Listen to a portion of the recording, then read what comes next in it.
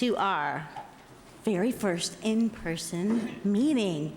The time is, I don't have it in front of me,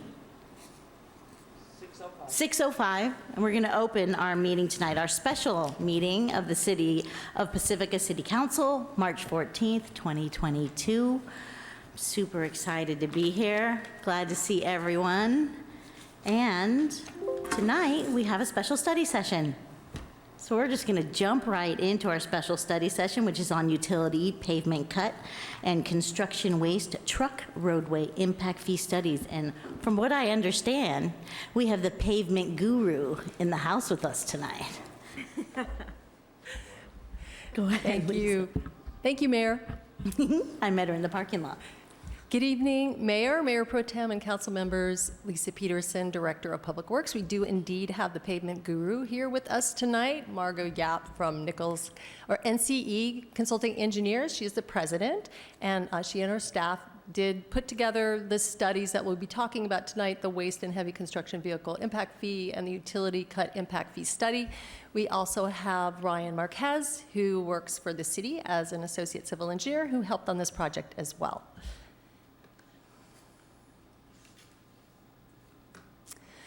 So to give the council a quick background on Pacifica and pavements, the city is responsible for 90 centerline miles of pavement and maintaining that. And in October of 2020, staff did come to council and requested that council approve a 5-year street maintenance program, which council did. At that time, staff mentioned that the 5-year street maintenance program would not prevent the city's streets from continuing to degrade. However, it would allow that degradation to slow down, and mentioned that it was important for the city to identify other forms of funding for city streets.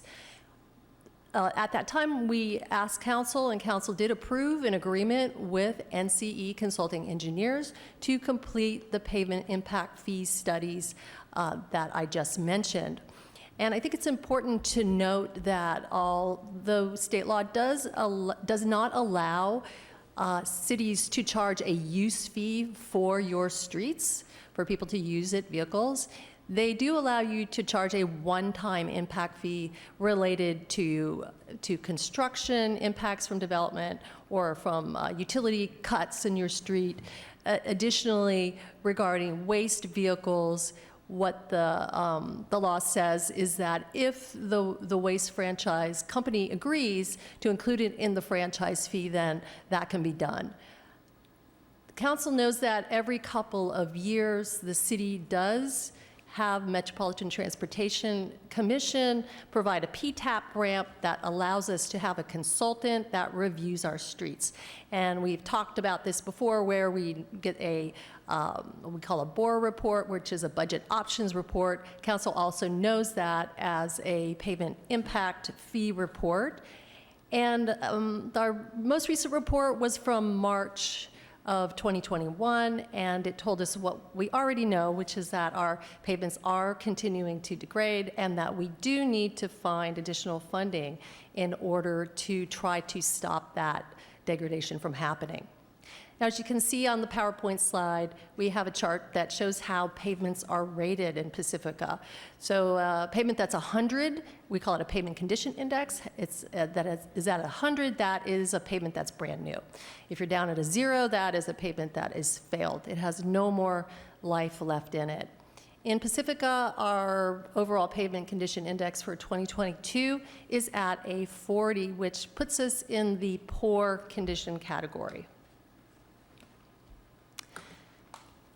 I also believe that a few of the council members know that recently MTC did put out a Bay Area pavement report, and that report did show that Pacifica has the lowest pavement condition index of all 101 9-county Bay Area cities. The currently city yearly pavement funding levels that we have in our 5-year program are based on State Senate Bill 1, which is SB 1, and County Measure W, that gives us a bit over $1 million a year towards our pavements. At the time that we came to council and council approved the 5-year street maintenance program, The council also approved us using some rollover Measure A funds of $350,000 a year to go towards that 5-year street maintenance program. It's important to note that that will end in fiscal year 24-25. The MTC consultant pavement report that we recently received in 2021 noted that in order for us to stop our pavement condition index decline, the city was going to need to identify funding of an additional $900,000 a year by this next coming fiscal year 22-23. And of course, because that rollover Measure A funding of $350,000 per year is going to be ending in fiscal year 24-25, then the need would increase in fiscal year 24-25 to $1.25 million in order to stop the PCI decline. In order to increase that PCI, of course, we would need to find additional funding beyond that. I did want to remind council about this pavement deterioration curve, which you have seen before. And this curve, what it's showing us is that pavements, when they're new at 100, they are going to deteriorate relatively slowly. And it's at this point we want to get on our pavements before they degrade too much and keep them in that good condition category by doing inexpensive preventative maintenance treatments. And this is the most cost-effective way to maintain your pavements. Now, Pacifica is, as I mentioned, has a PCI of 40, which puts us in the poor range. And that means, of course, that our streets are going to be more expensive to fix. But it's also important to note on this pavement degradation curve that as you continue down, the pavements start dropping off faster. So we're really at a critical juncture here where we need to try to identify some other pavement funding strategies for our pavements so we don't just completely fall off the cliff, so to speak. And here's some photos of Pacifica streets. I think everybody here is probably very aware of the condition of our streets, but it's also just good sometimes to have a visual of what we're trying to repair. And with that, I'm going to pass it over to Margot Yap from NCE. Thank you, Lisa. So I don't it's a sobering story that we're going to tell you tonight, and I'll walk through each one of these in a little bit. So the first one, I think, is we wanted to look at, or actually we're in talking with the staff at the city, to talk a little bit about what the impact of waste vehicles are. And partly that's because in the last 10 to 15 years, the number of vehicles on our residential roads have pretty much doubled and tripled because of the number of trucks and the kinds of trucks. And with the new state law that's kicking in regarding composting this year, that may actually increase as well. So we wanted to look at that as well as measure the construction due to land development, because that does also require construction vehicles. So the two questions we wanted to answer. The first is, what do these vehicles, what kind of impact do they have on pavement performance? That's number one. Do they have an impact? Maybe that's the better way of putting it. And then secondly, if they do have an impact, what is that financial impact to the city? Because there's a cost associated with these trucks. So we looked at measuring, and how we did it was there are pretty much two Bibles, if you will, for pavement design. One is, of course, Caltrans Highway Design Manual. The other is the AASHTO Guide for Pavement Structures. And what it comes down to is we look at a fairly simple ratio. All roads are built to last a certain time, whether it's 10 years or 20 years. But that 10 or 20 years can be correlated with the number of truck traffic or number of vehicles. And so what we want to determine is, well, of the total number of vehicles that would travel over the life of this pavement, what percentage is due to garbage trucks, waste vehicle trucks, or construction traffic? And in order to do that, we use something called an equivalent single axle load. It's just a measure. You can think of, if you think of the 18-wheel trucks that are on the highway, those were the originators for how we came up with this concept of an easel. And it was developed back in the 1950s and 60s when truck traffic started getting heavier. But that is what we use to measure damage to a cost to a pavement. So let's look at the waste vehicle first. There are a couple of assumptions that we had to make. First of all, we assumed that there would be about 3 trucks a week, at least, one for garbage, one for the green waste, and one for recycling. And then the bulk waste, there would be basically one every 4 weeks or so. And so the total of about 3.25 trucks on any one street per week. That's on a residential street. Then we also know that the trucks use arterials and collectors to get to the residential streets, but that is sort of dispersed. And so we made some assumptions that about 40% of those trucks are distributed towards a variety of arterials and collectors. And we also added up what those number of trips are, and it came out to slightly over 100. And let's take a look at these trucks, these waste vehicles. When it's empty, as you can see on the top, the weight is quite different. If you look at the axles, there's a single axle in front and a tandem axle in the back. And when you calculate the equivalent easel, it's about 0.5 or thereabouts. And there are different kinds of waste vehicles, but this is pretty typical of the average truck in Pacifica. When you look at it and it's loaded, you can see that the tandem loads and the axle loads increase dramatically. Now, the easels almost quintuple to about 2.5. And so what this is saying is that a loaded waste vehicle has 5 times the damage that an empty vehicle would create on your pavements, even though the weight hasn't quintupled. And that's because damage is not a linear function. By the way, if there's any questions, please feel free to stop me. So we looked at all these trucks and we said, okay, that we have some assumptions, let's calculate how many easels there are on the residential streets and arterials and collectors. And we average annually about 320 easels on every residential street. And then for the arterials and collectors, it added up to about 11,000 easels a year. So now we know, or we can estimate, how many easels there are. And so the next thing we want to look at, let's look at the capacity of Pacifica's streets. And there's a couple of assumptions we made. For residential street, we assume that they were designed for a traffic index of 5. That's pretty typical and, for the state. And then for arterials and collectors, we assume a traffic index of 7. And all the traffic index really tells you is the measure of how many trucks would be traveling on that one street. And that equates for a residential street that if it was brand new, perfectly built, you would be able to get a total of 7,000 easels over the life of that pavement.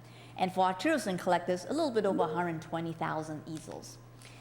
But that depends, of course, on the brand new street. And you've got a lot of old streets that have damage to it already.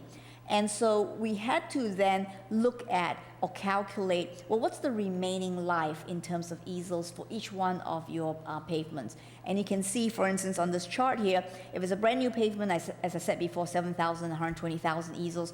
But if you go all the way down to the blue, the poorest, a residential street will have a capacity of a little bit over 2,000 for residential streets and 45,000 for arterials and collectors. So you can see that as the pavement gets older, its life or its capacity is being used up, and the future capacity has been reduced accordingly. So now that we know how many trucks or waste vehicles travel on Pacifica's roads, we know what the capacity of your pavements are, then we calculate, okay, how much life does it consume if we just look at the waste vehicles? And this chart then shows that on average, if you look at the bar chart on the left-hand side, that's the residentials, it consumes about 10% of the remaining life, and for arterials and collectors, about 6%, okay? So I'm going to pause here for a second and just say, let's think about this. If we remove all the waste vehicles, you would get an additional 10% life on your residentials and an additional 6% on your tourists and collectors. So now we know how much of that life is due to these vehicles. So the next thing now is, let's take a look at the cost. How much money do we need to fix these streets? And there's multiple ways of doing it. The goal in discussion with city staff was to say, you know what, we're not looking to pave these roads with gold or anything like that, but we want some modest improvement to what would be acceptable to residents. And the goal was for our tourists and collectors from the current average PCI of about 40 to improve it to 70, and then for your residentials to improve it to 60. And these are pretty good goals. I think they're realistic goals. I don't think they're pie in the sky at all. And in context, there are many, many cities, even in the Bay Area, that have goals considerably higher than this. But I think these are achievable, realistic goals, and they're good ones to have for the city. And in order to hit those two goals, you see here is the green line and the blue line. The green line represents the PCI in order to eventually bring it up to 70 over the next 15 years, and the blue line is the residentials to bring it up to 60. In order to get those two lines, what you would need is, on average, about $8 million a year for street maintenance. That's what those bars show. So the blue portion of the bar is the dollars needed for the residentials, and the green portion of the bar is for the artists and collectors. So over the next 15 years, $120 million. That's pretty big bucks for, again, what we think is a very realistic goal. So now we've got three components, right? We know how much traffic we've got. We know what the capacity or the remaining life of your streets. We know how much it's going to cost to bring it back up to some good goals for the residents. And what we need now to do is quantify it and say, okay, in order for the waste vehicle impacts, is the proportion that would be allocated to them in order to meet those PCIs of 60 and 70. And so for residentials, and I won't go through all the math, it's all detailed in our report, which I know you have in your attachment. But basically, for residentials, it's about $500,000, $511,000. Our tourists and collectors, $184,000. And the reason it's a little bit smaller for our tourists and collectors is because, by and large, our tourists and collectors are built for more traffic, more truck traffic, they're stronger, and so the impact caused by the waste vehicles is correspondingly a little bit smaller. Okay? So let's turn our attention now to construction vehicles, because it's not just the waste vehicles are a significant portion, but you do have other heavy construction vehicles in the city as well. So we wanted to look at how much damage do they cause, and so we said usually a good assumption is that a construction vehicle probably will cause about the same damage as a typical waste vehicle. So then the question was, well, how many, if we had to build a house, build an apartment, whatever, what the average construction project is in Pacifica, how many truck trips would be needed to carry equipment, to carry the materials, appliances, all the things that would be needed to turn around and make this a home that could be sold to a home owner. And we estimated actually that there would be about 30 round trips, but to be conservative, because there's a different range in sizes of construction projects, we estimated 20 round trips to the project site, and that the average route that they would travel on city streets is about 2.5 miles. Given all that information, given what we said already, calculating, we went through the same process to calculate those impacts. It works out to that if you had an 1,800 square foot single family home at a fee of $1.19 per square foot, that fee would be about $2,000. That's quantifying the impact caused by the construction vehicles. And then for smaller 800 square foot multifamily fee, it'd be about $952. So not a huge number, but definitely the pro rata share of the damage caused by the construction traffic. So just kind of to summarize, again, remember 10% of a residential street's life is caused by the waste vehicles, and that equates to about $510,000, $511,000 per year. For your arterials and collectors, it's about 6.2%. That equates to a damage of about $183,000, $184,000 a year. And then for the heavy construction fee, vehicle impact fee, we estimate it to be about $1.19 square foot. So one of the things we also highly recommend is that whatever fee structure is going to be implemented, that you need to consider a factor for inflation. I'm sure you've seen the news, inflation in December was over 7%. It's projected to be about, I think, 5.7 for the first quarter of this year, and may eventually drop, but that has a significant impact on construction prices, particularly for pavements and asphalt. I don't think you have to go very far to see, how much you paid for gas. I know I paid $5.29 a gallon this morning to fill out my car, and the last time I filled it up was $4.49, so that was a big jump just a couple of weeks ago. So something significant worth considering is to include the impacts of inflation on any fees. I'm going to pause here for a second and see if you have any questions.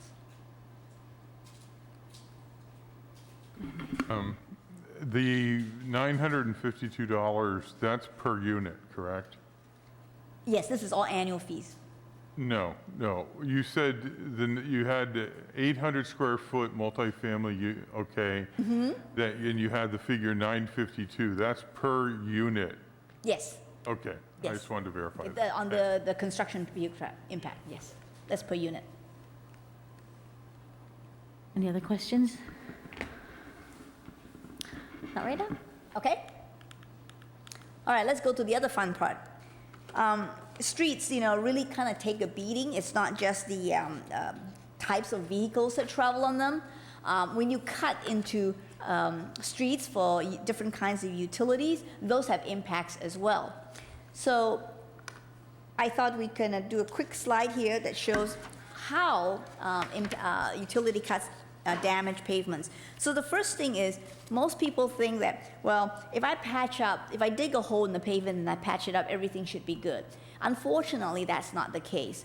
Anytime you have a crack or a excavation, there is the danger of increased water, and water is the enemy of all pavements because we design pavements to pretty much impermeable so that water doesn't get into it. And introducing a cut creates a joint or a crack of some sort where water can get in. Although, honestly, in the last 2 months, there doesn't seem to be much danger of that. But the other part, though, that affects the performance of a pavement is that as you cut into the pavement, the sides of it begin to slump. And when we design a pavement, we have compaction densities that we need to meet, usually 95% or above. And those compaction densities, as they drop, it is the single largest factor contributing to premature pavement failure. So when you you cut the pavement, you lose that density. Even though you fill it up, it's still going. You've already introduced the possibility of premature failure. And then when you do fill it up, well, because of that lower density, the patch material actually kind of settles, and that creates stresses. So you see that on this slide here, all these things happen just because you excavate at the pavement. So what we need to do then is we need to figure out a way, how do we look at the damage? What kind of damage is caused?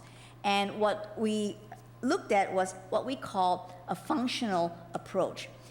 There's two ways of doing it, and for Pacifica, you had a particularly robust database with a lot of data where we could apply the functional deterioration model. And I'll walk you through that. So let's take a look at some examples of test sites. What we did was we compared on the same street, and these, by the way, are all photos of Pacifica pavements. On the same street, we tried to look at areas with trenches in them and those would be what we consider the cut section. And then we look at the same street, but in a block or a separate portion, which had no cuts. And we said, how did that, and the assumption was they were all built at the same time. And because it's the same street, the same kind of traffic, or everything, we wanted to make sure all the variables were consistent and say that, try to narrow it down. It's the cut, the presence of the cut, what is the condition? So we use, as I said before, a program called Street Saver, which the city has used for many, many years. And what this has is, you've got approximately 2,500 data points in there, a very robust database. Probably a statistician's, delight. And certainly the engineer who worked on this definitely enjoyed the analysis. So what she looked at was she compared all the pavements that had no cuts with the pavements that did have a cut. And on this line here, what you show is over time how the PCI deteriorates. And Lisa showed a deterioration model up front. So the solid line is the section that has no cuts. It would gradually deteriorate. And then when we looked at the sections that did have cuts on it, you can see there's quite a distinct difference. It deteriorates not just, the pavement condition is not just less, but it deteriorates faster. And this is for arterials and collectors. There's a similar chart for residentials. And the difference is not quite as distinct or as marked, but there is still a difference until the pavement's about 15 years old. And the reason for that is when the residential street's about 15, they get pretty banged up pretty well, and by the time you put a cut in there, there may not be a significant difference in the condition. But in the first 15 years of his life, there's definitely a marked deterioration caused by the presence of the cuts. The other thing we also looked at, we look at the age of the pavements, the type of pavements, and we also look at the size of the cuts, because you would think that, well, that may make a difference. And so on this chart here, the first one is the arterials and collectors, and the dark bar is for no cuts, over 0 to 5 years, 6 to 10, and then greater than 10. And then the blue is the areas with the large cuts that are large cuts, basically, and the pink is the blue is the small cuts, and the red is the large cuts. And the difference between the blue and the red is that the larger the cut, the bigger the impact on pavement condition. And this is true whether it's an arterial collector or residential, and the only difference is the amount of damage or the amount of deterioration that's caused by the cut. Slightly smaller for residentials, significant for your arterials and collectors. And the conclusion that we were able to draw from this analysis is that, in general, the large cuts will reduce the PCI by 30%, and this has a huge impact. So what does this 30% mean? Let's take a look. This is, again, is our condition category, 0 to 100. And we have these distinctions or categories for the different scales. And if you had a pavement that had 90, and then you put a cut in there and you reduce that by 30%, it automatically would drop it down to the fair category.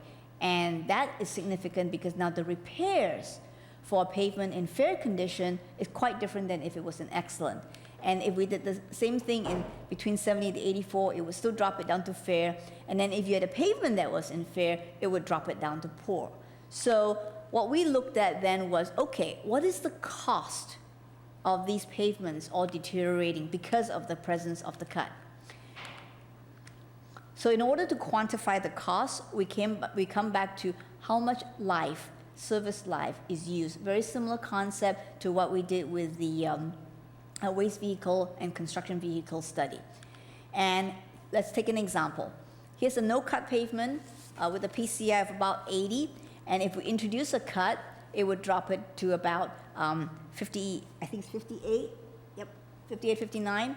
And what that means then is that we would reduce the life by about from 2 years to about 19, so that's a reduction of about 17 years. So the percent reduction was significant. If we had a pavement life of about 29, it's about 58%, about half. Let's just say it's about half, just from having a cut being excavated in the pavement.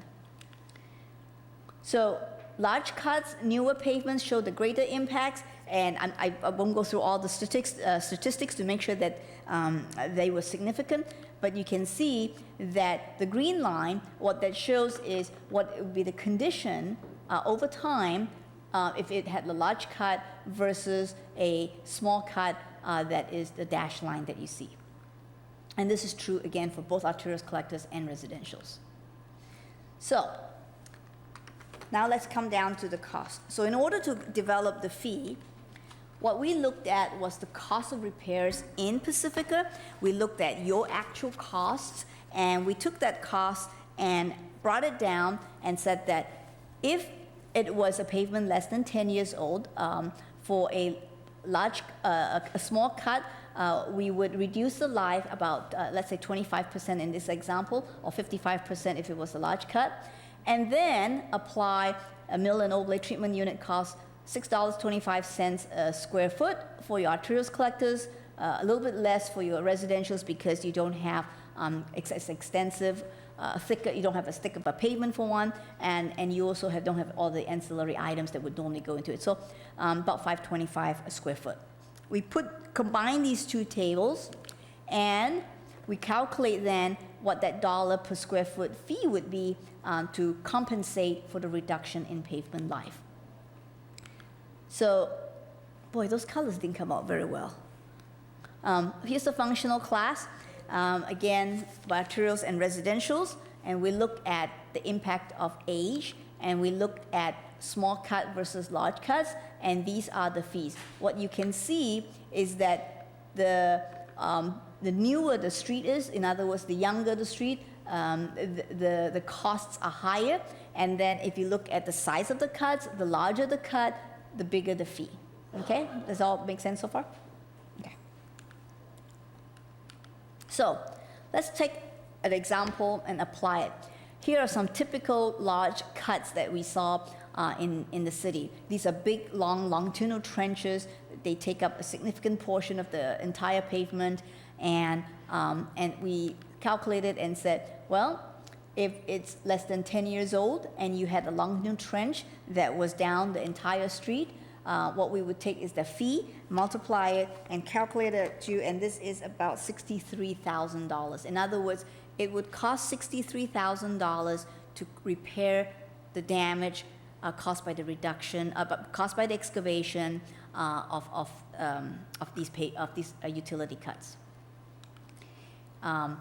Now, if you had an example where lots of little cuts, like you see in these pictures, well, a small cut doesn't have a big impact by itself, but they add up over time because if you look at these pictures, there are multiple small cuts, and they can have the same impact when you add them all up as though it was a large cut. And so what we did is we prorated by using the area of each small cut so that proportionally they would pay a portion of that impact fee. Here's another example for the small cuts. Again, if it was just the one cut in there versus if you had multiple multiple cuts. Okay. So just kind of to summarize all this is, yes, pavement utility cuts do impact pavements. They do deteriorate faster, and large cuts have a bigger impact than small cuts, but if you have a bunch of small cuts, it's going to have essentially the same impact as a large cut. That PCI drop of 30% results in significantly higher costs in repairs, and reduces the pavement life by about 33%. So the proposed fee that we have in our report is shown in this table. And then finally, in order to implement the fee, there's a couple of things that city staff would need. You would need to know the functional class, the age of the pavement, the area of the section, as well as the area of the cut, and from there you would be able to calculate what that fee is.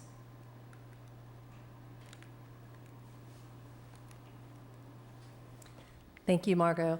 So I just wanted to go over quickly what the next steps would be related to these fees.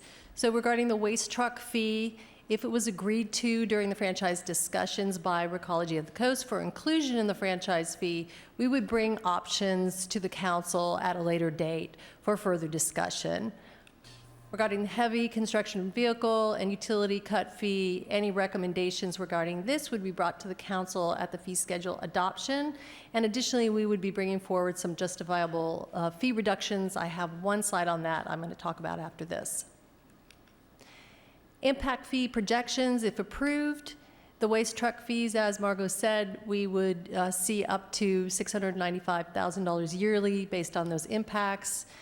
The heavy construction fees could be anywhere from $10,000 to $60,000 yearly. This is going to really depend on the amount of development that we have in town. So low development years, you're going to see not, too much in here. And of course, if we have large projects coming in, that would go way up. For utility cut fees, we're anticipating between $100,000 and $200,000 yearly. Again, it's going to be based on the amount of utility work that happens in the town. If you have a big PG&E project that comes in and cuts up the streets, you're going to see that fee yearly for that year go up quite a bit. And just to talk about the recommended fee reductions, I did want to note that fees can be reduced for a development or developments if it's justifiable with the council policy. Now, that policy doesn't need to be in place before the fee is reduced, but it does need to be in place within a reasonable period of time after that fee is reduced. So staff recommendations for the fee modifications are that ADUs under 750 square feet would not be charged, and this is in alignment with state law. Anything over 750 square feet would not be charged if constructed with a new or expanded main unit that has paid the fees as needed, and that's because the new or expanded main unit is paying those fees, and so the addition of an ADU beyond that would be minimal. We would be recommending partially or fully crediting utility cut fees for developments that are paving the road frontage in front of their development, because of course that would help to mitigate those cuts to the pavement.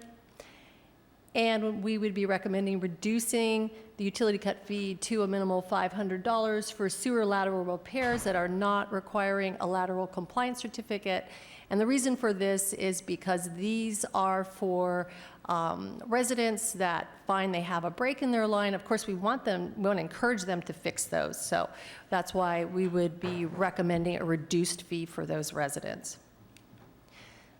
So that's the end of our presentation, and we are available to answer any questions. We're very interested to hear, council's thoughts on the fees, and as mentioned, would be bringing these back for discussion at a later date. Councilmember O'Neill. Okay, in going through the report, on attachment 4, there's a whole gamut of different ways fees are charged.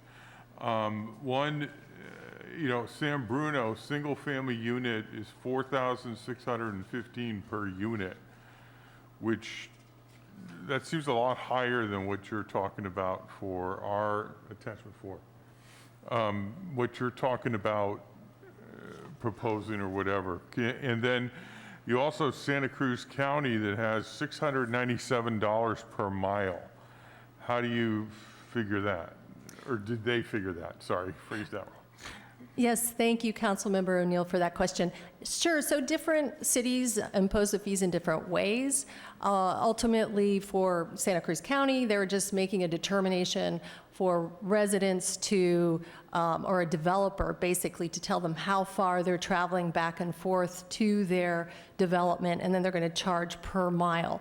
Ultimately, it's the same fee. It's just cities are choosing to charge it differently.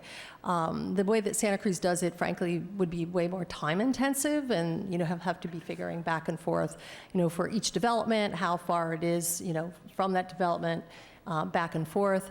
Regarding the San Bruno fee and the difference in the fee, it's important to note that these fees, as noted in the council report, there is not an apples-to-apples comparison between these fees. These fees can only be charged based on a scientific study that is specific to Pacifica and Pacifica's pavements, how many pavements we have in town, how far people are going to be driving back and forth, approximately 2 developments within the town. So, again, different cities choose to implement it in different ways, and, certainly the council here tonight could decide to choose to implement it in a different way other than per square foot. It could be per unit or even per mile. Now, the $500 sewer lateral compliance certificate, that is just for some guy's sewer just breaks down because it's old, and that's like an emergency situation type of thing, correct? Correct, right. It would be the same folks that would be able to be eligible for the grant program. Okay, and then you have a lot of streets in Pacifica that, the pavement PCI index is 0, okay? And there's only one road in, like especially East Sharp Park, Rockaway, Valamar. And it's not like they're driving in and stopping. They're driving on a street that has a PCI of 0, and they're wearing out the entire street as they drive, in the theory. So wouldn't that almost argue that you would have something for Santa Cruz County in those areas of town? Pedro Point, Valamar, Rockaway, East Sharp Park? Well, we could certainly look into that if that's what the council desires. Part of the problem is, again, it's a staff capacity issue. So, needing to look at each development and calculate the distance to and from the development for each permit that comes in, because we do go through a lot of permits, would be more staff intensive. But certainly, if that's what council, is interested in seeing, we could come back when we talk about fee adoption and provide something that would be based on a, per mile rate. Like somebody going into Linamar, there's a lot of different ways to get there. There's Linamar, Crespi, Terra Nova, Fassler, whatever. But if you're going down to Rockaway, there's really only one road in there. So could you adopt an ordinance where only certain specific areas have an extra fee to charge? So it's like the per square foot fee plus whatever, $500 or $1,000 to drive down that road to get to that house. And I would just say, Councilmember O'Neill, that there are impacts to all streets, when construction vehicles drive on those roadways. In discussing this previously, with the executive team, it was discussed also with City Attorney's Office, and there was a discussion related to how it needs to be equally applied, to everybody. So if you're in one area of town and you're having, trucks, go across your street and you're impacting those streets, versus other areas of town, all of the folks would need to be treated similarly. Okay, even though there's a difference in that, okay, I understand what you're saying, I just kind of disagree with that, but, and then is there any way of PCI, obviously the older the street, the worse the effects of a cut, right? Okay, so if a street is rated 0 or whatever, is there any way to do a higher, fee on that street, or is that, again, due to labor and staff shortages, be harder to calculate?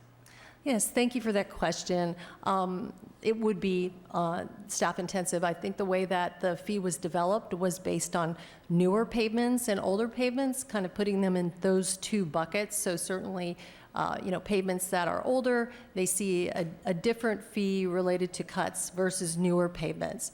And that is the way a number of cities actually do implement it. Thank you. Councilmember Bottolas.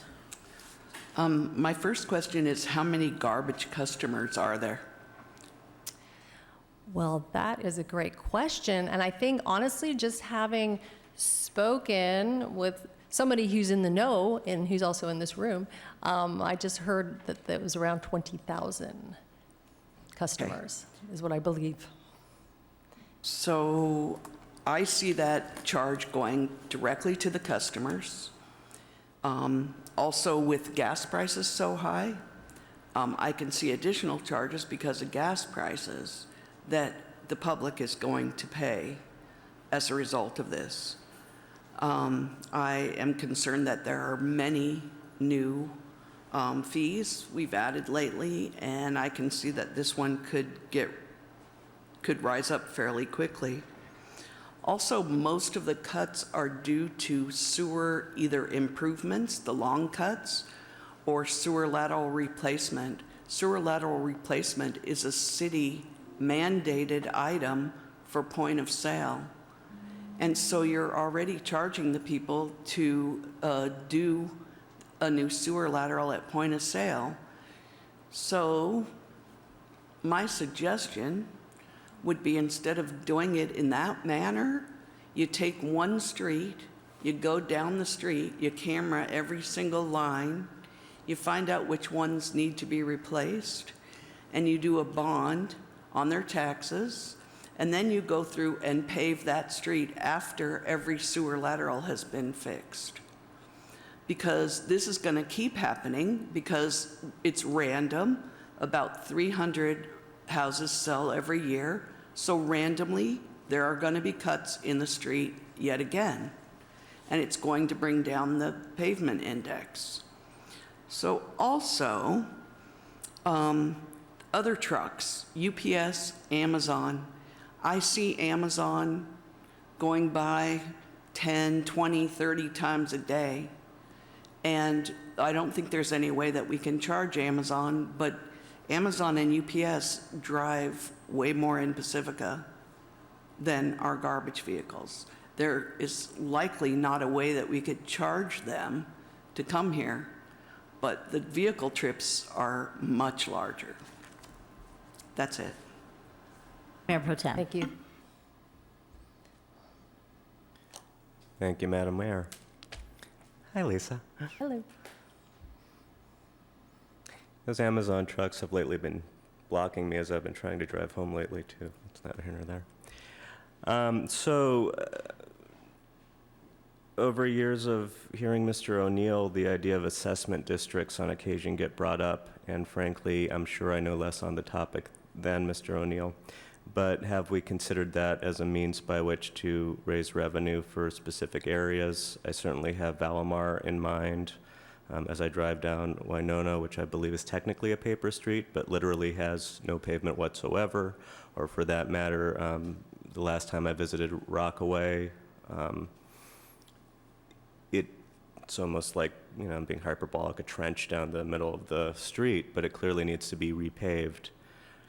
And so for neighborhoods like that, if the neighbors have the interest of getting together and raising those funds, is that an avenue we've approached so far?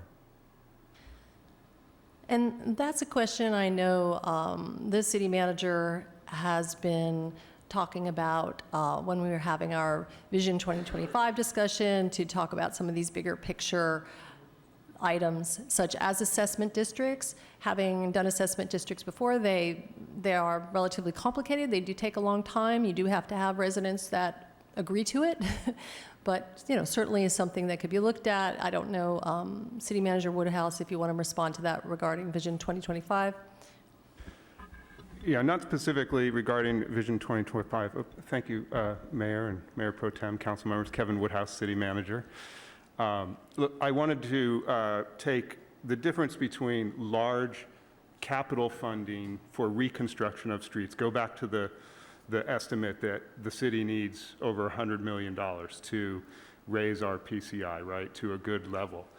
The impact fees that we're talking about tonight is sort of this bucket over here that's just to maintain an annual revenue that can be applied to street repair and maintenance. Tools like assessment districts or other bond measures, other property tax levies are financing mechanisms for large capital improvements. So it's a different financing approach for a different level of project typically, and yes, assessment districts are a possibility, and we do have some information out there about how a neighborhood could pursue them. But in terms of, it's sort of like apples to oranges as a financing tool to what we're talking about tonight. Thank you. One more question, and I'm of the mind we talk about pavement once every couple of years or so. Is that accurate? Yes. Is this that conversation right now, or will we be talking about it more than tonight? So, right now is definitely the conversation that we're having on pavements. We certainly could schedule another conversation on pavements at a later date if council wants. Okay. So the question is, the last time we had the discussion, and I'm recalling it from down there rather than up here at this point, but to the best of my recollection, what we were talking about then was implementing the system under which we would determine which streets we would be repaving, the idea being that we're going to catch the ones that are in better quality from falling into disrepair. It's less expensive, we can do more of it, and it might then lend itself to grant opportunities if we take that approach. First of all, correct me if my recollection's hazy. So you are correct that we discussed when we put the 5-year street maintenance program in place, that because there was minimal funding for the program, the goal would be to try to keep those streets that were in good condition, because that's the most cost-effective way to deal with your streets, and then to take streets that were about to fall into complete reconstruction, try to cap those streets to prevent them from falling into complete reconstruction for several years while we try to identify other forms of funding. So I'm curious, 2 years out, if we've begun to identify other forms of funding, or is it still too nascent in the program that that would begin to appear?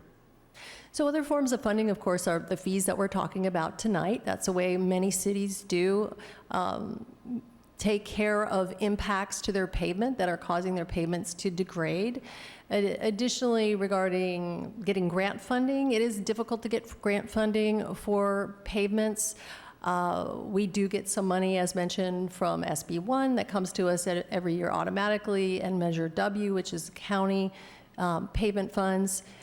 We did apply for a grant on Sharp Park Road and Francisco, getting us down into our priority development area, but that was not, unfortunately, we did not receive grant funds for that. So we do look for opportunities when we can. They tend to be few and far between.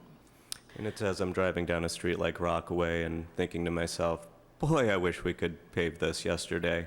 And knowing that I've heard from neighbors on occasion who feel exactly the same way driving down that street every day, that's the frustration of trying to, I'm here to help any way we can find money for these projects, and I'm really looking forward to hearing about opportunities as they present. So I'm going to give a quick time check. And we have a couple other questions. So I think it was Councilmember O'Neill and then Councilmember Beckmeyer. And I also think it's kind of important that we hear from Chris. Yep. So I didn't know if anyone was going to do that or not. I've already spoken, let's see. Okay. I just had one question for our expert around if you have heard of cities that are charging some kind of surcharge for the delivery companies, Amazon, UPS, et cetera. Not the that I U.S. know Postal Service, not the government ones. Not that I know of, But those delivery trucks, they are smaller than and they weigh less than your garbage trucks and also your construction vehicles. So the impacts are, even though you see a lot of them, the impacts are not as high typically as you would expect. Okay, and then follow on to that, are there any policies that you know of with cities that mandate a certain size of vehicle and limit the size of vehicle? In other words, not leave it to the delivery company, but state nothing above a certain size, nothing above a certain weight. I know we have a weight limit in Pacifica, but I'm talking about making it even more granular. There is really basically a legal load limit that's identified for freeways. And that would be like your 18-wheeler kind of trucks. And most all other vehicles would probably be a lot less on a city street. The garbage trucks can get pretty heavy because they really pack it all in, but it would be unusual for them to exceed a legal load limit. Thanks.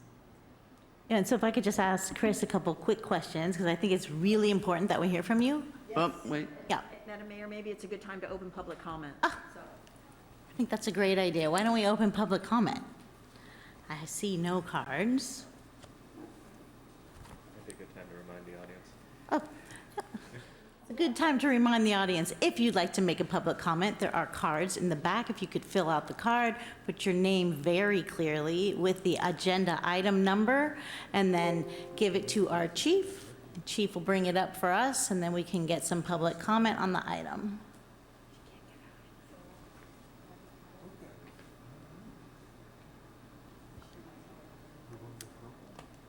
Let me check to see if there's any call-in users for Oh, public comment. thank you, Sarah. We have one call-in. Might as well take the call in first and see if there's any cards. For our call-in listener, ending in the last four digits 8914. You may now unmute yourself.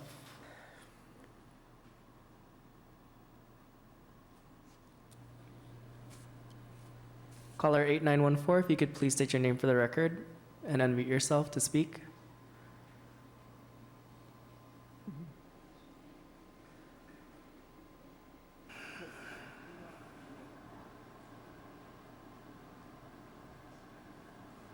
We're obviously gonna, be trying this. This is a pilot. We're doing it for the first time, taking these call-ins, so be patient with us as we figure out how to roll through this. And Madam Mayor, Yes. a good approach would be to have the city clerk. Hi, can you hear me? Oh, there they are.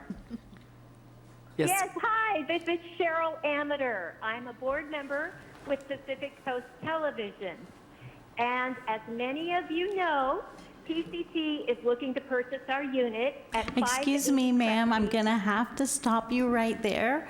We are taking public comment on our study session about pavement, and so you can call back, and I will let you know when oral communications will be. And we look forward to hearing from you. Sure, I'm sorry I didn't, it was hard to understand how this was working, but I will definitely call back. I'd appreciate that very much. Okay, so we do have one card from Christine Bowles. You will have 3 minutes, Sarah, yeah? Good evening, Council. It's Good so evening. nice to see you all and staff. My name's Christine Bowles. I just had a couple of questions. One, I support the fees. I see there are a lot of construction vehicles, and this was a comment I was going to make on a later agenda item, but it's important to know like truckloads and how much dirt projects are removing from the sites, which isn't always on an application because that impacts the number of construction vehicles. But I mostly wanted to speak specifically to an issue of trucks in my neighborhood. I've had several neighbors reach out to me about Manor Drive in particular that does have a truck weight limit that's posted at the top and the bottom, but the signs are actually really hard to see. And there were like Safeway delivery trucks coming down that street that were much above the weight limits. One of our neighbors called Safeway and they had them reroute them, but there are vehicles regularly that are above the weight limit that are going down that street. It's really narrow. The cars go super fast. There's nothing to slow them down, and it's a real danger. So many cars have been hit too. So I just want to ask about enforcement. I don't know if there are other areas in town that have those restrictions, but it would be nice to see a little more enforcement to protect our safety. Thank you. Thank you. Do we have any other public comments tonight? Okay, we'll bring it back to council, and I would like to hear from Chris. So if you could come up and just let us know, like, have you dealt with this before? How have you dealt with it? And what are your thoughts? You are very important to us. Hi, Chris Porter, General Manager, Recology of the Coast. I know a couple of my sister cities have dealt with this, San Bruno, one of them. I've been working on this with Lisa from the very beginning, going back and forth, and so we're still in the discussion stage, and we'll, keep discussing it. That's about all I have to say right now. It's great. Thank you so much. Thanks for the opportunity. You're welcome. Nice seeing you. Nice seeing you. Do we have any other questions from council? No. Okay. Thank you so much for your presentation tonight. We really appreciate you being here, and we look forward to our Thank you, next staff. conversations. Thank you. Thank you. Thank you. Okay. It's 7:04, so now we are going to open up our regular city council meeting in the city of Pacifica. It's March 14th, and the time is 7:04. Hello, everyone, and welcome. Welcome to our first in-person meeting. I'm so happy to see everyone here. This is so exciting. If you are parked in the parking lot, please make sure you have a parking pass on your dashboard. So downstairs, there's a little thing with some parking passes in it. Please make sure you go get one and put it on your dashboard, because we do not want you to get a ticket. Also, if you're going to be submitting public comment tonight, there's cards in the back of the room. Please fill out your card, put your name very clearly with the item number, and we will be sure to take that during oral communications. Okay, so here we are, calling it to order. Can we have roll call, please? My fault. Yeah, no. Councilmember Beckmeyer. Present. Councilmember Vaterlos. Here. Councilmember O'Neill. Here. Mayor Pro Tem Big Stick. Present. Mayor Beer. Here, thank you. I will now read the land acknowledgement. The City of Pacifica acknowledges that we occupy the unceded ancestral homeland of the Ramaytush Ohlone peoples, who are the original inhabitants of the San Francisco Peninsula. We honor the Ramaytush Ohlone peoples for their enduring commitment to Mother Earth. As the indigenous protectors of this land and in accordance with their traditions, the Ramaytush Ohlone have never ceded, lost, nor forgotten their responsibilities as caretakers of this place, as well as for all peoples who reside in their traditional territory. We affirm their sovereign rights as First Peoples and wish to pay our respects to the ancestors, elders, and relatives of the Ramaytush Ohlone peoples. We will now salute the flag. I pledge allegiance To the flag of the United States of America and to the republic for which it stands, one nation, under God, indivisible, with liberty and justice for all. So I just want to remind everybody that this is our first time back, so please be patient with us tonight. We're piloting the phone call-in system, and so we will be working with that. And we are just very happy to be with you all tonight. So we're going to move forward. Sarah, did you have anything that you wanted to say, or should we move forward to consent? No. We can go forward with consent Okay, now. perfect. Okay, so we're going to move forward to consent. Do any council members wish to pull an item from the consent calendar? Pass it up. The chief. No, nobody back here besides, I know, the chief will take it. Not hearing any. Not hearing any. I see some cards on their way from Chief Stidle. That's when we open up public comment. I'm just asking if you wanted to pull anything from consent. Do council members would like to pull anything from the consent calendar tonight? No. Okay, so then we will open up public comment.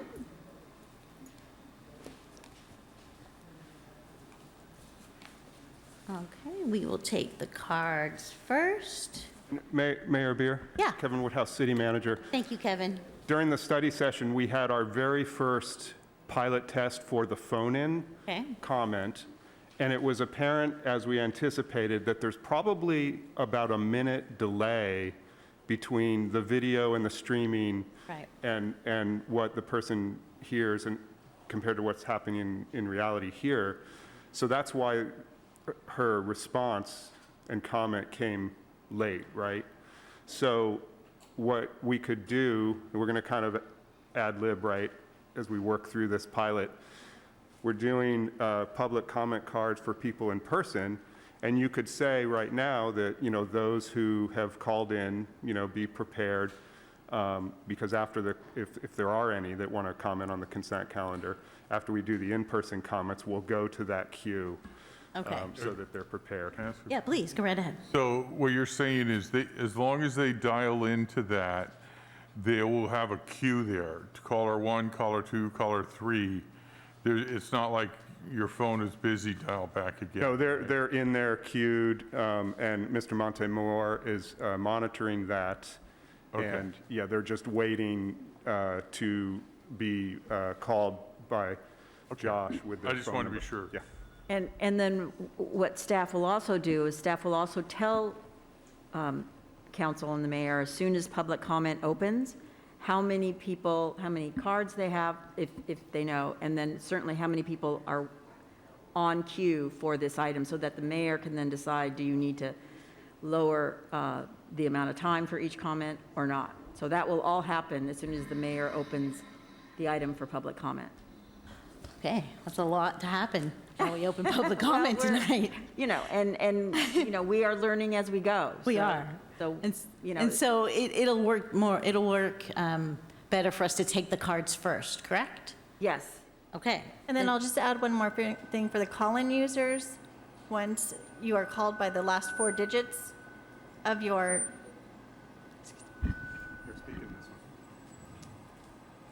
once you're called by the last 4 digits of your phone number, you would press *6 to unmute yourself to begin your public comment, and please state your name, your full name for the record at the beginning of your public comment after *6 to unmute. Thank you, Sarah, so much. Okay, first we have Christine Bowles, followed by Suzanne Moore.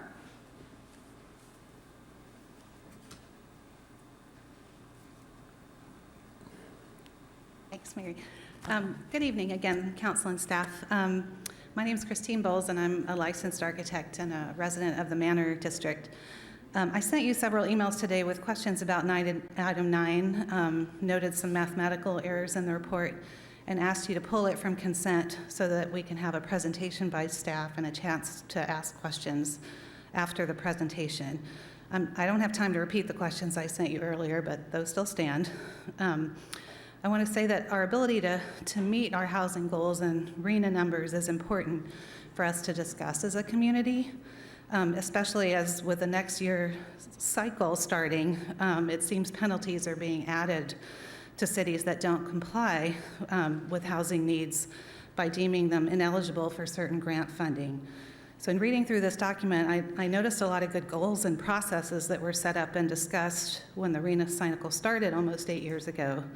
But the update here before us seems to say that we've not been following a lot of these goals and procedures, and I just want to try to understand why so that we can try to improve. So here are a few new questions for staff. Action item 13 implies that our density bonus regulations don't comply with state law, and it says a consultant was hired in 2017, so almost 5 years ago. There's no update on this document. Are we still out of compliance? Same for action item 16. There's no update since 2017 to work on a zoning ordinance to allow emergency shelters, transitional and supportive housing. Might we have been able to avoid the RV ban lawsuit if we'd had this in place? Is an ordinance being worked on now, or will it maybe be as part of next year's council goals?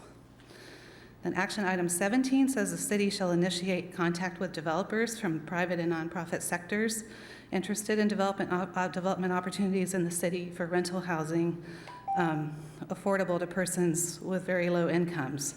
And then it says that should happen by the end of December in 2016, 18, and 20, and 22, and that we should host developer roundtables. The only action item it says has been done is meeting with the school district. So I'm just curious, again, are we working when trying to meet with developers such as Bridge Housing, Mercy Housing? It takes a long time to set up these relationships, and I just think we should start working on that. And then action item 19 called for forming a committee to assert more active oversight in the housing element implementation. And I just want to raise my hand tonight to volunteer to be on that committee, and perhaps other people in the audience would want to volunteer as well. Again, just let us be your partners in helping you meet our goals that we all want to build more affordable housing. We know our staff is burdened and doesn't have time, but we're here to help. Thanks. Thank you. Suzanne Moore, followed by Chris Redfield. I just need a clarification from staff. I wanted to make comments on number 9 and number 11. Are we doing number 9 first? Can you take down your mask? I Thank can, you. Sue. Hi, everybody. I feel overdressed being not in my jammies. So should I do 9 and then 11 or wait? What's it? City Attorney? No, you do them both. You have 3 minutes to comment on all consent items. Oh, so 3 minutes for both. For all consent items. Thank you, City Attorney. Okay, let me see what I can do. Oh, could we read time since I was? We can restart that, absolutely. Thank you. Okay. So Suzanne Moore, and Pacifica's 6th housing element is qualitatively different from past cycles in Pacifica. We're being challenged to build 1,900 units and to accommodate fair housing. Here's a quote from Community Director Gustavo Velasquez describing fair housing. Specifically, it affirmatively furthering fair housing means taking meaningful actions that address significant disparities in housing needs. When everyone has better housing health outcomes, we all do better, unquote.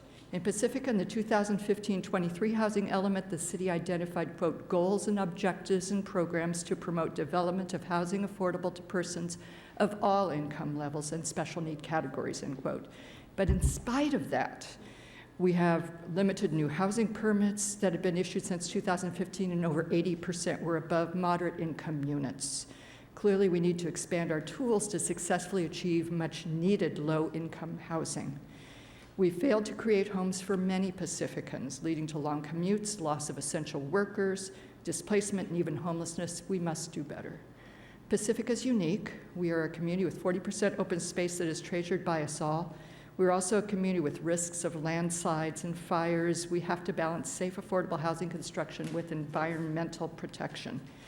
The general planning and housing element drafts rely once again heavily on for-profit contractors, but the past has shown that we need more tools in our toolkit. One is that other communities have successfully worked with nonprofit contractors with monies from a dedicated housing fund.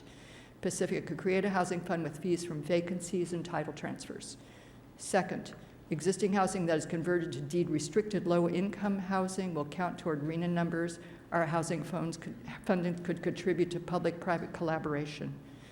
Creating a pathway, thirdly, to home ownership through community and tenant trusts. Other communities have done this to preserve affordable housing in perpetuity while allowing families to build equity. And fourth, with 40% of Pacificans renting, tenant protection from evictions without cause, relocation benefits, and anti-harassment protection can help to prevent displacement and the financial difficulties from unplanned moves. On the safe parking consent, I just want to say that I am for this. I truly understand the fears of neighbors in Fairway. I live a few blocks away from legal spaces for oversized vehicle in Oceana, and I want to reassure our neighbors that they have been respectful.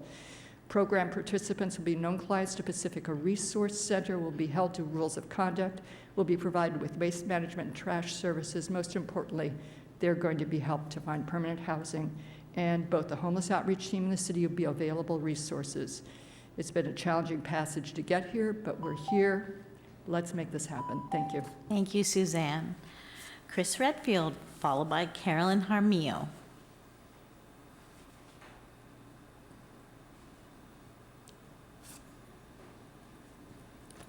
Good evening, staff, council. This seems oddly familiar. When I speak to item 11, hindsight being 2020, the dispersed safe parking spots could and should have been implemented when Mr. Woodhouse presented it for council consideration 2+ years ago.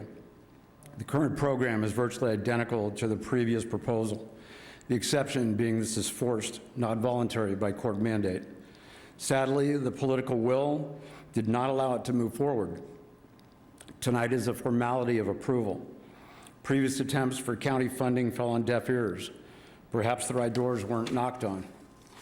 Now we have ARPA funds allocated specifically for the program, in addition to tentative funds from other outside sources. It is somewhat misleading to state this is a 3-year program. This is an open-ended program. State, county, and trickle-down local funding will dry up faster than California's water supply in the near future. I am not optimistic on future city funds. Year 3 projection scares me as the city does not have the ability to end the program for lack of funds. I wish the program and PRC, excuse me, great success with this program. I fear, given court-mandated enforcement restrictions, this may be a long revolving door possibility requiring ongoing budgetary funding. I hope I'm wrong. Thank you. Thanks, Chris. Carolyn Hamillo, followed by Therese Dyer.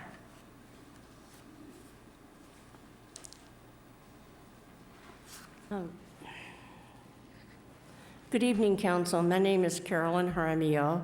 I'm a longtime homeowner and member of several groups of the Pacifica Progressive Alliance. And tonight, I want to speak again in praise of the Safe Parking Program that has been designed by the Pacifica Resource Center.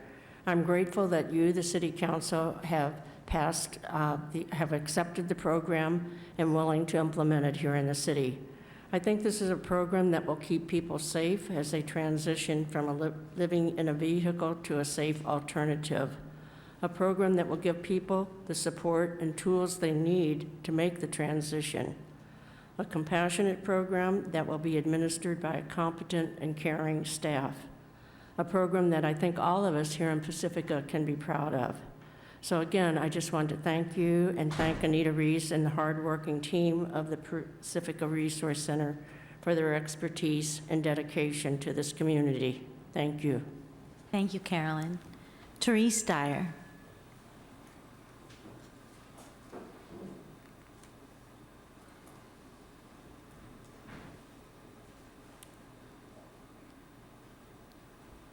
Good evening, City Council members. and Good staff. evening. I'd like to speak on a lot of issues, but I don't have enough time.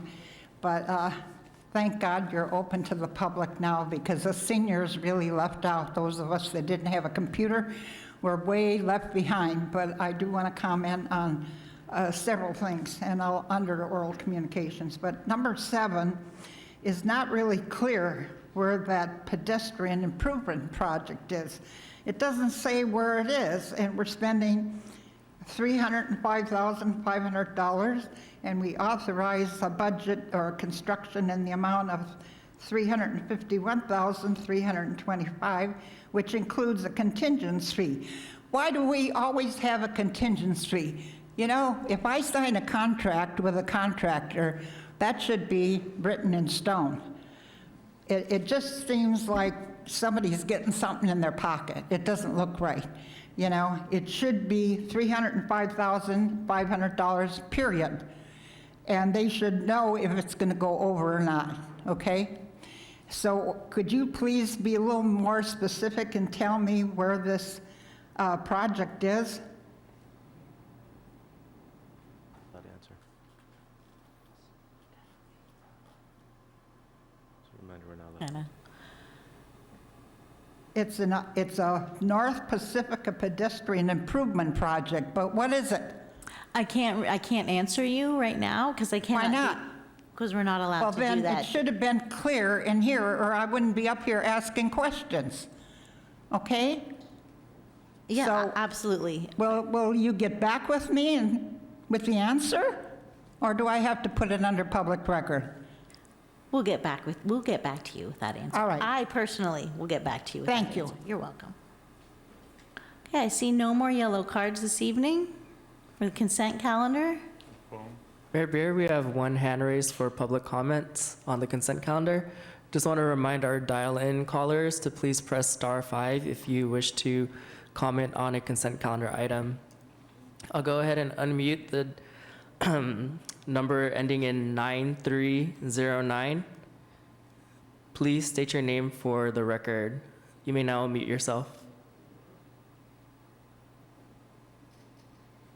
And again, Mayor Beer, this is where we may need to just pause and Give a take a moment. deep breath and wait until the Great. delay happens.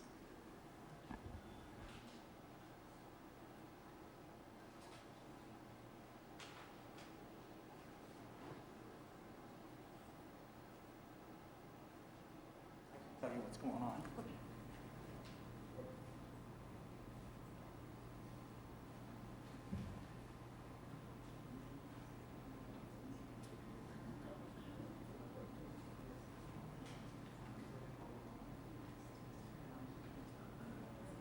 6th.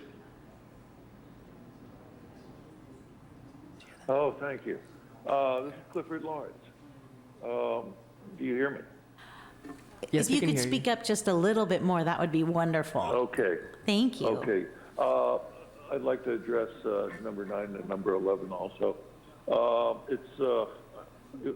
For me, it was like Groundhog Day again. Oh, it's time for that annual report.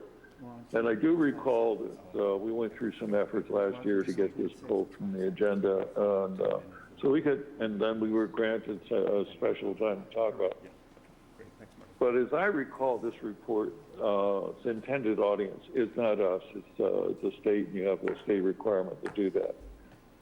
That's fine, but I think the citizenry is actually do its own report, one that's readable, understandable, and I must say, it's not a very good record that we're showing for ourselves here. There's been, if you can wade through all those numbers, and to previous speakers' point, yes, I found an error in it too regarding the bowl. That project was downgraded from 29 to 20 units, and I believe that the dedicated or lower income went from 2 to 3.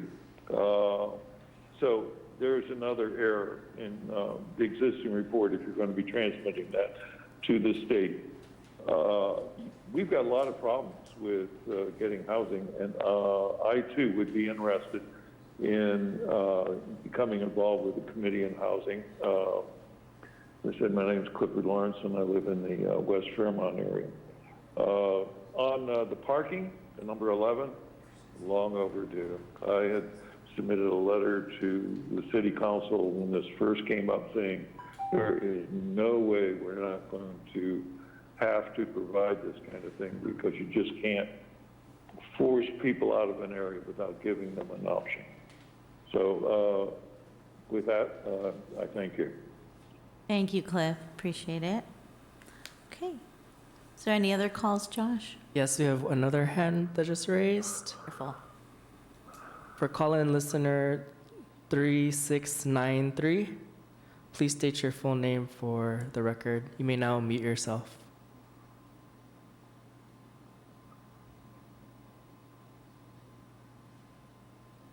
Good evening, Madam Mayor, and City Council members. This is Sally Liu. I am a member of Reusable San Mateo County, and I wanted to comment on consent calendar item 10. Reusable San Mateo County is very supportive of the Sustainable Foodware Ordinance, and in particular, we wanted to voice our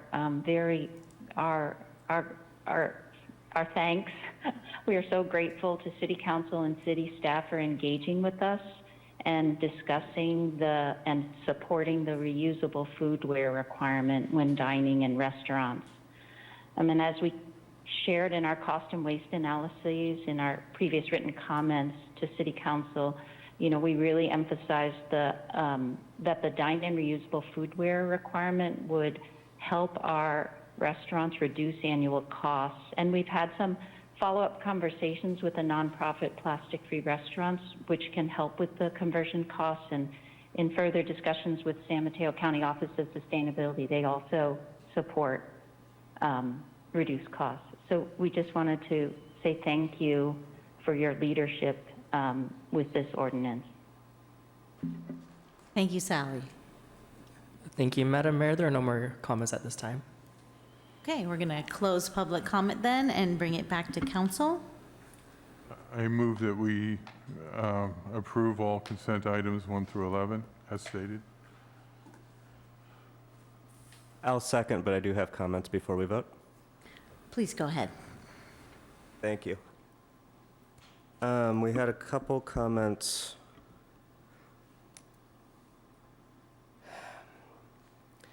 So we had some comments on number 7, first of all.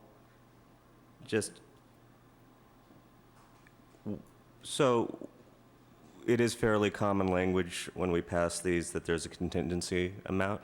If staff could just give us a very brief reason why we put a contingency amount regularly as a matter of best practice It's appreciated. And also the question as to where these various improvements are located.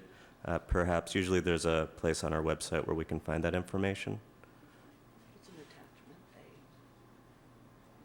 Thank you. Yeah, I will quickly comment and then turn it over to Deputy Director Bautista to talk about the locations and the various maybe examples of when contingencies become necessary. But that is a very standard practice when you're bidding a project and can handle that flexibility, because there's often unanticipated changes to projects that are necessary. Thank you. Good evening, Mayor, Mayor Pro Tem, City Council members. Sam Bautista, your Deputy Director of Public Works. In regards to contingencies, we put contingencies on projects just as City Manager Woodhouse said, for unforeseen conditions. When, there's times that we'll dig something up and we didn't know there was, a water line there that, we might have to relocate. Things like that do come up, and so we put those contingencies into the budget so we can pay for things that we didn't foresee. So that is the main reason why we put contingencies. So this project, the North Pedestrian Improvement Project, happens to install 37 ADA compliant curb ramps. And I do have a list of locations, but most of them are on Gateway, on Catalina Avenue, Rutland Drive, Beachview Avenue, Hickey, Heathcliff, Inverness, Kavanaugh Way, Lamono Drive, Glasgow Drive. Those are just some of the locations, but there are going to be 37, and North Pacifica, the North Pacifica area. And there is an attachment connected to our documents tonight, right? Well, there is not a document in the attachment, but we do have, we can provide that through the city manager. Wonderful. Thank you. Appreciate it. Thank you. And the other question I had was regarding item number 9. There were a couple commenters on it, and it was admitted by one of the commenters that some of the question raised were better presented for council goal setting session, and I think that we're going to be discussing the housing element in the next coming goal year. But just as a matter of what this item is, it's sending... Oh, Christian's here. Is that what you're pointing at, Michelle? Is Christian? Christian, come on up. Hi, Christian. It is so good to see you. She's pointing at you. I'm a real person. Good evening, Honorable Mayor and Council members. I'm Deputy Director of Planning, Christian Murdoch. Mayor Pro Tem Big Stick didn't have a chance to, I think, complete his question, but I'm here to answer any specific items of interest. I was going to make a general statement for the purpose of this here, but now that I see you here, and you are much wiser than I in all things of this nature, so I'll just let you speak. Thank you very much. Good evening again. This item comprises 2 different reports on the city's general plan. The first is known as the Housing Element Annual Progress Report, or APR. It's a report on the city's implementation of goals and policies in the housing element, as well as a report on the city's applications received and approvals granted to housing projects. And so the report summarizes the city's activity. It's a cumulative report from year 1 through year 8 of the housing element cycle. This is the 7th housing element APR of this current 2015 through 2023 housing element. As noted in the report, the city saw a significant uptick in housing-related approvals of building permits, a 142% increase over the prior year. The prior year matched the city's, it was tied for first place prior to this year for the most number of housing-related approvals. And so primarily related to the 801 Fassler Housing Project, condominium townhomes on Fassler Avenue, as well as a 20-unit accessory dwelling unit, or ADU, project at the Villages at Pacifica apartment complex. And so those 2 combined helped to explain the significant increase. And I just wanted to note, maybe as a final point on the housing element component, that All 20 of those ADUs that will be constructed will be affordable to persons of low income as a result of the Affordable Housing Regulatory Agreement that the City Council approved and entered into between the city and the property owner. So it's, I think, an outgrowth of that important work that the City Council approved back in 2020. The second component of this item tonight is an implementation report on other elements of the general plan besides the housing element. And so the report outlines accomplishments to implement policies across a number of elements. I won't name all of them, but they run the gamut from circulation and conservation through land use and safety and seismic safety and everything in between, other than the housing element. And so the city does have a variety of programs and activities that it undertakes to across the entire spectrum of issues that are contained in the city's general plan. Primarily, the purpose of the report is to send the report to the state, yeah? That's right, to the Department of Housing and Community Development and the Governor's Office of Planning and Research, correct. And then when it comes to discussing the nuances of the housing element, we'll be discussing the nuances of the housing element when we're past the general plan updates, correct? That's generally correct, yes, Mayor Pro Tem Big Stick. I think there's two key points there in my mind. One is to public comments or questions or concerns as to the level of implementation and resourcing of implementation of current housing element policies and programs. That's very much a City Council goal-setting question. As with all of the various issues and demands on staff time, to do something often requires us not to do something else. And where the weight of that effort and the resources are placed is a question first for the City Council and then for execution and implementation through the city manager. And the goal-setting process, I think, is the most relevant place to really set that high-level expectation on the part of the City Council. And the second component of that is related to the 2023 through 2031 housing element update, which, as you mentioned, we will have to start in earnest following the comprehensive general plan update, because as a public commenter noted, we need to plan for at least, around 2,000 new housing units. And that's going to be a significant challenge, as you can see, based on the city's prior progress through this point in time on the current housing element. It will require some significant questions to be answered in policy direction from the council. Thank you very much. Thank you, Christian. So we have a motion and a second. There's a motion by Councilmember O'Neill. The second by Mayor Pro Tem Big Stick. You may use your buttons to vote on the item. Oh, yeah, buttons. The buttons aren't buttoning. Is that your button? Wait. The buttons aren't buttoning. Oh, there they are. And consent calendar items 1 through 11 passes unanimously. Thank you, Sarah. This is my button? I'm not sure, we'll figure it out next time. I think this is Wait. the first one in So this one's my button. Sorry, excuse us, we're figuring out buttons. We haven't been here for a while. Is this your button? See, Here, look I'm at gonna the, vote no. Yeah. Oh, no. Mary, this one's yours.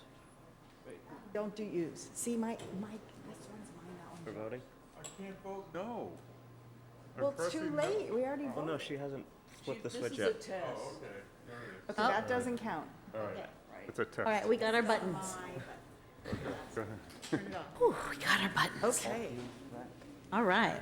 Mayor Beer, if I Yes, may, just for please. another technological pause, what Mr. Anaya from PCT has conveyed, for those that call in on the call-in queue, once they're in the queue, they can hear the meeting through their phone with no delay. If you're listening streaming, it's delayed, I think, by a minute. Up to a minute. Up to a minute. And then if you're listening on TV, it's delayed up to 5 seconds. So if those that are watching now and then hear my voice in a little bit can, once they call into the queue, listen through the phone, they'll be right on time. They want to turn everything else down and just listen through the phone once they're in the queue, and then you won't have any delays. Okay. Thank you. Good to see you, Marty. Good to see you. Thanks, Marty. And City Manager Woodhouse, please feel free to, remind me and keep us rolling as we're figuring all this out, so I appreciate it. Okay, so we are now moving on to our public hearings. Tonight, we have agenda item number 12, which is the redistricting public hearing number 4. And who do we have with us tonight, Sarah? Do we have anyone with us tonight? I'll be presenting this agenda item tonight. Thank you, Sarah. Tonight's item, agenda item number 12, is the public hearing number 4 for the redistricting process. And this is the fourth and final public hearing that's required under the redistricting process. The city previously held public hearings to receive public comment on composition of council districts and boundaries, communities of interest, and review of draft maps. And for the review of draft maps, we had considered the existing district map, which is map 505B, which was adopted in 2018 with the city's initial districting process. Also, a map was submitted by a member of the public, which we deemed map 506. And the council made some recommended adjustments to the map 506, which we considered as map 506B. Map at the previous public hearing, number 3, it was council's desire, and also from the public comments, clear that the council's intent and the community's intent was to readopt the same existing district map 505B, which was adopted in 2018 with no changes to the district boundaries. At the meeting on February 28th, 2022, an ordinance was introduced with what was intended to be the map 505B, but there was a slight discrepancy in the boundaries. And so we are reintroducing the ordinance at this public hearing with the intended map 505B, the existing map, to be adopted by ordinance. And at this time, we're inviting any public comments on the map under consideration and the introduction of the ordinance. I'd invite any council member questions. Do we have any questions from council? Okay, I'd like to open up public comment. I'll remind you, if you would like to make a public comment on item 12, you could fill out a yellow card and put your name very clearly and the agenda item number. If you're on the phone, you can dial in 650-898-6965 and press *5 to raise your hand. Josh, do we have anyone on the phone? We have one call-in person, but they haven't raised their hand yet. Okay, so we have to wait for them to raise their hand. If you could raise your hand, call-in person, then we will take your public comment. Press *5 to raise your hand for call-in users. They might just be listening to the meeting. So for the caller, if you could turn off all of your other devices and only listen through your telephone, then you will not have a delay. They might just be listening to the meeting, waiting for oral comment.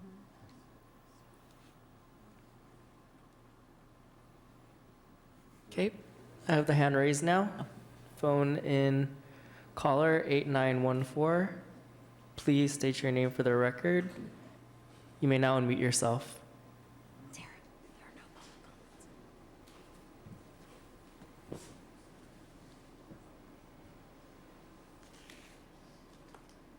Thank you, It appears the caller 8914 put their hand down, so they might not be commenting on this item. Okay, thank you so much, Hello, Josh. can you hear me? Oh, yay. We can hear you. We can hear you. I'm still not sure if I'm in the appropriate place, so I apologize. I'm just making a general comment. That's okay. You're going to come back when I announce oral communications, which is after our Okay, so public I was hearings. in the queue, but I will know not to unmute until we get there. Okay, I'll try to be very loud and clear for you. Okay, thank you. All right, you bet. Thank you. And we have another hand raise from call-in listener 9309. Please unmute yourself and please state your name for the record.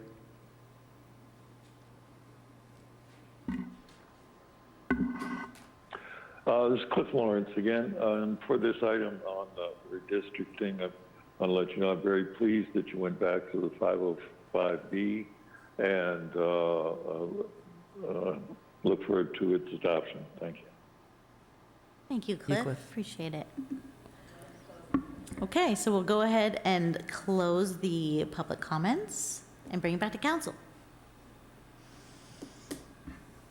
for deliberation. I move that we approve item that we, okay. Receive public input, introduce an ordinance of the City Council of the City of Pacifica amending Title II, Chapter 9, District Elections to repeal and replace Section 2-9.02, City Council Districts established of the City of Pacifica Municipal Code to adopt City Council district boundaries based on the 2020 census data. Second. The motion by Councilmember O'Neill, seconded by Mayor Pro Tem Big Stick. You may now vote.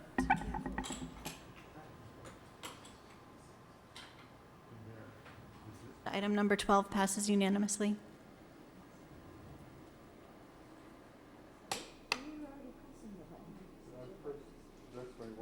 Excuse us one more time. We're dealing with buttons.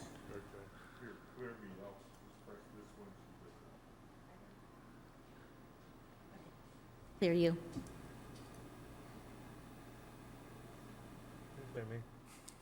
Okay. So did everyone just press their buttons? Okay. All right, so we can move on? Perfect. Let's go to item number 13, please, which is an adoption of a resolution to improve the general plan amendment to change the general plan land use density from low-density residential to very low-density residential. I'm sorry? Not yet. Not yet. It's okay, Madam Mayor, you can keep going. Okay, great. Should I read the whole thing? Okay. Where was I? Very low density residential, an introduction. Okay, I'm gonna start from the beginning. Okay. Thank you. All right. We're gonna hear from staff tonight. We have Tina Wermeister with us tonight, Assistant City Manager and Planning Director, as well as Deputy Director Christian Murdoch. Is it? And Bonnie O'Connell, yeah, I was wondering her. Yeah, we're still on 13. You know that? I can do it. Tina? Thank you, Madam Mayor and members of the council. I'm Tina Wermeister, Assistant City Manager. And for this item, we are requesting that this be continued to the next meeting, which is the 28th of this month. And that's our recommendation this evening.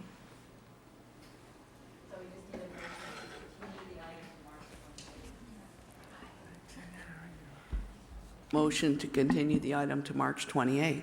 Second. Public comment? Yeah, we need to go to public comment. We do have one public comment, and I just wanted to also welcome Commissioner Godwin. Thank you for being here tonight. I appreciate you.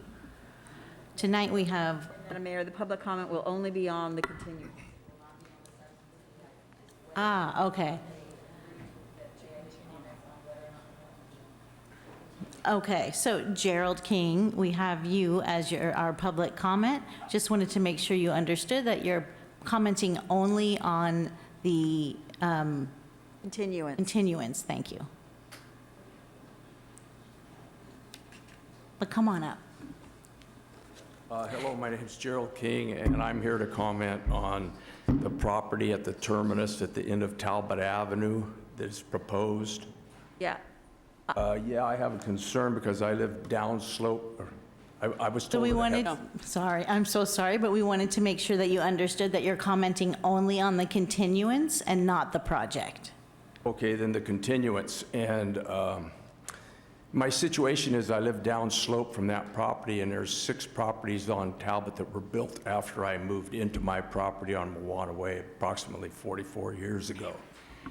And the properties that are up there now drain into the canyon, which is and my property at 795 Bawana Way, I'll try and slow down, is directly below Madam that Mayor, maybe I property can. where those. I'm sorry to interrupt, but Thank you. the council, the motion tonight is not to hear the appeal. The motion tonight is just to continue it until next meeting. So this matter will be back on the council, should the council.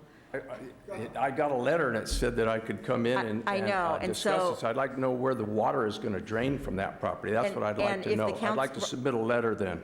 Right this now, point. the council is only deciding on whether or not they should continue this item, meaning they won't hear it tonight, to March 28th. Please I go got ahead a and letter saying that I submit could your letter. Speak for 3 minutes.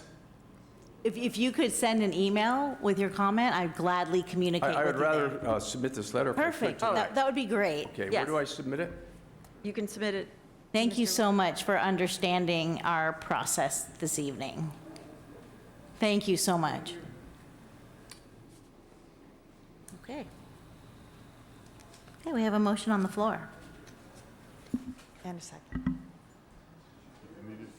I seconded. Oh. We have a second by Councilmember Beckmeyer. Mr. Vardalos, did you have a question? Okay. That was to make. It's okay. Okay, so we have a motion and a second.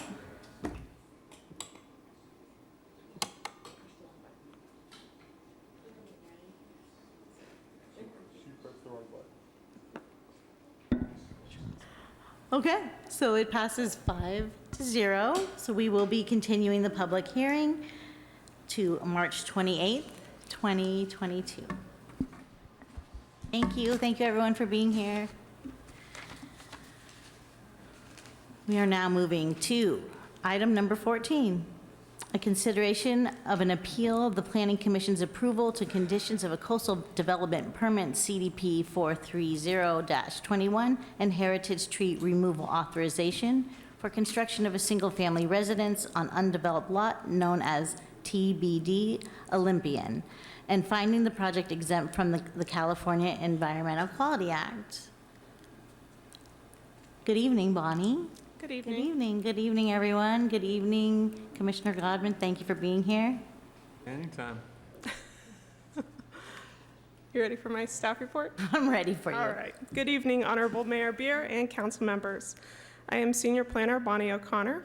On January 18th, the Planning Commission approved with conditions a coastal development permit and heritage tree removal authorization to allow construction of an approximately 3,370 square foot, 3-story, single-family dwelling with a detached garage on a 7,289 square foot undeveloped lot.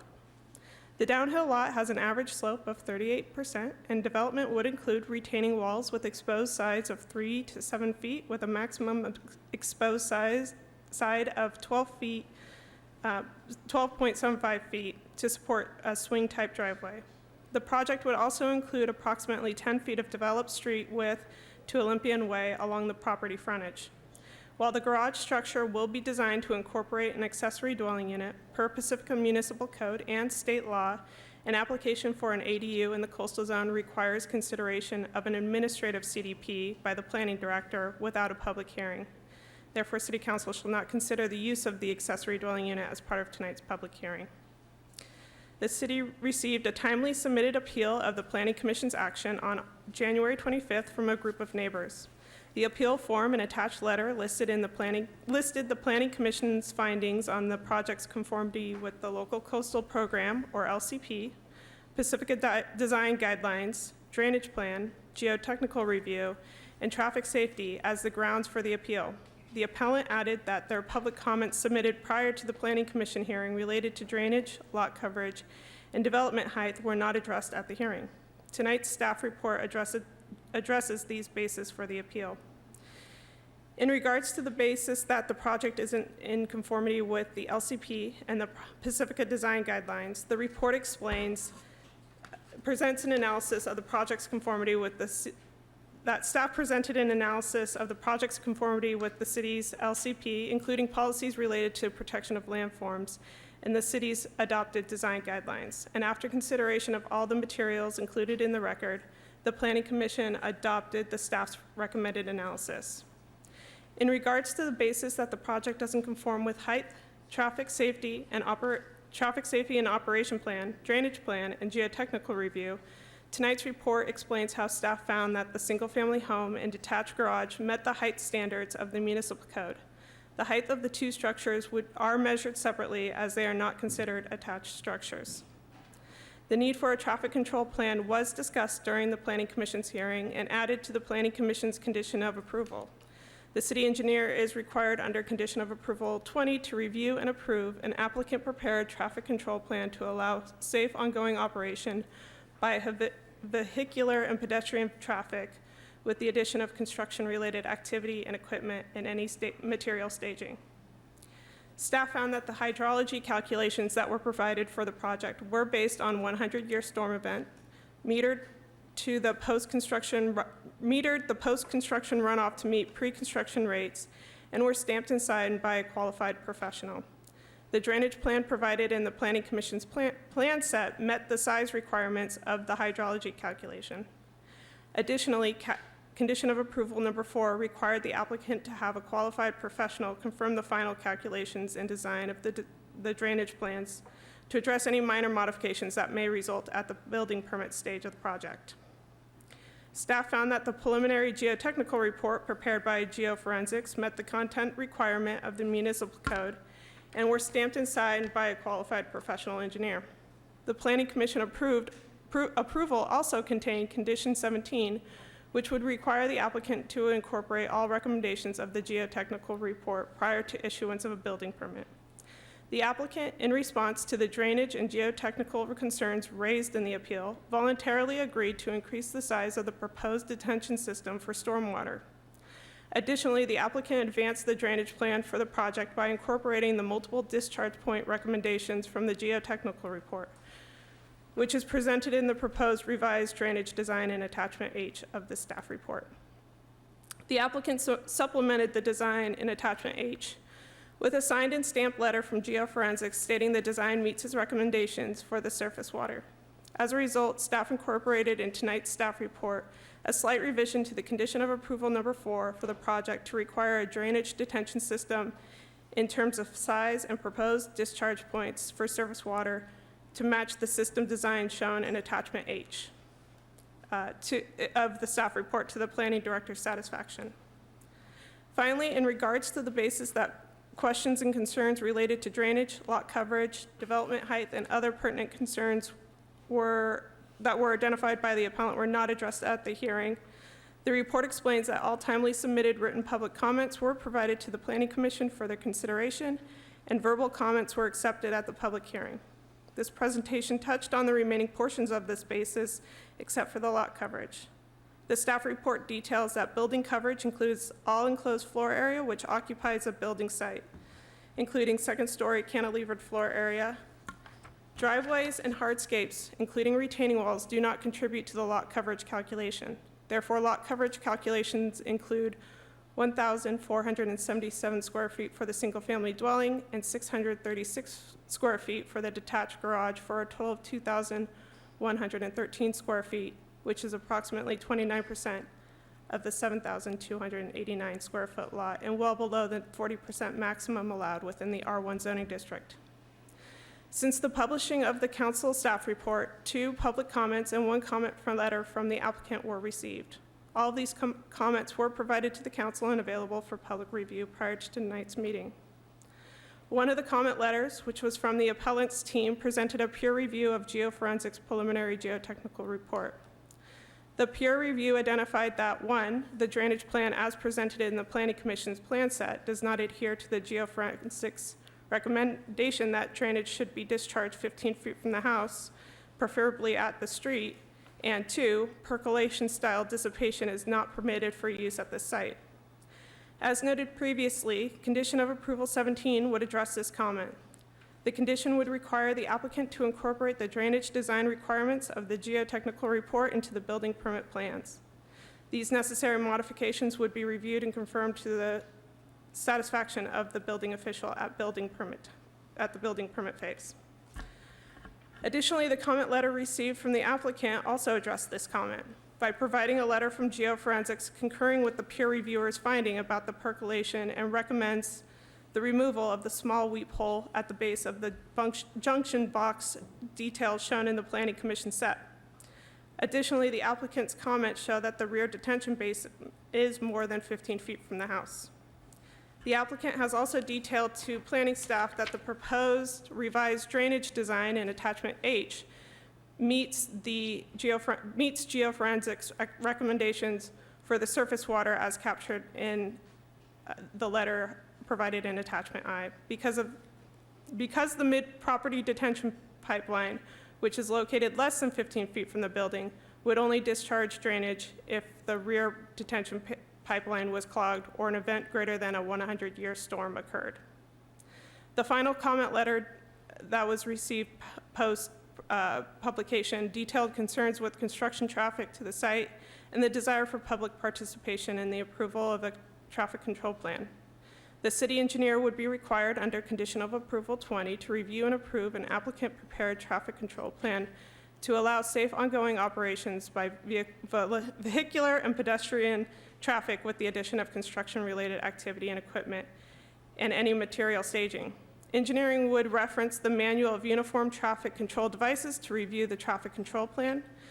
The plan would detail hauling, staging, and traffic maneuvering methods, which may include the use of flaggers, lane detours, smaller vehicles and equipment, and carpooling to the site to meet the requirements of the condition of approval, and all to occur within the public right-of-way or use of the project site.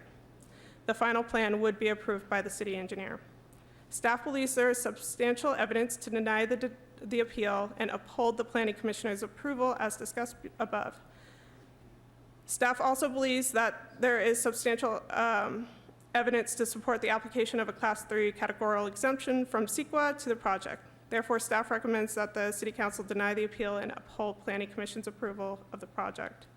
Planning Commissioner Godwin is present tonight to help answer any questions regarding Planning Commissioner's considerations. And that concludes my presentation, and I'm available for questions. Thank you, Bonnie. I wanted to just take one moment and ask our council members to disclose any conflicts of interest or ex parte communications. Go ahead, Sue. I communicated with Mike O'Connell, the builder, and also with John Hanley, one of the people on the appeal. Appellants? Okay. Mayor Pro Tem? I also communicated with Mike O'Connell and a handful of the appellants. Councilmember O'Neill? I met with one of or several of the appellants, not Mr. O'Connell. Councilmember Beckmeyer? I had a phone conversation with Mike O'Connell and a brief meeting with several of the appellants. I also met with the appellants. Okay, so we're bringing it back. Does council have any questions of staff?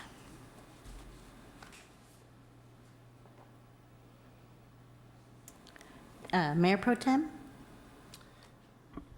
Thank you, Madam Mayor, and good evening, staff. So, just out of the gate, I had a question about coverage, and forgive me, I don't do this professionally. And I heard you when you were talking about how we're talking about the house itself and the garage as being what brings us to the calculation of 29%. And yet, as I'm looking at the schematics, it's hard for my brain to wrap itself around the idea that it's less than 40%, let alone 29%. And it might be because of the ADU that my brain is playing that trick, but also I think a part of what plays into that question is the driveway itself to the garage and whether or not that constitutes coverage. So if you could walk me through that a little bit in detail. Yeah, sure. City Clerk Coffey, do you mind providing some of the, on slide 1, perfect. So I agree that maybe some of the sheets are so busy that it looks like there's a lot more coverage on it than may be proposed. This being shown here is the landscaping plan of the project, and I think it probably represents a simplified version of the actual coverage The light grayed areas are the areas that are generally being counted as coverage. And with the exception of the retaining wall structures that are the lines being shown. As well, the driveway does not count as coverage. And so if you look at a more simplified version of what the site will look like, maybe that will help. And the patios don't count as coverage either. No, driveways and hardscape are not considered in the lot coverage calculation. Can you elaborate why that is?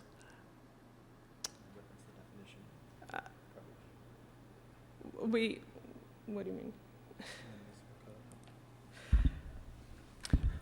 Good evening again, Honorable Mayor and Council, Deputy Director of Planning, Christian Murdoch. As it relates to the percentage calculation of coverage for a project, that is a term defined in the Pacifica Municipal Code, and it specifically provides for building coverage and excludes certain other types of coverage. So while it could be possible if the council at some point wanted to regulate other types of coverage, the current definition and standard includes only coverage related to buildings, including cantilevered floor area from second or third stories, for example, as Ms. O'Connor mentioned. And it might be a question for the applicant later, but just while I have you, the driveway, is it to be constructed with permeable material or? I believe it's impermeable. Thank you very much.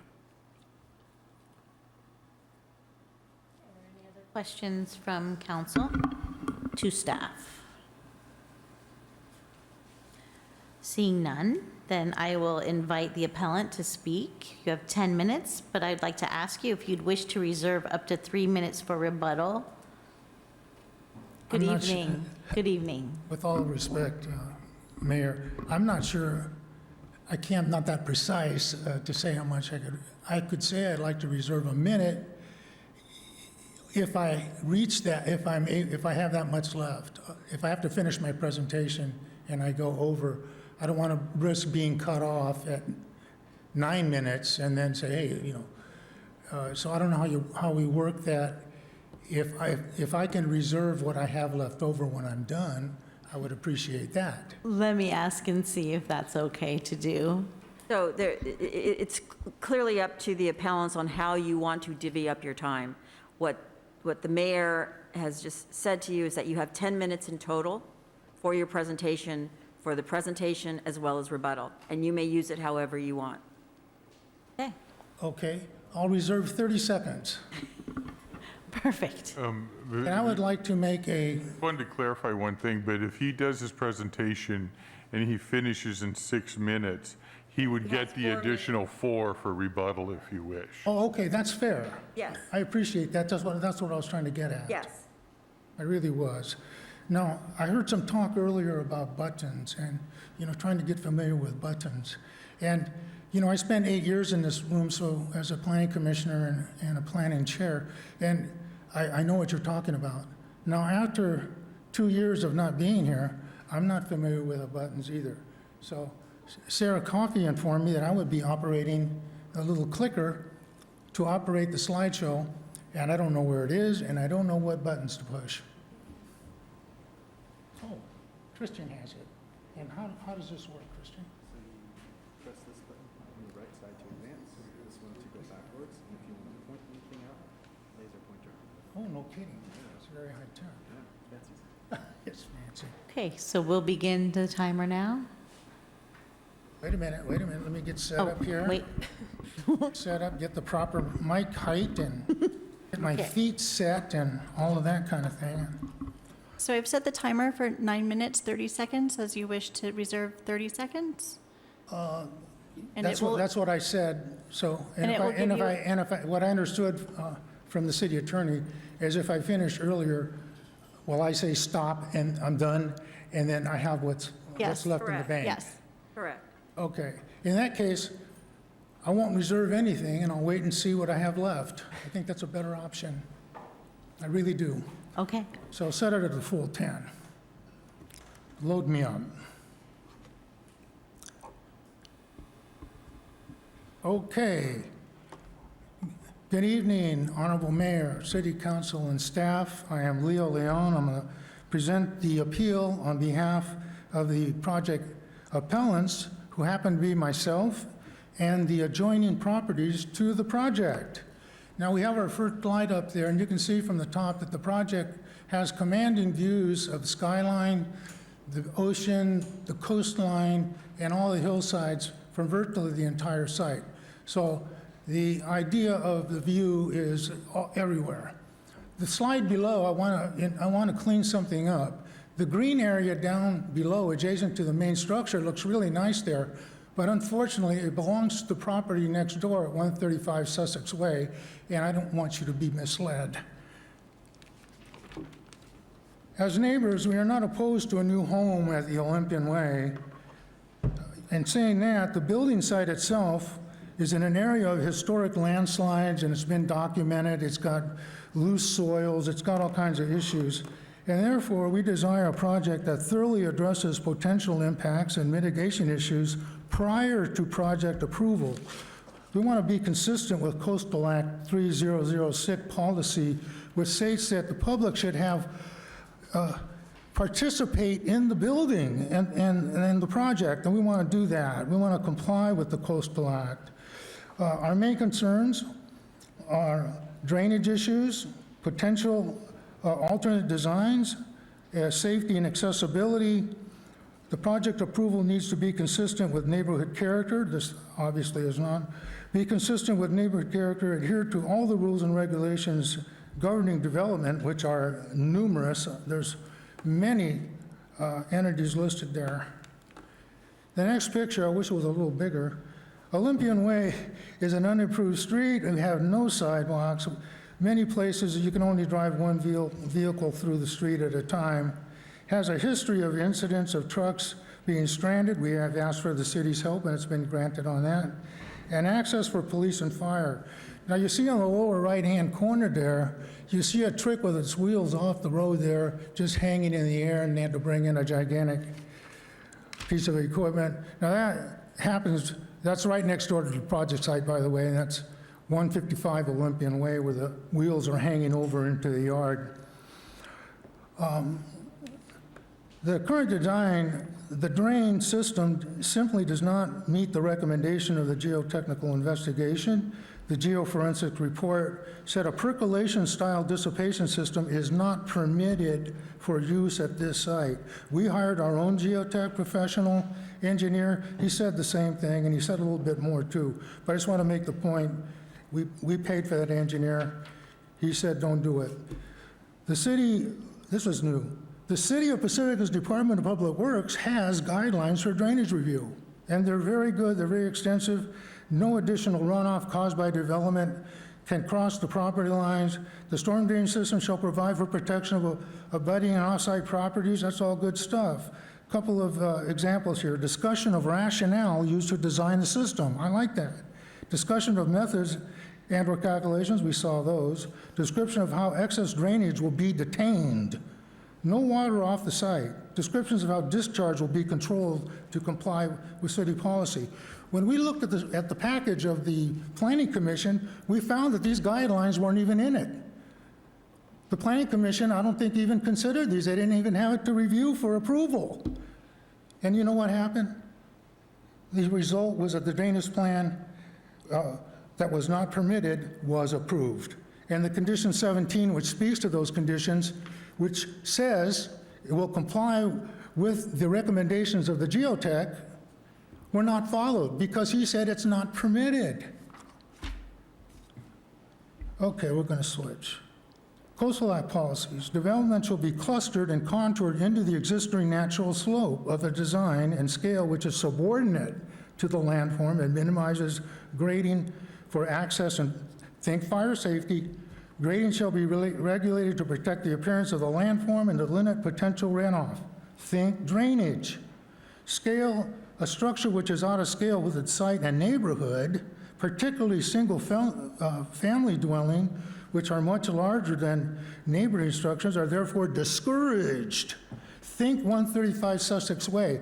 That's the house that sits in that green area that's right at the bottom of that main structure, which is 34.5 feet next to a one-story building in a backyard. So, got a problem with that. Visual impact. Hillside development also has a potential to block or impair established views from existing development. This is a good one. The horizontal potential of a site should be fully exploited before increasing building height.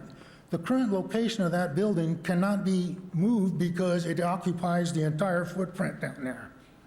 Where feasible, locate new buildings to minimize view blockage from primary viewing areas of existing development. There are no visuals to even determine where the project site sits in relation to its neighbors. Just, it's not acceptable. Now we had a professional architect submit a conceptual plan, you know, and it's really good, and I think we should look at this and maybe some other ones that are similar. This one removes almost all the retaining walls, improves access to the house and the entire site, reduces grading, reduces the impervious surfaces, and it maintains the existing vegetation on the bottom part of the lot. I really like that, and it maintains the same living space as what the applicant is proposing. And you also have side setbacks that are accessible for police, fire, and safety. You know, we need to look at that. The 1980 general plan conservation element says new development should be designed to protect existing vegetation, particularly on slopes. This is a 38% grade slope, folks. Current design does not allow access to the lower portion of the home. That's because we allowed the retaining walls to be built on the property lines and cross the project. So there's no way the fire department could get down to the bottom of the property. Oh boy, I have a problem with that one. Okay. As neighbors, we are not opposed to a no home. We just want an opportunity to participate on the traffic, the drainage, and the grading before the project is approved, because once it leaves us, we have no input. We've already made a couple of suggestions that were adopted. We can make more. We can help. So, we urge you, send the Olympian Way TBD project back to the Planning Commission, have them review and incorporate the Department of Public Works guidelines, which I think are excellent, for design review prior to project approval. Ensure that all geotech recommendations from the geoforensics are followed and incorporated into the general plan prior to project approval. Once again, let us see what it is. Don't send it away and do it behind a closed door. Create a plan for truck trips and vehicle turnarounds that ensure safety for the community and for the project prior to approval. I was a former transportation manager and logistics manager. The first thing I look at was that lack of a safety plan. Consider alternative horizontal design and placement of structures on the property. I want to thank you for listening to me. I could go on all night, and I'll take any questions. I have 1 minute and 23 seconds left, which I will reserve. I guess it's 1:21. Do we could call the refs in and have a look at the clock? Thank you very much. Okay, thank you. Do we have any questions from council for the appellant?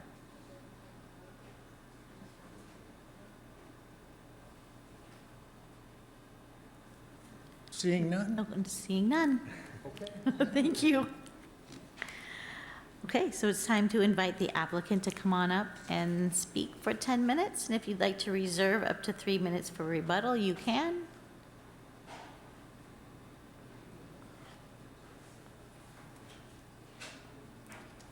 I get the same deal with the time? Same deal. Awesome. Okay, good evening, council. Thanks for having us. Good seeing everybody Excuse in person me. again. Oh, I'm Did sorry. you want to reserve time from the 10 minutes at this time, or just wait to see what you have left? I think I'll wait to see what I got left. Thank you for clarifying, Sarah. So thanks. I talked to a few of you earlier today, last week. We've talked to a couple of neighbors. We tried to have a larger meeting, but the schedules didn't align, and I think there might have been some reluctance to meet without the whole group. So unfortunately, we didn't get a chance to talk face-to-face before this forum. But we did do some outreach, and we're willing to talk to the neighbors. Could you go to the next slide, Sarah? Oh, I get to do it. Cool, I got it. So this is the site plan, which Bonnie had up earlier today. And there's just a couple of considerations that we were thinking about when we designed this that I wanted to point out with you. So we want to optimize the view from the living room and the master bedroom. So that's in this corner, and the view is towards the top to the north and a little bit to the east. We want to utilize our extra frontage, which is here. The lot's about 75 feet wide in the front, and then it necks down to 50 feet. So that allows us to, create a driveway that's unlike the other houses on the street, and it allows us to create a nice usable yard that's on the same level as the main living area. So that's something that you don't see on the street. Most people have a garage, and then their main living area is a couple stories up. Or if you're on the downslope, you don't have much of a front yard, and then your backyard's not really accessible because you've got to go down lots of stairs. We're increasing the pavement width, so something to note, the pavement out here existing is 12 feet wide. We're making it 22 feet wide. That's a standard in Pedro Point with Public Works. We're also creating a turnout here, right? And so I think the intention with Public Works is this is a parking space, but I do want to note that the pavement width here is 30 feet wide, which, this will create a condition where it's easier for a typical passenger vehicle to make a 3-point turn in the street. There's not much I can do about the box truck that's hanging over the side, right? That truck driver was not supposed to drive on the street. That's why he got stuck. The other thing that I want to point out is this yard it's a nice south-facing yard, south and east-facing.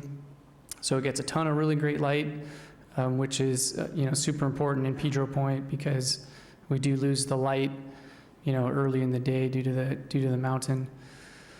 And then one note about the retaining walls, those help us, right? Because we can take all the spoils from the foundations and the footings and put them behind the walls. So our goal is to limit off-haul and not have a million trucks up here, right? I think that the neighbors are, they've had bad experiences on 2 projects on that street recently. 204 Olympian, I think the people just came in and they might have cleared that whole site without permits, and, probably a bunch of trucks and large equipment showed up with no notice. And then the house at 131 Olympian, that contractor had a lot of issues. It was sort of a painful build. He was from out of town and I think was not interested in doing anything to work with the neighbors or help out the neighbors. So, I'm local. My partner Mike is the contractor. He lives in the neighborhood. We're not, we're here to be helpful. We know what it's like to have to live next to construction and, go through that process, but it does happen. And, I just want to be on the record that we're both super accessible, and people can come to us with issues. And I think we've actually demonstrated that to the neighbors, right? We've talked to Irma. We made some minor changes for Irma early on. And we also had a meeting with Chuck Gust to talk about the drainage. So on the drainage considerations, let me just run through this. I thought I had another slide here. The original proposal, it was all designed per the city spec. The city spec is a 100-year storm. We do it on every project. We have a detention pipe. That was reviewed by the city. It was reviewed by the third party. It was reviewed by our geotech. But we met with Chuck, who has an interest at 140 Essex, which is the site below us. And we had a productive meeting with him. And at the end of the meeting, we agreed to double the size of the detention system voluntarily. Because, and as far as I understood with Chuck, he understood that we designed it per the city spec, but, just it was asked from him for us to increase that capacity, and so we did. And we split the system into 2 systems. So there's a system, let's see if I've got a slide here for it. Nope. There's a system here, as Bonnie explained, and that'll take runoff from the garage and the driveway, and it'll take runoff from a portion of the house. So that's an upstream detention system. The way detention works is the further upstream you can put the detention, the more it will attenuate the flow downstream. So a majority of the site can drain to the upper pipe, and then we've also got the lower pipe here at the bottom of the slope, right? The drainage has to go to the bottom of the slope. There's no other way. It's a little sticky when you have this, downhill condition in the property behind you, and the only way it works is when everybody behaves reasonably. So I need to be reasonable about the way I discharge my drainage, because I know it goes to across a property line to a neighbor's site, and that downhill neighbor needs to behave reasonably on how they accept the drainage. So they can't just decide that they don't want to let it go through their property anymore. So we've got the 2 pipes, we've doubled the size of the system. There's a lot of redundancy here. This is a good map. So this red outline is kind of the rough outline of the site. Don't construe that to be a property line, because it's not that accurate. And I've placed the 2 detention pipes. This is the upper one, and this is the lower one. And then you can see what fronts the property where the water eventually has to release. It's a driveway at 140 Essex. This is all pavement. This is a pretty good condition. I've seen a lot of these downhill drainage plans, and it's tough when you have a house right here where the red dot is, but we don't. We're fortunate there's a driveway. This driveway drains to the street. So, that could change in the future. That site could be redeveloped, but that's what I was getting at in terms of people need to act reasonably about the drainage. So if they wanted to change something here, they just have to be conscious of, the water that eventually needs to release through here. This is a view from Olympian, so I do want to point out that, the height of the house is roughly the same height as the neighbor. You can see that there. And then this is a 3D view. Not much to talk about here in terms of the drainage, but I just did want to point out that we worked really hard on this corner, this kind of tower element, to make it feel, sort of light. It's got a lot of glass. And then I do have some renderings that we put together today, so I will pass those out and you can have a look at them. There's two sheets, so please take 2. They're in order, and then you can sort of see how the building fits, relative to the sites next door and the views. There's a good view on the second page that demonstrates that we're not blocking anybody's view. So we just made those today in response to some comments, so I'm sorry that you didn't get those sooner. And our geotechnical engineer is here as well. If you'd like to ask him any questions, he's in the audience. So guess I'll hold the rest of my time for more questions. Thank you.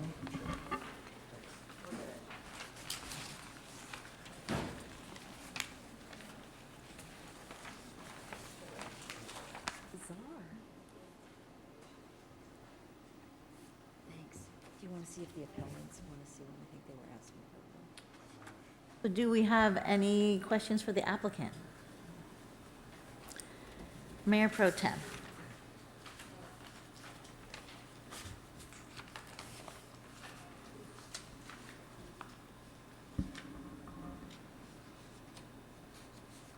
Good evening, Mr. O'Connell. Good evening.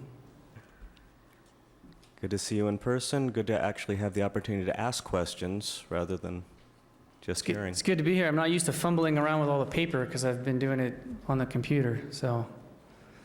I remember the last time I was here, I would juggle a lot with paper. Now I have to remember how to do it effectively. So I also have questions for Dan Dykeman is your geoengineer, correct? Correct, yeah. So I'll have questions for him also, but Okay. just starting with the doubled size of the retention area after you had the conversation with Mr. Gust. Is that what's referred to in COA number 4 or attachment number H in our work, or is it in I believe our so, but packet? I'd rely on staff to confirm that.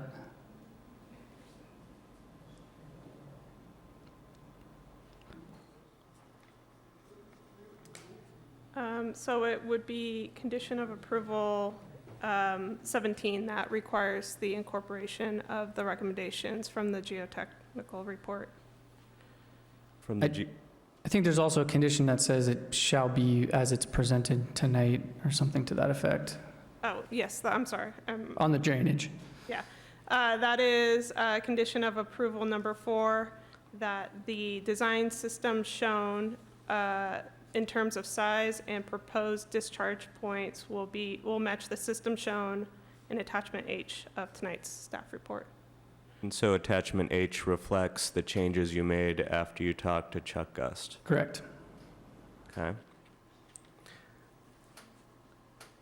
So I definitely came into this having questions for Mr. Dykeman. I think I'll ask those now and Sure. come back to you as I need to. Good evening, Dan Dykeman, geotechnical engineer. Good evening, Mr. Dykeman. Excuse me as I try and find the pertinent bookmarks. Wasn't it? That's it. So there's definitely a statement in the geotechnical report about a percolation style dissipation system absolutely not being something we can do. Hillsides, percolation systems, ingredients for the landslide, so hence we didn't want to do that. The original design is, and the one we reviewed the first time, is a detention system. Its primary goal is to hold water and to meter it out at a rate that matches pre-development rates for flow. It does not percolate water into the ground. There was one detail that was in the plans at the catch basin at the end, which had a small 4-inch diameter hole with a little bit of gravel underneath it. The intent of that was to allow, after the rainstorms are gone, the little bit that's left in the pipe to percolate out so it doesn't sit there and fester, because the next time you get a rain, it can get a little bit smelly if you get some organics in there or something like that. So it was reasonable. I didn't have a problem with it through the first go-around. I saw the letter from John Kosunich, who I know very well and have known him for 30 years. And I said, hey, if you think that that's going to be a problem, I don't think so, but let's get rid of it. It'll just make a little bit of stinky water for the first rainstorm after, if it's been a couple months type of thing. So. And then as a layperson, and I did watch the Planning Commission hearing at the time, as a layperson, we have these bubble-up boxes as a part of the system, and as a layperson, bubble-up box sounds a lot like percolation-style dissipation system. Now, I'm appreciating that what you're telling me and describing as the percolation-style system that we're removing is very different than the bubble-up box. I'd just like a little deeper explanation, understanding that I'm a layperson and that these are two different things we're discussing. Right. Well, the concern that I had as a geotechnical engineer is a lot of times when we talk about a percolation system, we talk about that whole large diameter holding storage facility being perforated with gravel around it. So we are going to be percolating probably somewhere on the order of 90% of the water that comes into that into the ground. What we're talking about with these small bubblers and the small little percolation hole at the end of one of the catch basins, that is a very, very minute amount of the water that's actually going to go through the system that'll actually make its way into the ground, into the subsurface. So therefore, I don't have a problem with it. I don't see it causing a slope instability issue. The other question I had to do with the foot drain. And it was something that you recommended was not essential, so I'm proceeding with that in mind. I was wondering how much in general those cost. Footing drain? Yeah. It always depends on whether you're doing it as part of original construction or Well, as a later part on. of original construction. As part of the original construction, usually the costs are relatively nominal. I would say probably somewhere on the order of $10,000, $15,000. I'm not a contractor. I can tell you the one thing about an engineer's estimate, it's always wrong. The only one that matters is the contractor's, his estimate's right. So, Okay, and then that'll be a follow-up question for Mr. Mike. Mr. O'Connell, yes. Connell, thank you. Couldn't remember if it was C or a D all of a sudden. Thank you, Mr. Dykeman. Councilmember O'Neill. If you could finish Oh, answering so that sorry. question, I'll turn it over. Follow up on the footing drain. Yeah, so, we always install the subdrains behind the retaining walls. It's a building permit level structural design issue. So if we don't have a footing drain or subdrain, then we're required to design the retaining wall for hydrostatic pressure in case the water builds up behind the wall. And the extra cost of the concrete and the foundation elements is much greater than the cost of putting the subdrain in. So they'll all be back drained. So you're planning on using a footing drain, in other words? Yep. Thank you very much. Councilmember O'Neill. I think for Mr. O'Connell,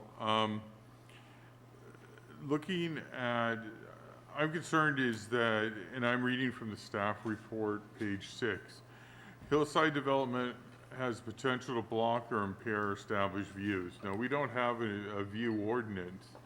However, that building is going to impact the views from a couple of the houses there. They're going to look at it won't block it, but it's going to be up there somewhat. But how come you didn't you went through your presentation, how come you didn't do like a Mediterranean style, where it's out some, and down? Yeah, the wedding cake, I don't know, it's a little bit architecturally, not in right now. There's a lot of that in there, especially with the Mediterranean. So when I think about this neighborhood, to me it's eclectic. That's the character of the neighborhood. Everything is different. It's not like a tract subdivision, and so, we were trying to have a simple structure that was elegant, and that's why I kind of pointed out the sort of corner element on that last slide where we've got some articulation, we've got a lot of glass. The change in the siding sort of happens halfway up on the upper floor, which is not commonly done, right? So it's a little different. So we're just trying to create a structure that was simple, elegant, had kind of a light feel to it. But the street is only 14 feet wide. I looked it up in our pavement index to see how wide it was. Sure. And it's going to be a real long haul. I didn't measure it, but probably at least a quarter of a mile to get to Grand Avenue, which is probably the next major street to get there, okay? And I know you just said that you were going to widen the street at that point to 20 feet, 30 feet? 22 feet, except at the turnout, it's 30 feet. At the turnout, okay? Yeah. And I'm concerned at because you didn't go for like a Mediterranean thing and you're putting all the development down at the bottom of the hill, which if you look at the guidelines from the Coastal Commission, you could actually locate development below ridges and hilltop, which is what you which is definitely what you did. Right. Okay? But it shall be designed with low profiles, et cetera. But if you had gone with the Mediterranean, but my concern is the retaining walls would not need to have been done if there was a different style of construction there. The retaining walls are going to be, and you will probably have to haul in dirt, right? No, You don't have- that's the goal, yeah. And so I've got another spreadsheet I can pass out with where we think we're at with the dirt, which is effectively balanced.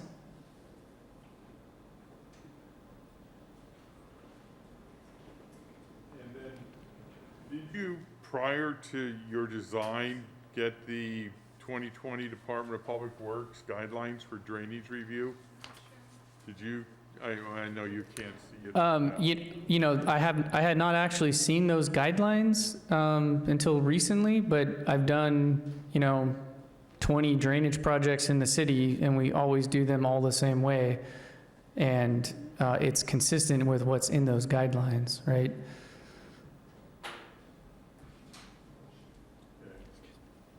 So you're saying what you're presenting, which was approved by the Planning Commission, is consistent with these guidelines?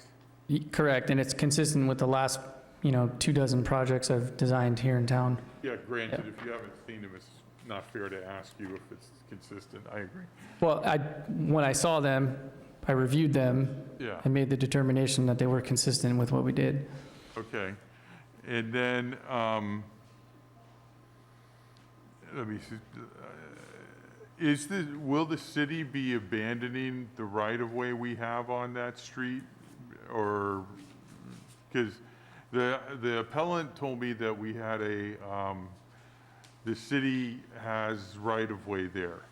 And a lot of people have their driveway all the way, even into the city right-of-way.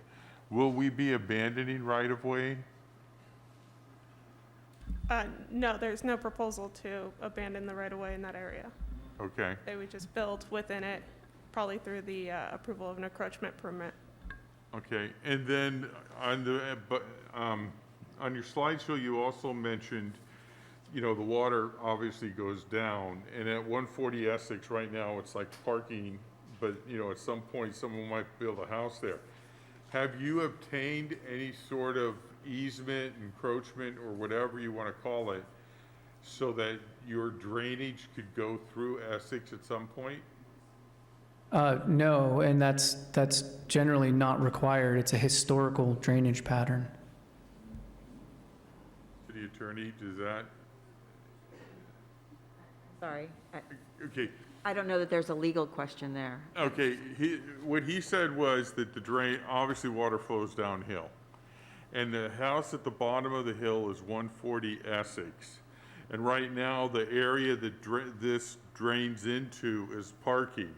At some point, if 140 Essex wants to expand their house or redevelop that, is there any credence, or am I just imagining that there should be an encroachment or easement or something for his drainage to go through the other property? Like there's PG&E easements. I have a PG&E easement across my property.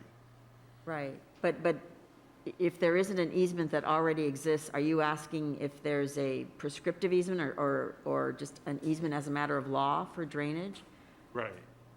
The answer is no, except that I believe what the applicant was referring to, and I'm just, from my understanding, if there is an historical drainage pattern, so that the flow has historically flowed in that direction, then it creates more liability if you change the natural flow of the drainage. So that would mean 140 Essex would have to deal with whatever drainage issues might happen, correct? Am I assuming that's correct? Well, I don't think that, to answer your question directly, there are no legal issues associated with the drainage from the property at issue here to a lower property if the drainage has been in historical flow. Okay. If they are not altering the historical drainage pattern. And Councilmember O'Neill, if I may supplement that, I can't see the mouth moving. No, I can't figure out who's talking here. Good evening again, Deputy Director of Planning, Christian Murdoch. And so, as City Attorney Kenyon mentioned, that pre versus post-development condition is also relevant in the sense that the evidence reviewed by the city is such that, consistent with the city's drainage standards, the project would be designed so that the flow leaving the site post-development would not exceed the pre-development flow, and so based on the design storm. And so the engineer calculations that the city has reviewed that were provided by the applicant indicates that that will be the case. And so again, there's this evidence that shows that this project would not increase the flow as compared to the pre-development condition. And then beyond that, the applicant has expanded the capacity of that detention system even further than required to achieve that design level. The other point that you mentioned related to easements for drainage, this subdivision was subdivided in 1908, and it preceded the modern requirements of the Subdivision Map Act and the city's municipal code to provide easements for drainage in new subdivisions. And so this historical existing condition, exists throughout this neighborhood based on the age of the subdivision and the provisions for subdivision or lack thereof that existed at the time in 1908. And so this property is not unique in that, existing stormwater drainage patterns were not integrated into the design of the subdivision in all instances. And so it's something that this applicant has to design around and has, I think, made a reasonable effort to do consistent with the city's drainage standards. Councilmember Beckmeyer. Thank you, Madam Mayor. Oh, I have a lot of questions, so I'm taking off my mask so you can see me. Thank you very much for this document. This encapsulates a lot of what I wanted to ask about. It having been just delivered, though, I'm not sure I'm interpreting it correctly, and I did want to ask you a couple questions. Oh, sorry, Mr. O'Neill. Could I have yours, Mayor? We're sharing. We're sharing. So Mike hasn't had a chance to see it because he was talking while I was looking at it. Thank you. Okay, so if I'm understanding this correctly, it looks like total truck trips for this project. May I explain? Can I ask my question? Yes. Okay. If I'm understanding this correctly, total truck trips for this project are 90. However, 82 involve cut, and then there are 8 that would need to be imported. So can you explain how these numbers work for me, please? Yeah, don't think of the cut section as cut. This is just a way that the engineers back out the earthwork, right? So from the finished grade, so you imagine your final concrete patio, there's an intermediate grade that's lower than that accounts for the thickness of the concrete and the thickness of the base rock. So the first line item, concrete pavement, you have some concrete, you have some base rock, you have to account for that. The next line item is topsoil. So when we do our landscape areas, we bring in some topsoil. Okay, and then the next item is slabs. So the slab on grade for the building, same as the concrete above. There's a volume for the piers. This is all material that is coming out of the pier holes for the foundations. And then there's an item for footings. So that's the volume that's coming, volume of dirt that we're replacing with concrete. And then we've got utilities. So there's a volume of dirt there that we're replacing with utilities and sand that we have to backfill the trenches with. So all of those items are actually, it's material we need to bring to the site, but it takes up space in between the existing grade and the final grade. So when you look at the total fill of 1,413 yards, that's the difference between the existing grade and the finished grade. And then you need to account for the items above it in your earthwork analysis. Otherwise, you're essentially double counting. So I hope I'm explaining that correctly. And then one comment on the trucks. These are trucks for these construction activities. So these are like concrete trucks and dump trucks. It's not meant to be total number of trips because there are other deliveries like lumber, like roofing material, like tile. And what I want to say about those truck trips, like specifically the lumber, that's the next biggest truck that's out there, is it costs $35 to have the lumber company send out a smaller truck and have them send 2 or 3 trucks. And so that's what we intend to do with deliveries like that. You know, there's only so much we can do with the concrete truck, right? Because they only make those in one size. But for any delivery where we can get a smaller truck, that's what we intend to do. Okay. So if I understood what you said, and I appreciate you explaining it, this isn't my area of expertise, so I may be a little simplistic, and bear with me. If I understood what you said, we were not importing all of this material to the property. Some of it exists on the property and will be dug up and moved around and used in a different way. Correct. Okay. But the net number of trips for materials just of this nature is what? 90. That's what I thought. Okay. And then in addition, as you stated, there's lumber, there's tile for the roof or whatever the roof material is, I forgot what it is, et cetera. As we heard earlier this evening, I don't know if you were here for that part, but we had a whole talk about this. And at that point, one of the items that was brought out was 20 truck trips for a single-family home, and I'm all, that's a lot more. But I recognize there are some site challenges, specifically Olympian Way, as Councilmember O'Neill pointed out, and as you have stated, is very narrow as it presently is constructed. And as I understand it, part of the agreement with the Planning Department in working through this plan, and it's approved by the Planning Commission, is that you will be widening that road, some portion of that road, to 20 feet and 30 feet a certain part. 22 feet and 30 feet. And there is a logistical component to this, which is, we're interested in doing that portion of the work first because it provides a nice staging area for materials, for deliveries, for, people to park. I was discussing with my partner on the way up here using like a pilot car or a shuttle car to, reduce the number of, cars from the laborers and the other tradespeople on the site. So I think that'll be documented in the traffic control plan and logistics plan. And I appreciate the visuals that you provided with these large format documents today, but I did note there were not visuals like this included in the applicant packet. Am I correct? Correct. Yeah. There was one visual that did give a sense of the view from different points of view.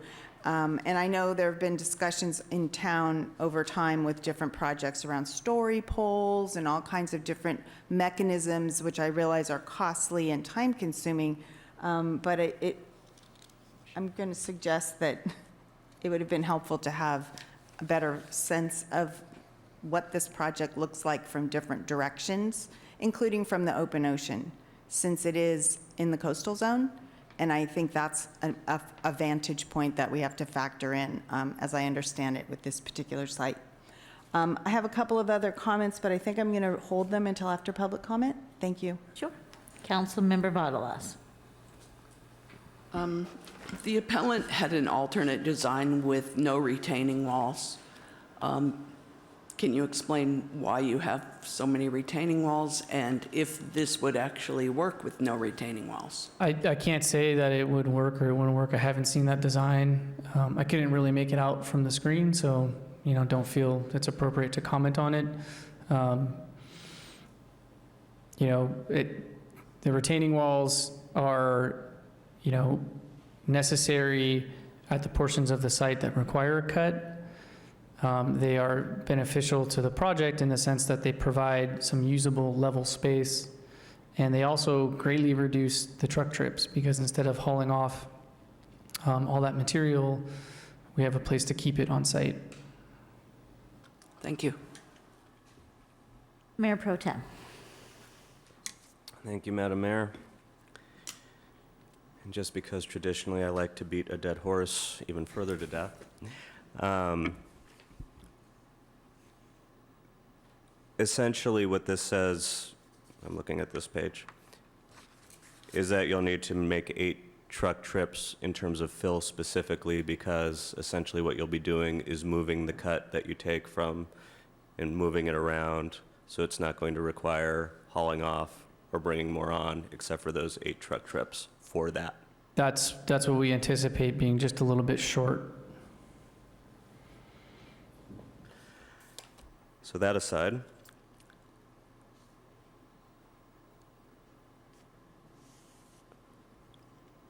Going back to lot coverage for a moment, and not the percentages, just talking in terms of driveways specifically. So what I'm trying to understand is when we're talking about the drainage, are you factoring in all the actual impermeable surface on the lot, or are we just talking about the drainage that we think is coming off of the 29% lot coverage as it's stated? Yeah, the drainage analysis includes the roof areas, the impervious patios and driveways, and it also accounts for the landscaping because that's, that still generates runoff even though it's pervious. And the impression I was given from the geotechnical report was that the driveway itself cannot be constructed of permeable pavers because of the geology of the hillside. Is that accurate? You could construct it out of permeable pavers if you had adequate subdrainage beneath it, so it doesn't percolate into the native material below. It would be possible. There's another issue with it, which is that the driveway initially, as you come down, is relatively steep. It's, I think, 15 or 16%, and then it levels out. And so, good design practice with pervious pavers is to not have them on slopes that exceed 5%. Right, so you really need the concrete that you can really, the tires can really grip to for that initial descent, if you will. It would be possible to install them at the area of the driveway where the slope is less severe, but it creates kind of a funny aesthetic, in my opinion, to have it mix and match. And so just to put a fork in my other horse then, this updated drainage plan in attachment H that we have the potential to put through tonight takes into account all impermeable surfaces on the site. That's correct. Driveways, okay. Thank you very much. Oh, one more thing. And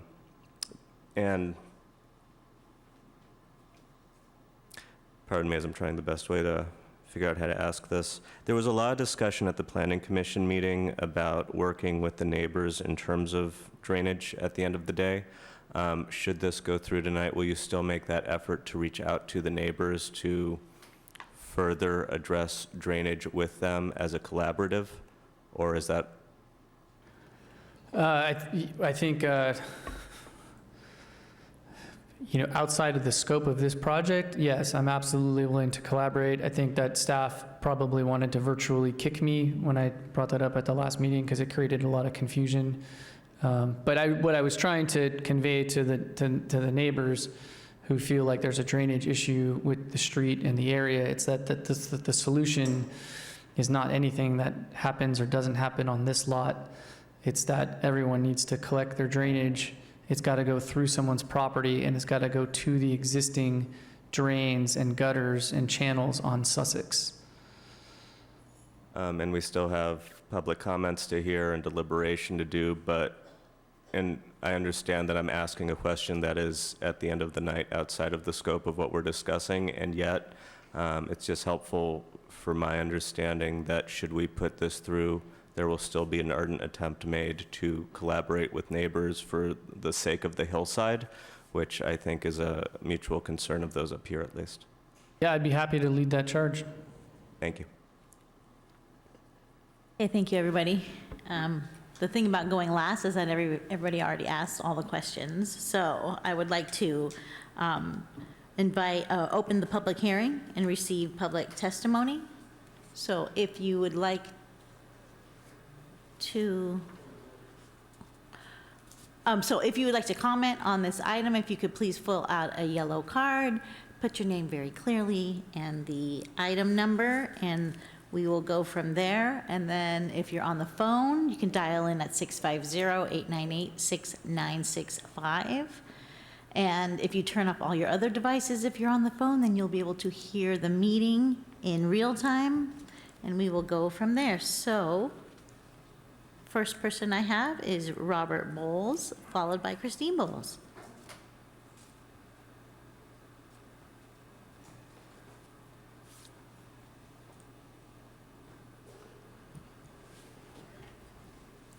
Hi, I'm Robert Bowles. I'm an architect who lives in the Manor District.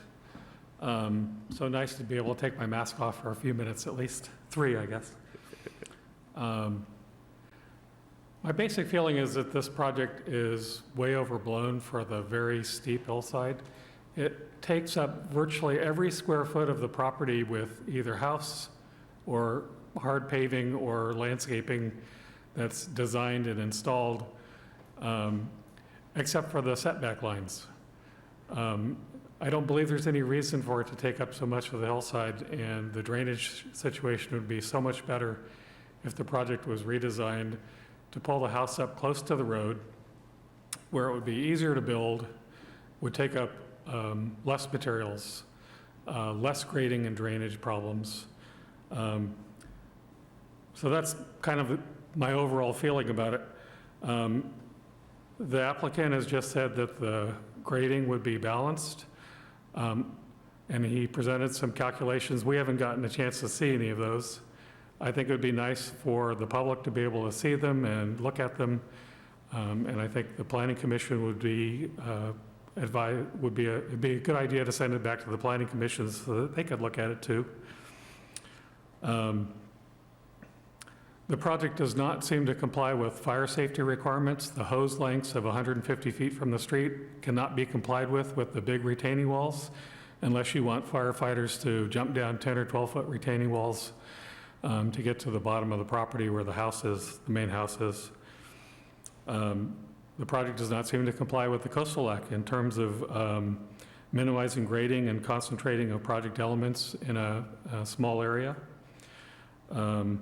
The drainage system shown on the plan, including the revised one shown this evening, is deceptive. The length of the retention pipes is noted as being 30 feet long, both of them.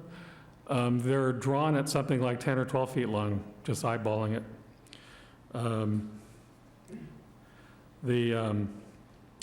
I know there's no right to a view in Pacifica, but this particular design destroys a lot of the view of several of the neighbors, and again, there's no reason for it to. Let's see. And again, if the house was pulled back, the heritage tree wouldn't have to be removed.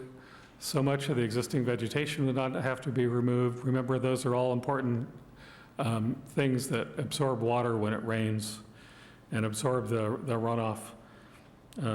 So again, my strong suggestion is that you send this back to the Planning Commission and direct the applicant to think about redesigning some aspects of the project. Thank you. Thank you. Next is Christine Bowles, followed by Kathy Gust.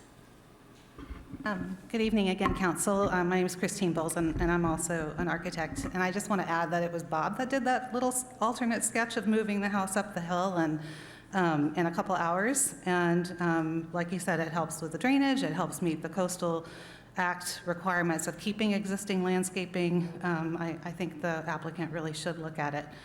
I want to focus my comments mostly about process and neighbor engagement. It's highly unusual what I saw just happen here, where an applicant is suddenly giving you all calculations and other renderings that were not part of the project. The planning staff has not reviewed, as far as I know, reviewed these documents for accuracy. The public has not had a chance to review them. At a bare minimum, I would suggest that you continue this meeting and give everyone a chance to really look at those documents. As an architect who submits residential plans in cities all over the Bay Area, I'm just really surprised at the lack of detail in these drawings, especially to help the neighbors understand the project. In most other cities where I work, you have to show the leading edges of the adjacent houses so that you see where the site sits in relation to the neighbors, and the neighbors can have a visual of that. None of that's shown on the site plan here. It's just the house on its lot. It's a few easy lines that you take from Google Earth. It takes just a few minutes. It's not a hard thing to ask. In some other cities like Palo Alto, you even have to take it a step further and show your windows, yours and the neighbors, so that you see if there's privacy issues. this is even more important on a site like this. Who's talking? On a site like this where we're on a hillside and we don't see, in a plan how the buildings relate to each other. Again, renderings are required in most cities, and it's very easy to Photoshop them in to show the neighboring houses. I think there were some of those there tonight. Those should have been in the application. And they were there on the Talbot project that was just delayed. Story poles, I've said that many times. Thank you, Councilmember Beckmeyer, for, again, bringing that up. And then also just with the narrow street, there's no fire department vehicle turnaround at the end of the site, and just other construction vehicles, parking and so forth that he started alluding to today. But these are important things to talk about now, because how is this project going to be impacting the neighborhood while it's under construction? Could a fire truck even get through if a construction truck or a concrete truck was making a delivery? We don't know, because none of that's in the application. So I'll just end it there and just say that I ask you to uphold the appeal and send the project back to planning to provide more information and come back again. Thank you. Thank you. Next up is Kathy Gust. Oh, because She's one of the appellants, so she okay. can speak during the rebuttal period. Thank you. I appreciate you letting me know that. Is there anyone on the phone, Josh? There's no one on the phone. No one on the phone. Okay, last call for public comment. All right, then we're going to... Rebuttal first. Oh, before you- rebuttal. I was getting there. So we'll do the appellants first and then the applicant. Yes, appellants, would you like to do a rebuttal? How much time do they have, Sarah? You have 1 minute, 21 seconds. 1 minute, 21 seconds. Leo. You have 1 minute and 21 seconds.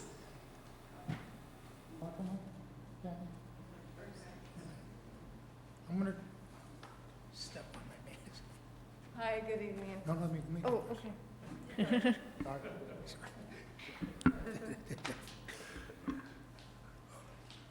Okay, I'm going to split my time. I'm going to talk, and then Kathy Gus is going to come in. So we still want you to send it back, because the Planning Commission and the applicant need to still comply with the City of Pacifica Public Works. The drainage report must be submitted to the city for review. The Planning Commission did not review it. We want it all reviewed. The other thing I want to talk about is all of these design elements in the Coastal Act Policy 26. Once again, we didn't even talk about it. The development shall be clustered and contoured into the existing natural slope. And the structure needs to be fully exploited for the horizontal possession. Didn't even touch that. So that's where the alternative comes in. I'm going to yield to Kathy Gus. Hi, good evening. Good evening. I just wanted to say I'm speaking in defense of my brother, who couldn't be here tonight, but Mr. O'Connell mentioned his name numerous times, and he did not agree on anything. My brother did not agree on anything. What he wanted to get from Mr. O'Connell was the fact that he had a Plan B, and if his Plan A worked for the drainage, why did he have a Plan B?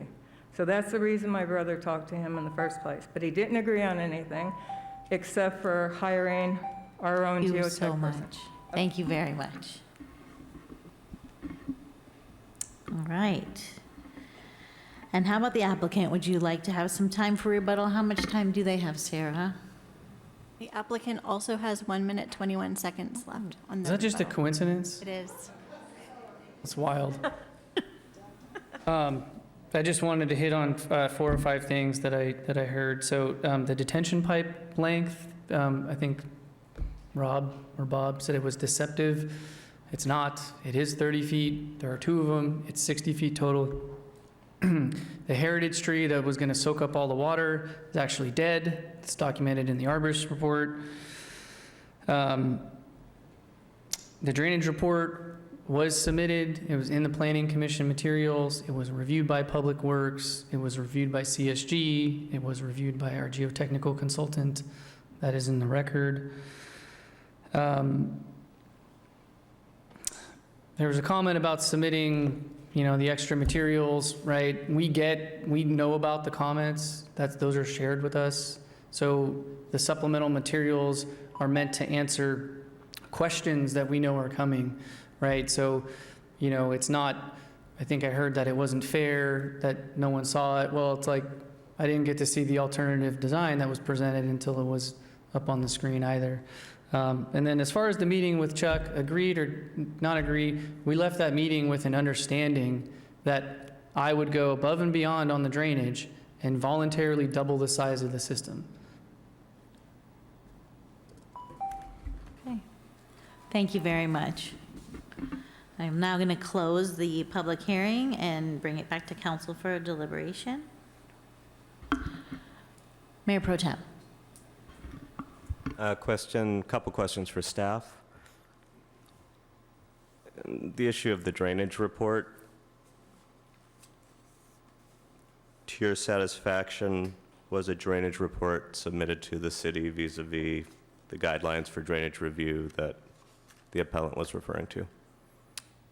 So those are guidelines that the Public Works Department have prepared. And I will invite Sam Bautista, Deputy Director Sam Bautista, to maybe fill in some more details of how they use those. But yeah, those guidelines, as I understand them, have requirements that the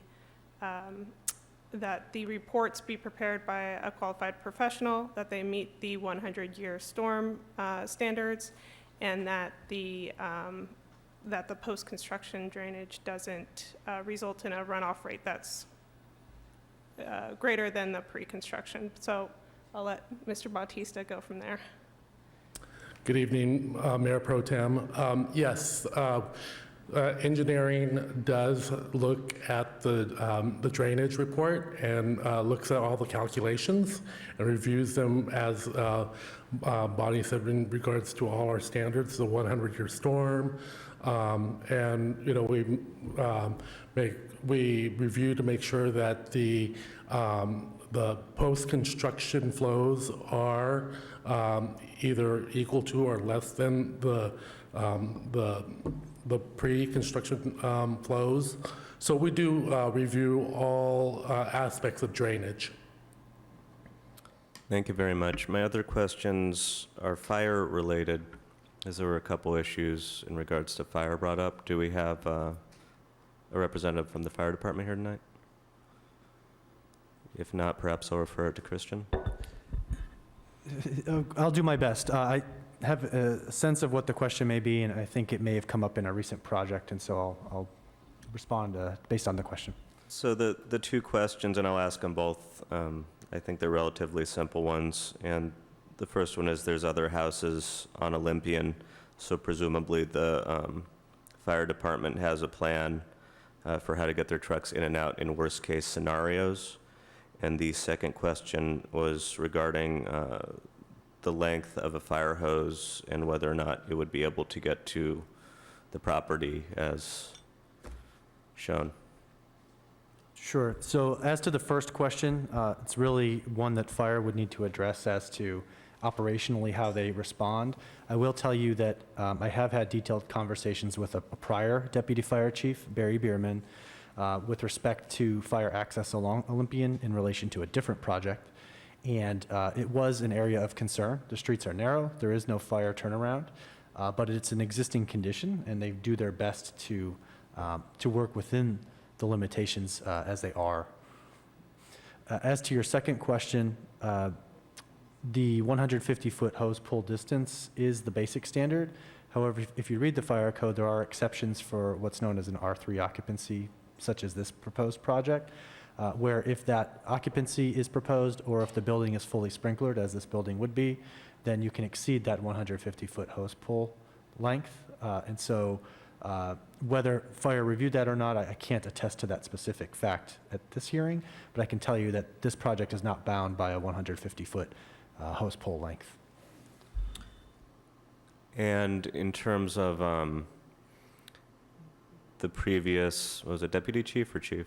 The previous deputy chief expressing those concerns, were there any suggestions about how to address those concerns, or was it, we'll deal with it when it happens? Well, what I will relay from that conversation at a high level is that the particulars of the other project were different, and it provided an opportunity to potentially improve the fire turnaround condition, and that's why we were engaged in that detailed conversation. As for this project, it's a different site configuration, and I don't think it immediately lends itself to the same potential range of solutions that Deputy Chief Bierman and I discussed. Thank you very much. So, the one bit of initial thought I have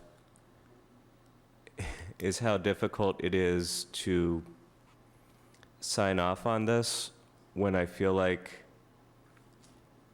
at every stage there are certain elements that are introduced in such a way that I'm seeing it for the first time.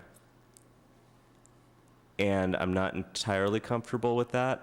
I'm very interested in what my fellow council members think in totality. It's just this kind of hesitancy I have right now, and I don't know which way the hesitancy is going to go. While we don't need to require community meetings for any given project, we do need public transparency. And some of the data I'm looking at, while it's initially reassuring to me,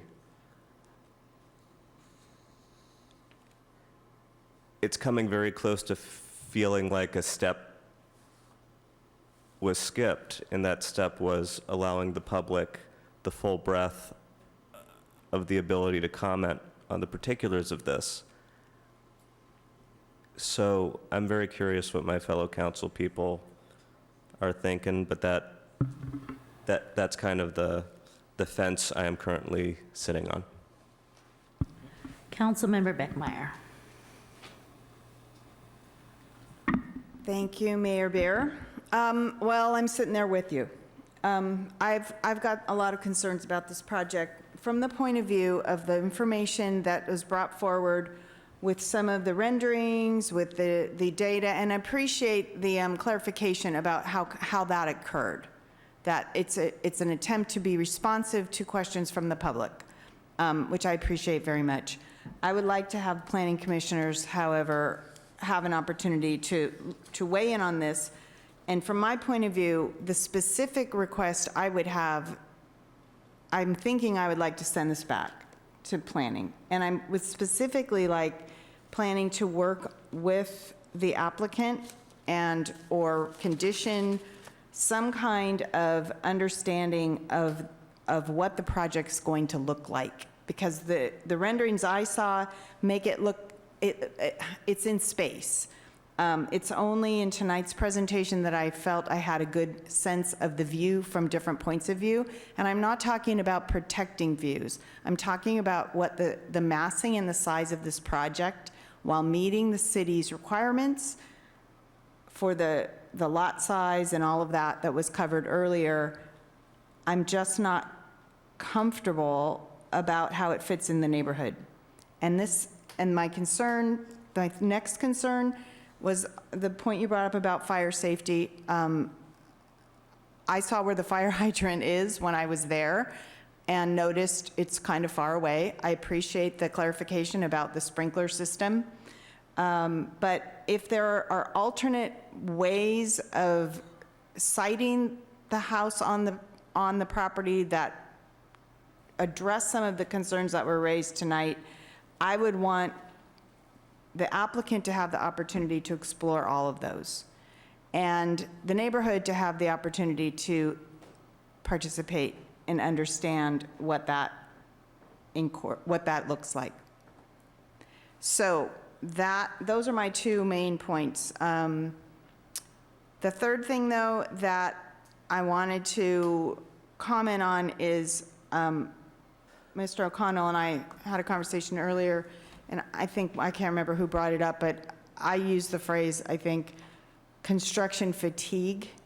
I think this neighborhood has a certain amount of construction fatigue, and that doesn't mean this project can't go forward. It means there's been some unfortunate practices by some of the builders on this very street. one house down from this very site, one or two houses down. And so I would think it would be beneficial to have an opportunity to really work through a safety and traffic plan that the neighborhood has an understanding of how it's going to work. And the way that I read this report, it says that's going to come later. That's going to be done later. And to the satisfaction of the planning director or to, I forgot who. But it didn't seem like it was something the planning department was engaged with or the public had an opportunity to understand before it happens. They'll just live with it after the fact. So I would like to request those things.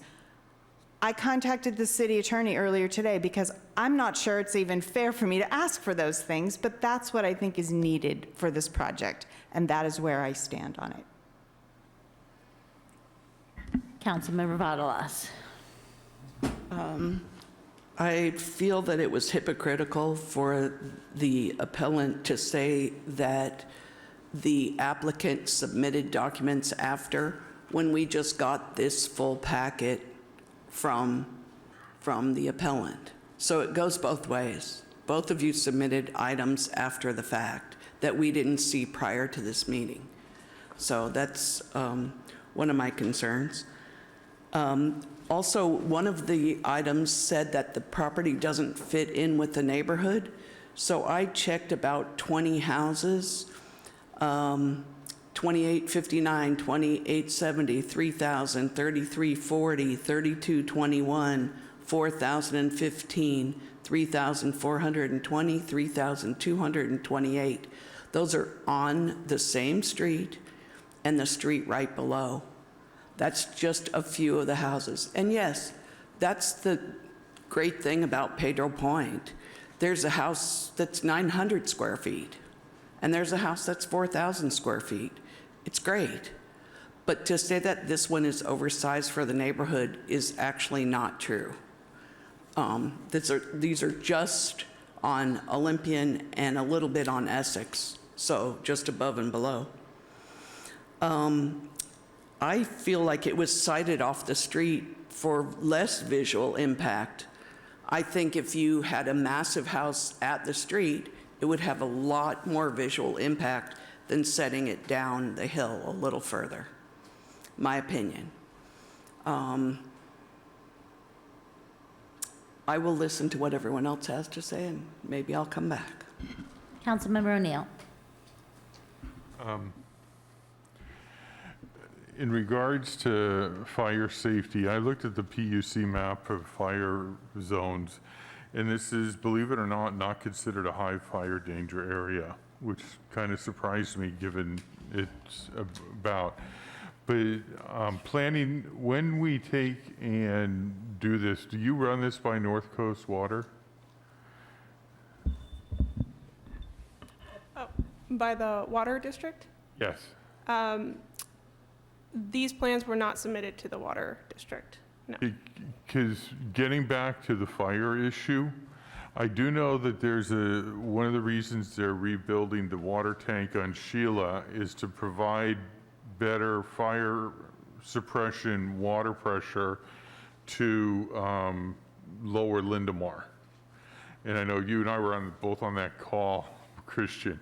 And I am concerned about with a 14-foot road with a pavement that has a useful life of 0, you know, and I, to be honest with you, didn't notice where the fire hydrant was, so, except it wasn't where I parked because I didn't want a ticket from Chief Steidle. But I think I am concerned about the fire suppression. So if we could see what the, you know, fire suppression is in any of these areas that are wooded, if that can just be kind of put in the system as something that we do, you know. I'm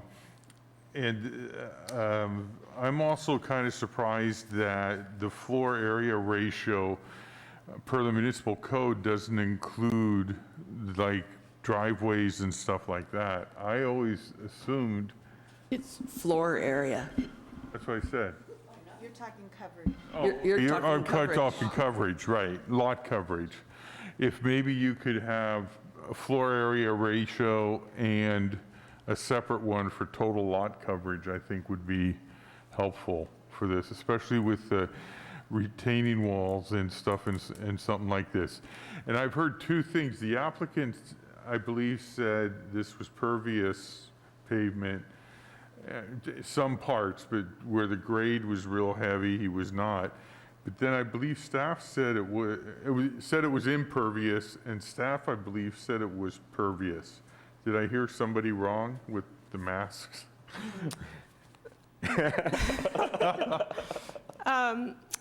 The driveway is, I identified the driveway as impervious, so it's a concrete driveway.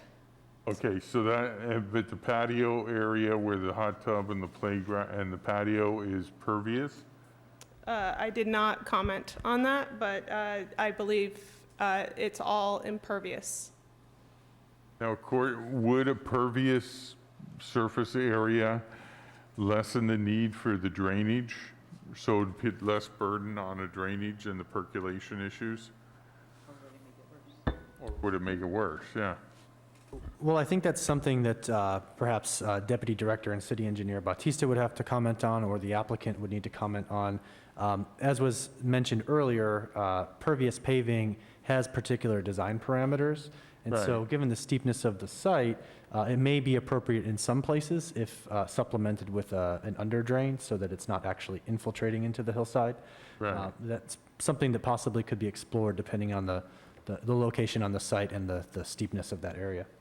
Right. Hi. Yeah, go ahead. Okay. You know, if it's an impervious surface, then the developer would have to take into consideration how much runoff is on that impervious surface and make sure that the detention on site will accommodate that flow. So, and I'm assuming that, you know, in the calculations that he gave us, that it was all reviewed in that respect. So, all that runoff was taken into consideration in the storm drainage plan. And Councilmember O'Neill, if I understand your question, I think you're trying to understand if the City Council were to require additional pervious paving, could that reduce the off flows of stormwater from the project? Right. Does pervious paving increase or decrease the need for drainage systems? Right. I think big picture, and the applicant should probably confirm, but my sense is given the significant size of the detention system that's already designed at the end of the drainage system, you may not see a net difference in the outflows at the end of that system if you were to add pervious paving to some component of the project. It may have a localized impact on how the water is retained and how long it takes to get into the system, but you may not see a difference in the overall outflow from the system. Sam, it looked like you wanted to say something. No, and I agree with what Christian just stated. Oh, okay. All right. Two people that, as Harry Truman said, you wish you could get two economists, one left-handed, one right-handed, that agree on things. So, And Councilmember O'Neill, if I may, correct one statement I made. The plans were distributed to the Water District for comment. Oh, they were? And in addition, the applicant did provide some documentation to show the water supply sufficiency for fire suppression. Right, more the pressure, I think, is what the issue was with fire suppression, yeah. And just to be clear, the project will need to demonstrate, if it's approved prior to issuance of a building permit, there's typically a separate permit application directly to the fire authority where they review specifically the water pressure calculations provided by the water district, and the fire sprinkler system designer demonstrates that the system can provide the appropriate level of fire suppression based on the available water pressure. So that is a very specific technical review that the city does perform before it would issue a building permit to ensure that the project is constructed safely and in accordance with the fire code. Oh, thank you. Thank you. I'm going to go ahead before you this last time. I just want to thank everyone. I want to thank the appellants. I want to thank the applicant. It's been my experience with Mr. O'Connell that he is very willing to collaborate, and so when the comment came up that it was confusing to staff, I realized that we're not able to like make you collaborate, but it is the best practice, right? It's always the best practice for us to work together as a community. And so I think there's opportunities to do that here simply because there's been all this information given to us from both sides that haven't been reviewed by the Planning Commission, and you haven't been reviewed by each other, right? And so there's an opportunity to look at these things and to start conversations again. So I agree with Councilmember Beckmeyer. I think it needs to be sent back to Planning Commission simply for the fact that there's all of this new information and there's opportunity here. There's real opportunity here. Mayor Pro Tem. Thank you, Madam Mayor, and it's sounding suspiciously like 3 votes of going back to Planning Commission. And I apologize for not coming to you sooner, Commissioner Godwin. And since you are here, I was wondering if you might lend us any perspective we don't already have, or any thoughts whatsoever that may be flowing through you as you're observing. Well, when we reviewed this project, it was a pretty interesting one and fairly complex with a high degree of slope on the lot. I think we've gone through everything we can realistically do looking at this, and I don't think there was any big concern about the project. So my belief is at this point we've got some new information, but it's probably not going to change the outcome of a second review.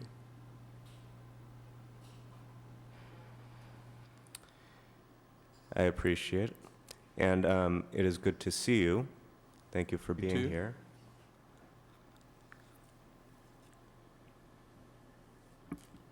And now I still don't know how I want to vote. Do we have a motion? No, they just want to refer it back, which is what I hope, which is what I want them to do. I don't want them to grant or deny. All right.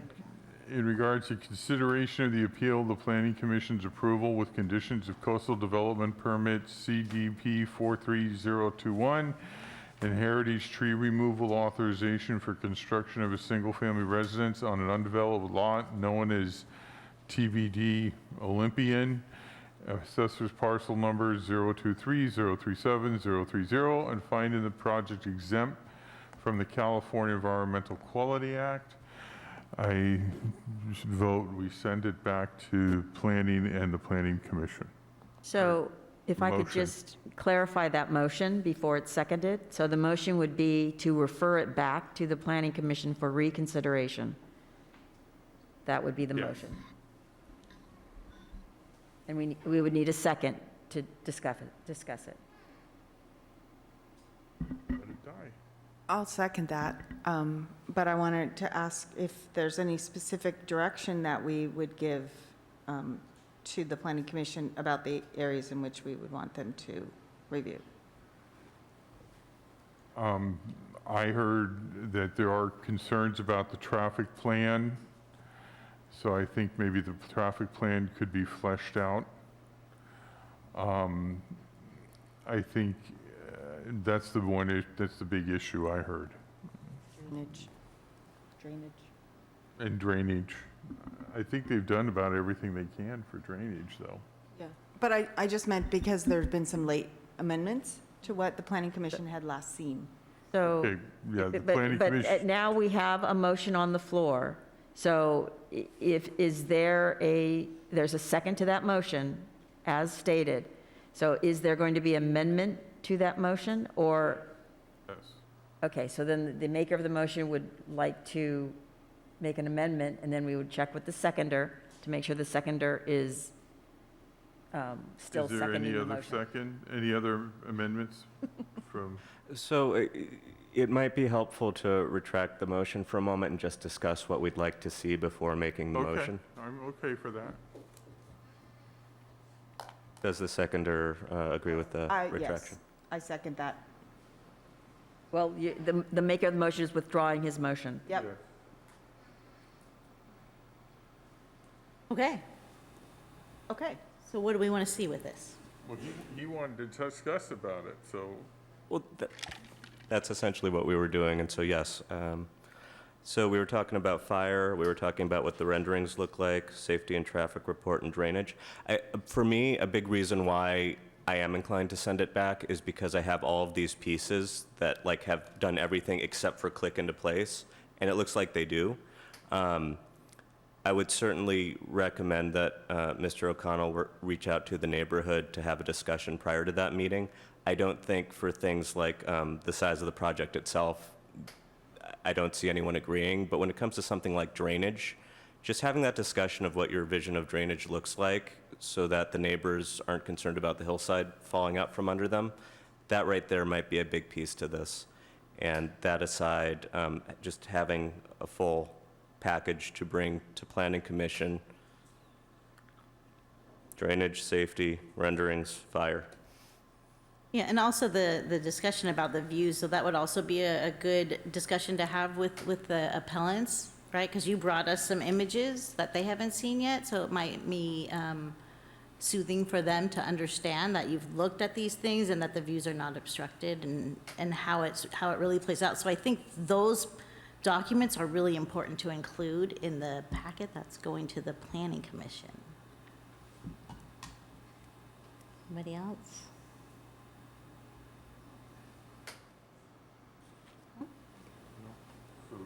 Okay.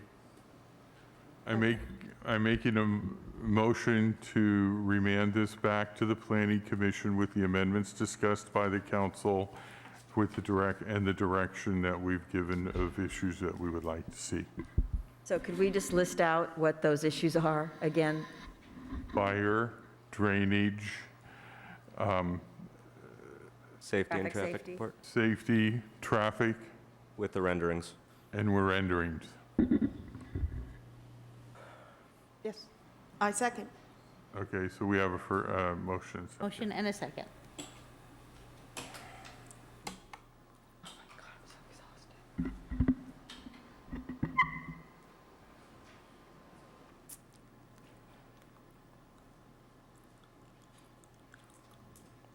That passes with a vote of 4-1, the no by Councilmember Vaterlos. Okay, thank you, everybody. It is time for us to take a break. We have been here since a long time, since 5:30. It is 9:36. We can get a few extra moments, maybe come back at 9:45. Yes. Thank you, everybody. Thank you for being here. Oh, well. Happy to be here.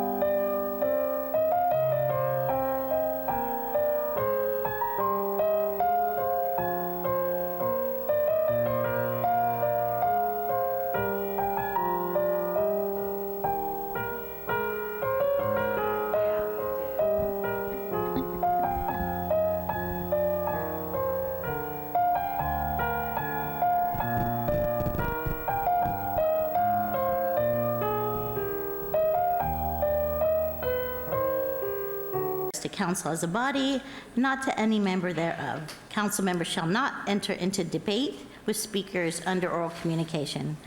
Maximum time of 3 minutes will be allowed for any speaker.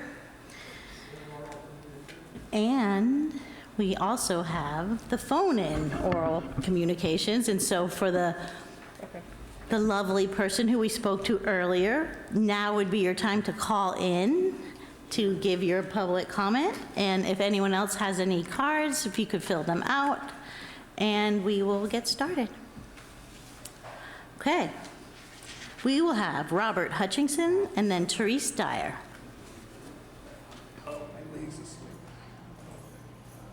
Hello. Hello. Thank you. Hello. City Council, Mayor Pro Tem, everybody. Did my 3 minutes start yet? It did. Okay. Well, I don't want to talk about this budget that you're discussing today, but why did the budget that was approved in April say that the Civic Center was funded? How could it be funded at that point? It was, that we didn't even have a bank loan. How could you approve a budget like that? It also said that it was funded by $6 million in grants and insurance money. So where's that grants and insurance money? We didn't lose it, did we? Or something? Like before? No. Anyway, I'd like to know where that is and how Howard could say that. I see we're spending $200,000 on air exchangers for the community center, which is related to the Civic Center costs. I mean, is there somebody is there an employee that's got a real sensitivity to mold or air? Or is there one person that's behind spending millions of dollars, or is this just to help everybody? Because, I don't know, so $12 million is a lot of money to spend to clean up some mold that they said would cost $300,000 to remediate. And I know the architect told you that it'll last longer this way, spending $12 million than $300,000. Of course it would, but we're not really getting that much more for our money. And now, I mean, what's with the glass elevator in the City Hall? Is that just for somebody's resume? Because the ADA does not require an elevator over 1 story high, over 2 stories, 1 story, or less than 3,000 square foot per floor on a historic building. So why are we keeping the elevator when you're cutting everything else out? That's all I have to say, I guess.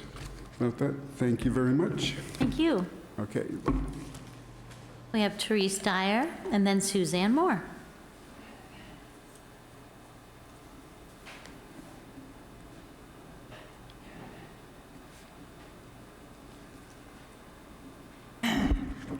Good evening, City Council and staff.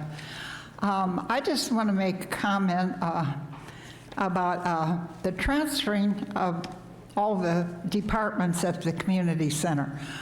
I really am for consolidating all the businesses in one place. In fact, I wish the police department would be there too. Now, I oppose any other place like Oceana High School to conduct these meetings. Why aren't they going to be conducted here? Or they could be conducted at the city council, at the center where we have a nice auditorium. Are we going to sell this building or what? Why are we moving around? I'd like some answers on that, okay?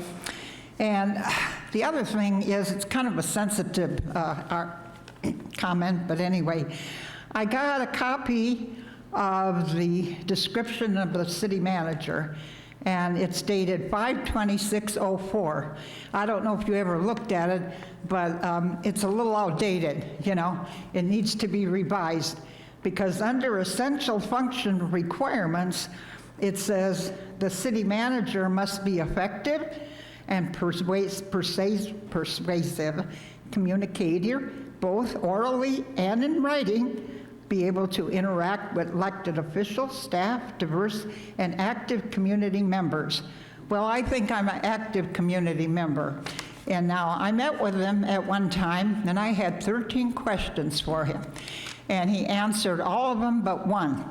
The one he couldn't answer was, how much have we spent on consultants so far, since he's been a manager.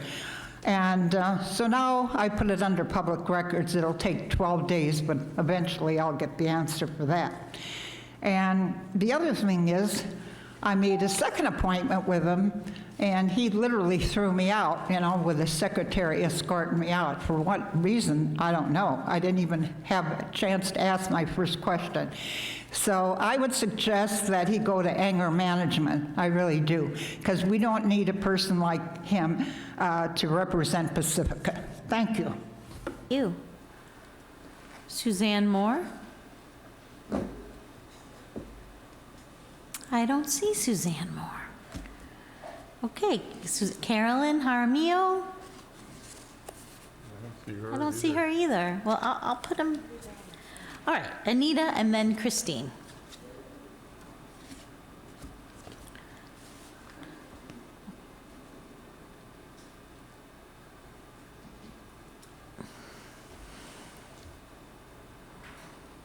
Hi, can you hear me okay with my mask?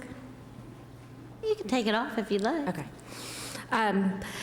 Anita Reese with the Pacifica Resource Center, and I just want to share that we are still open our regular office hours, so Monday, Tuesday, Thursday 9 to 5, Wednesday 9 to 7, Friday 9 to 1.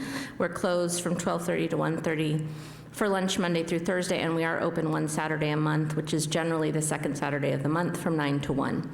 Whenever possible, we do encourage folks to call before you come to PRC to schedule an appointment or have a phone appointment.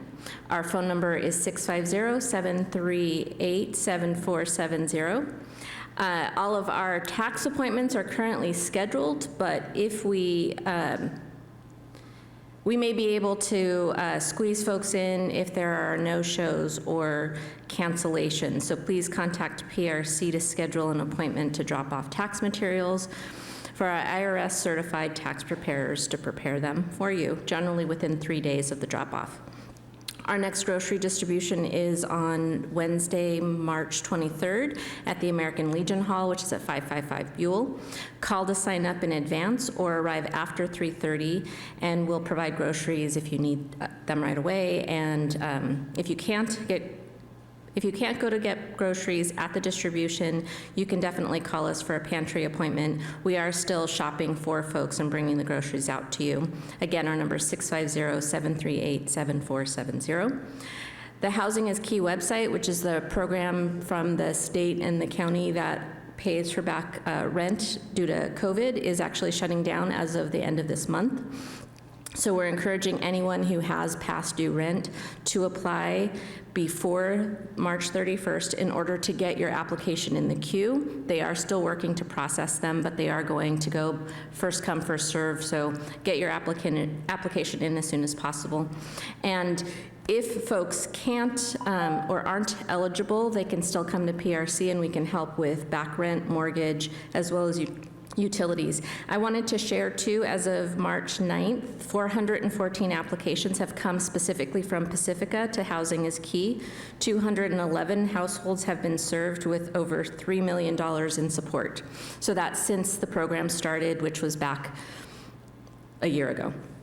Our UC outreach work is continuing, so please email us at ucoutreach@pacresourcecenter.org or text or call 650-575-4861 to let us know if you see somebody living outside, on the streets, in a vehicle, or in an encampment, so we can reach out and offer services. Again, our office number is 650-738-7470. You can email us at info@pacresourcecenter.org or go to our website and submit a contact there at pacresourcecenter.org. Thank you. Thanks, Anita. Christine.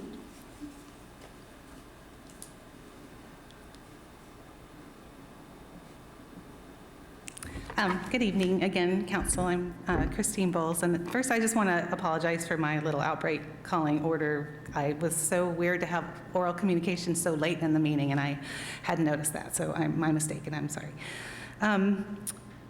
Let's see. I just want to say Teresa is actually very optimistic about her public records requests coming in 12 days, and I sent all of you an email last June about a public record request that I had made last February, and I still have not gotten any information on that. I still have several outstanding on the general plan. One, I've just gotten some documents back. This was a January 24th request. I've gotten a partial filling last week from Sarah, but there's still a lot missing, and then there were one or two more that I haven't been responded to at all. And this is a really serious problem because, it's part of the Sunshine Laws and the Freedom of Information Act. The laws are really clear about how a city has to respond to public requests. And I talked to the First Amendment Coalition, and, they've told me it's all in my rights to sue the city for what I've asked for, and I really don't want to have to go there. But it's been over a year for one of them, and not even a response of when I might hear. And that was about the seawall, and now the seawall is coming up in the discussion about the sewer project, and so this has really become timely and important again. And so I just really encourage you to see what staff needs to have the funding and the resources to comply. So anyway, you can work to an engaged public, as I know you want to do. And then finally, I just want to thank you so much for extending the public comment period on the DEIR and general plan. I just checked my phone. I sent in my last letter at 4:16 on the day of the deadline. I didn't get to read everything, but I know it'll come back, and I look forward to participating and updating these documents. Thanks. Thank you so much. Josh, do we have someone on the phone? Yes, Mayor Beer, I have one call-in with the last 4 digits, 8914. Exciting. Please press star 6 to unmute yourself and state your name for the record.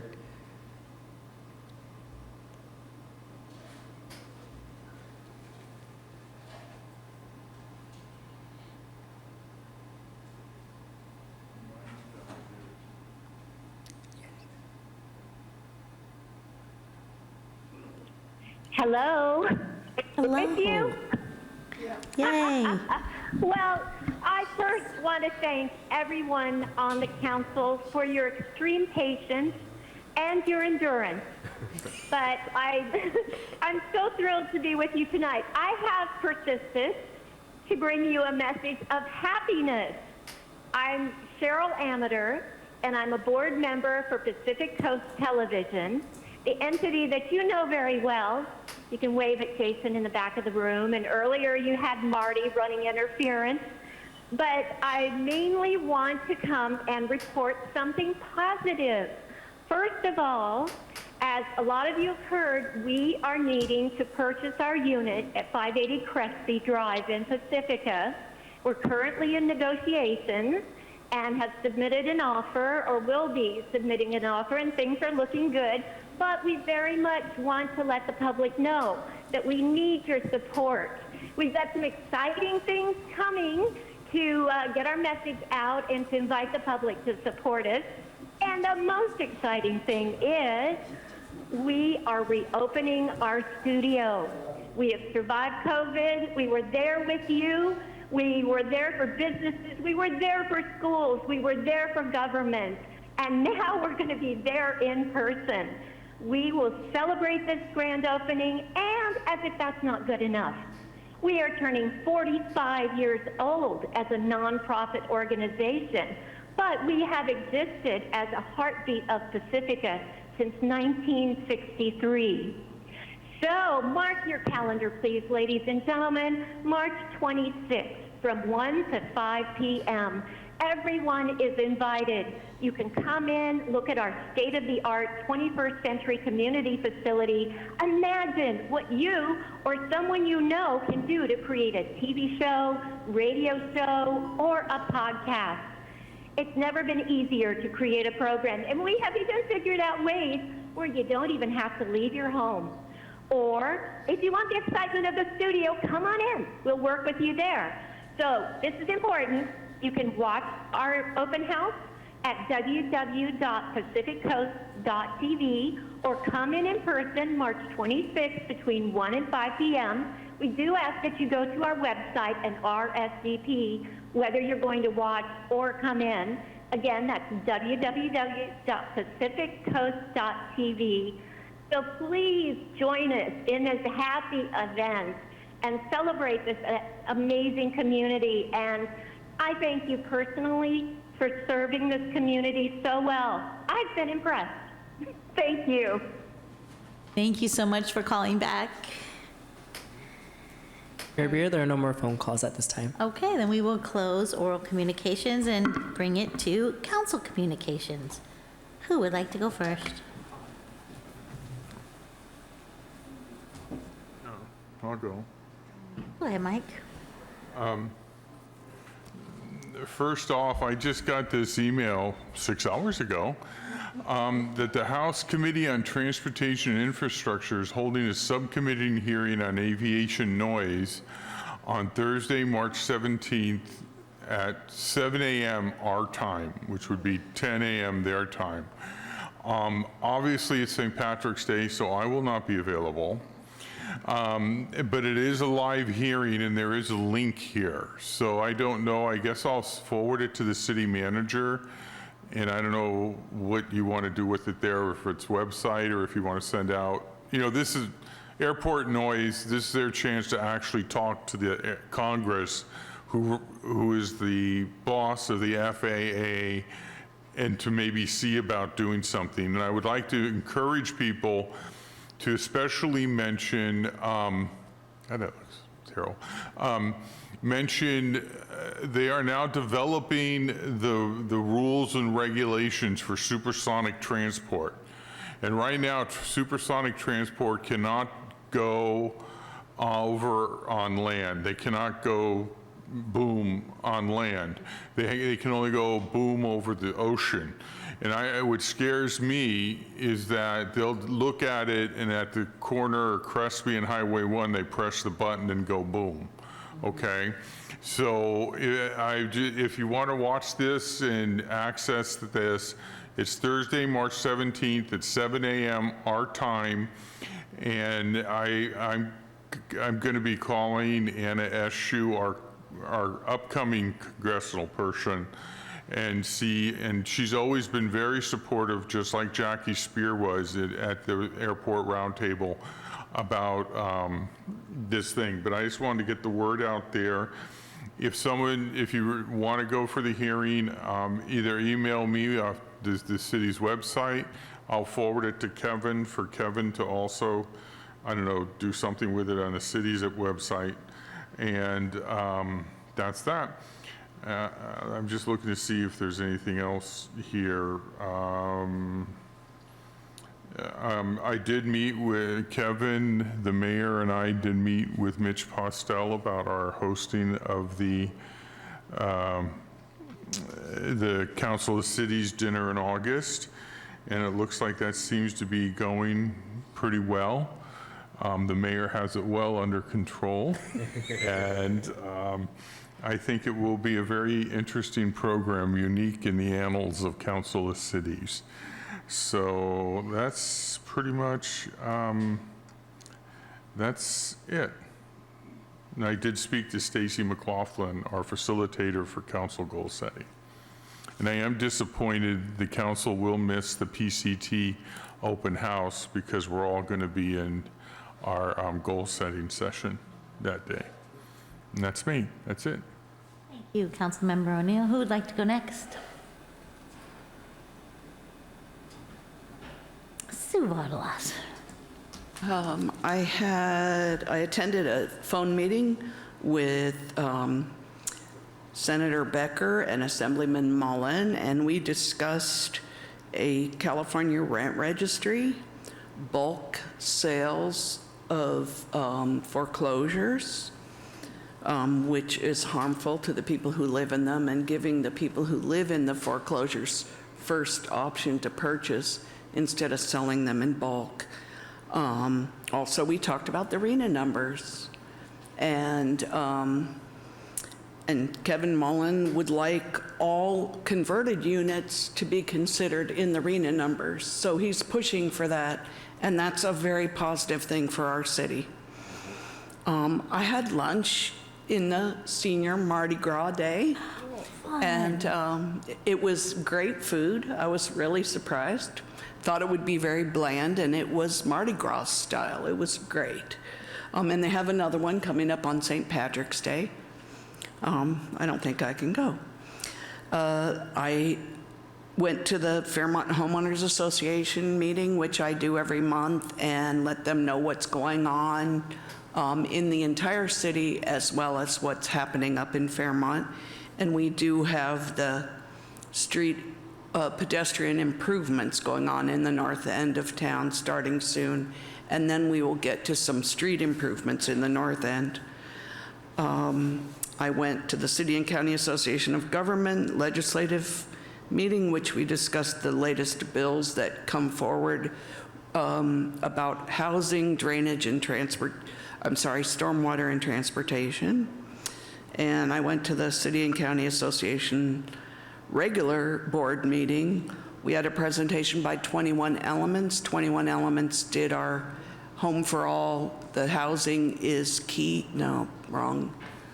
Our city housing meetings that we had. And of course, I say this every time, 101 managed lanes. They did open one of the managed lanes.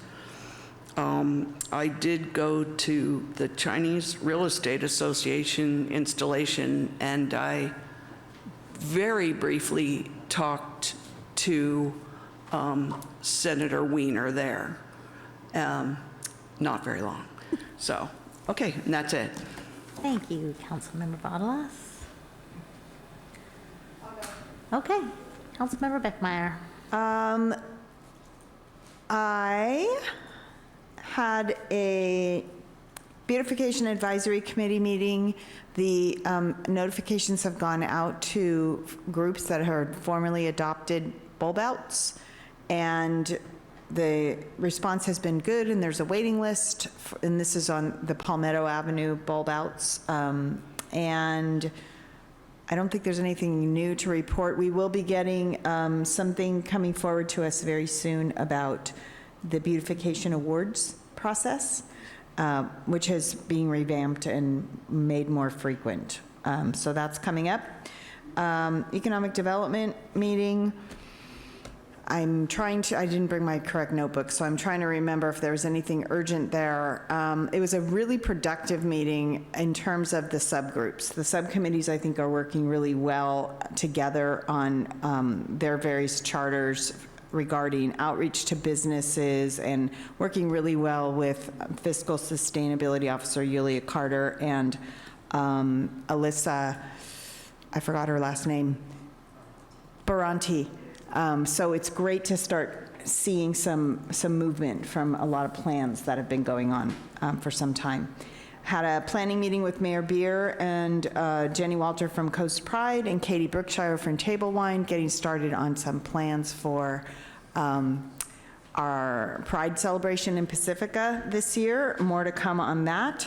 And this week, Wednesday and Thursday, I have Resource Management and Climate Protection Committee meeting for the county, and then Coastal Cities Group for the League of Cities.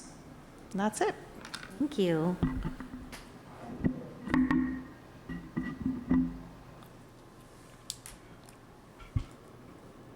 I didn't have a lot of meetings scheduled, and I took that as an opportunity to get some much-needed rest, and sometimes that is important.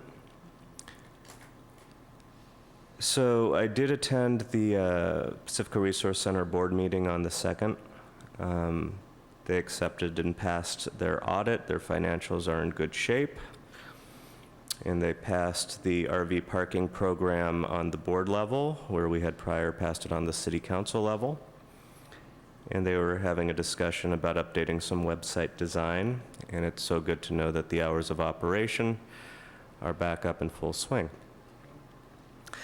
On the 9th, there was a meeting about sea level rise on the south coast, and while it doesn't necessarily directly pertain to us, at the end of the day, we're all sharing the same coastline, and I wanted to make sure that I'm staying up to date accordingly. And then I was invited unexpectedly to visit my family in Southern California. I'll just take a moment to talk about news not related to Pacifica. The Rotary Club in Idlewild dedicated a bench to my late grandfather in front of the pharmacy he used to own. And as a result, on very short notice, the entirety of the family was called home to Idlewild to meet with Rotary there. Excuse me, it's hard to hear someone speaking when people in the audience are speaking. Thank you. Thank you, Sue. And the fire department, the local fire department there showed up also, and so it was a lovely moment to honor my grandfather. And really nice to see all my family spur of the moment. Back at home, I just received a text today that it looks like Safeway decided to decline further negotiations with my union, and so I take that to mean we will be having an impending strike vote soon. And so I'm looking forward to continuing my job as a picket coordinator after we take that strike vote, if truly the company does not decide to come back to the table. And that aside, I'm looking forward to goal setting on the 25th and 26th. It's going to be a great opportunity to be a little less formal with my fellow council people as we discuss. We do a little development work, and then we'll have the proper goal setting session on the 26th to figure out what we're doing next year. Thank you very much. Hi, everyone, again. Okay, let's start here. So I met with Roy Ernst from Age Friendly Pacifica, and we're looking at the upcoming work plan for this year, seeing how we can continue the project we're already working on and then maybe come up with some new ones. So I'm excited about that. Thank you, Roy, for all the work you do for our age-friendly city. I went to Read Across America at Sunset Ridge, and I believe that Councilmember Beckmeyer also did that. I got to read to Miss Freeman's 5th grade class, and I just want to tell you something super cute. So I got a booklet of thank you cards from this 5th grade class, and one of the girls said in her card, I can't believe I met the mayor. I can't believe that I saw you and you saw me. It was just so beautiful. So those are really the things that fill my cup, you know, is going out there in the community, and I really needed it. So thank you to Sunset Ridge. I, along with my colleagues, Sarah McDowell from San Carlos, Giselle Hale from Redwood City, and Eddie Flores from South San Francisco are the planning team for the Mayor's Mental Health First Aid Initiative. I'm really proud of the work that we're doing. We are bringing mental health first aid training into all of our cities. So we have all but 4 cities have signed on to our initiative. We'll be doing activities all through May, which is Mental Health Awareness Month. So we will be having a mental health first aid training here in Pacifica. More news to come on that. All of the trainings have been paid for by San Mateo County. So we are really, really lucky to live in a place, and I love to collaborate. So this has been really great for me and for all of us together to come together with something so important and then have such huge support from the county. Like, they're just giving us money to do these trainings. It's really wonderful. As Councilmember O'Neill said, I met with him and our city manager at the Sanchez Adobe to talk about our Council of Cities dinner, which is going to be really fun. So I'm looking forward to that. It's going to be in August. I'm very excited about our Pacifica Pride events. We've never done this before, so we're working in partnership with Coast Pride and seeing what we can come up with there. It's really, really exciting. I have a meeting with Pacifica Hot Rods coming up to see if they're going to be willing to do a car parade that day and get everybody involved. You know, Pacifica loves a good car parade. And so I wasn't going to say this, but I feel like I need to. And so just as a caveat, that I do not have any responsibility to reply to emails that contain personal attacks. So I'm just letting you know that right now, that I don't have to reply to those, and I'd much rather go to the 5th grade classroom. So I'll say that much. So I've been to 2 memorial services in the past 2 weeks for young people, one who was involved in one of my programs, one who is a recent graduate from Terra Nova High School, all killed by drunk drivers, being hit by drunk drivers. And because of the work that I do and have been doing for a very long time, this hit me really hard. And so I just want to throw it out there that, you know, drinking and driving is still a really, really bad idea. And our young people are dying. And so I would like to close our meeting tonight in honor of T.J. Nielsen. Him and his mother, Jenna Gilman, and his father, Terry Nielsen, were community members for a very long time here. Jenna did some, she was a therapist, so she saw a lot of our young people, and it was their son that was lost. I attended a beautiful service for him on the beach on Saturday, followed by a reception by the skate park. And so I just wanted to make sure to honor them the best that I can. So, okay, that's it for me, and we will go on to staff communications. Thank you, Mayor Beer and Mayor Pro Tem Big Stick and council members. Kevin Woodhouse, City Manager. I have just brief communications tonight. I just wanted to start by giving thanks for the team that has worked to bring us back in person for council meetings tonight. It doesn't seem like much, but it was a big effort to do this. And so to City Clerk Coffey, who really was the foundation of it, management analyst Josh Montemayor is spearheading the phone-in pilot tests that we're conducting. It's gone pretty seamlessly tonight, and as we've adapted to the delays. The Public Works team came in and did a big deep cleaning in here and signage and other work. The IT team did a lot of work. Really, the entire staff has been working on this, and also to the City Council, who's given direction over numerous meetings dating months and months ago as we've kind of navigated this roller coaster of Omicron. So when in early March of 2020, when we had our last meeting here, we were thinking, well, how is this going to work that we're not going to meet in person? And 2 years later, we're back in person trying to figure out, okay, well, how are we going to meet in person?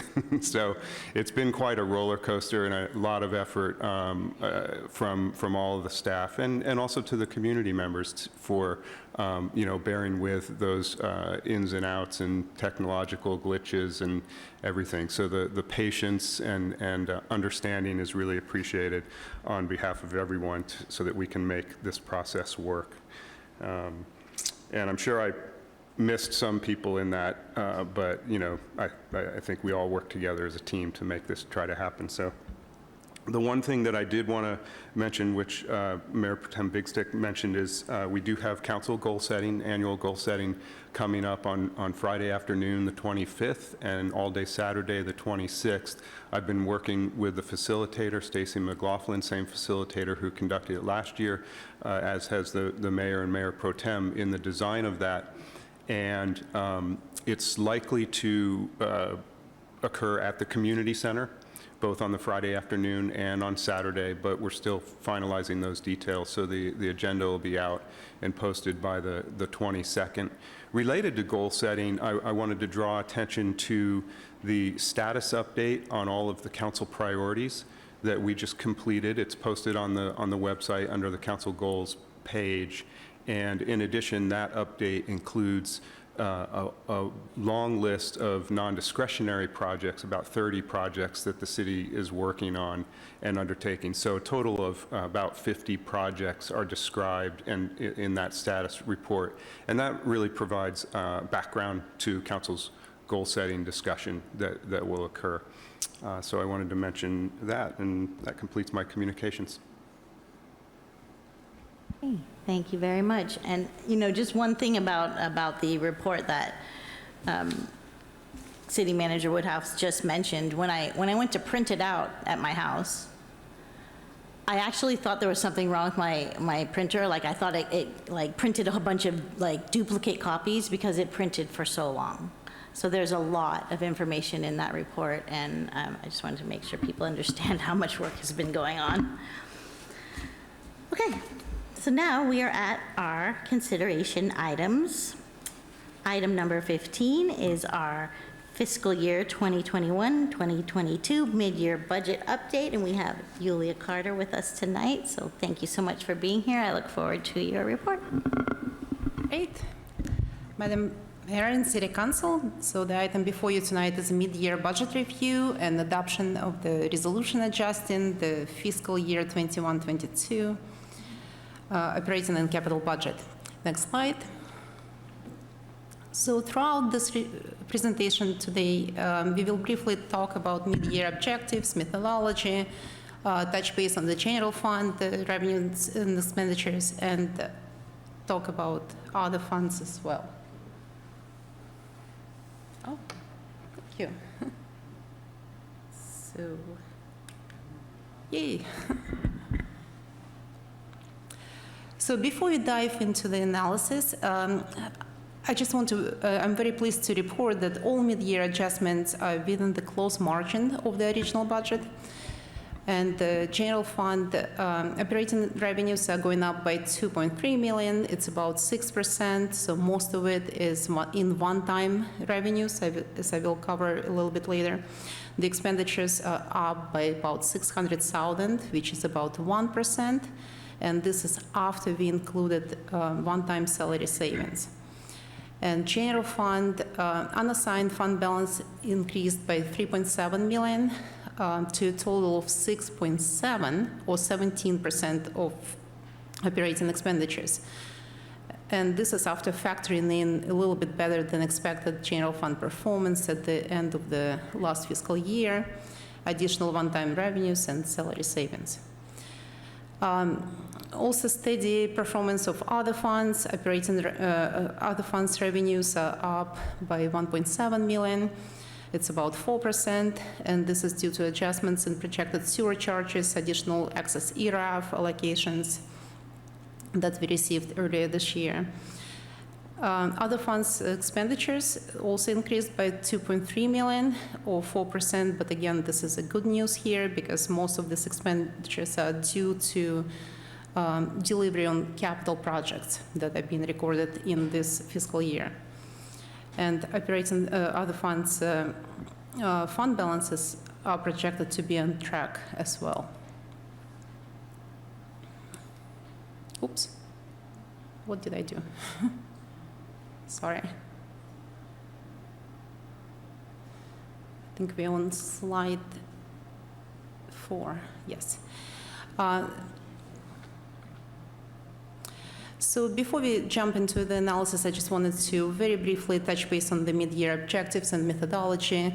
As you know, but for the public, the mid-year budget review, the purpose and objective of the review is to analyze year-to-date revenues and expenditures, to review assumptions that were made before the budget cycle, and make any necessary adjustments to the to reflect the changes in the city's economic and financial conditions. Also, it's important to realize that mid-year budget review leads to the new fiscal year development process, and as City Manager mentioned earlier, we are about to go into strategic planning, so that's another step in the budget development process. And the analysis that you see before you today will be used for the base budget assumptions for the next year. Okay, I used the right button this time. And for the methodology that we used for the mid-year analysis, we used the actual data from the last available quarter to prepare this report, so that would be a quarter that closed on December 21. We also went back to the council meetings at the beginning of the fiscal year to capture all previously approved items that came from the council's actions throughout the year that may have modified the budget. And we made year-end estimates in operating revenues and expenditures within each budget unit. And during this exercise, the last exercise, all the estimates in excess of adopted budget by 5% and 25,000 were considered material in nature to trigger adjustments. So this slide provides a big picture view or the quick summary of the mid-year changes. You can see those are projections across all funds. You can see on the left side, the revenues are showing increase of 3.9 million. Again, this is across all funds. Expenditures show increase of 2.7 million. It's about 3%, and that chart is on the right side. And I just want to bring your attention to the slide in the middle. That chart shows the total impact of the mid-year adjustments, and you can see the majority of changes would be in other funds. The increases in revenues are shown in blue. That's about 2.3 million in general fund, 1.7 in other funds, and increases in expenditures shaded in orange. Again, about 600,000 in general fund and 2.2 million in other funds.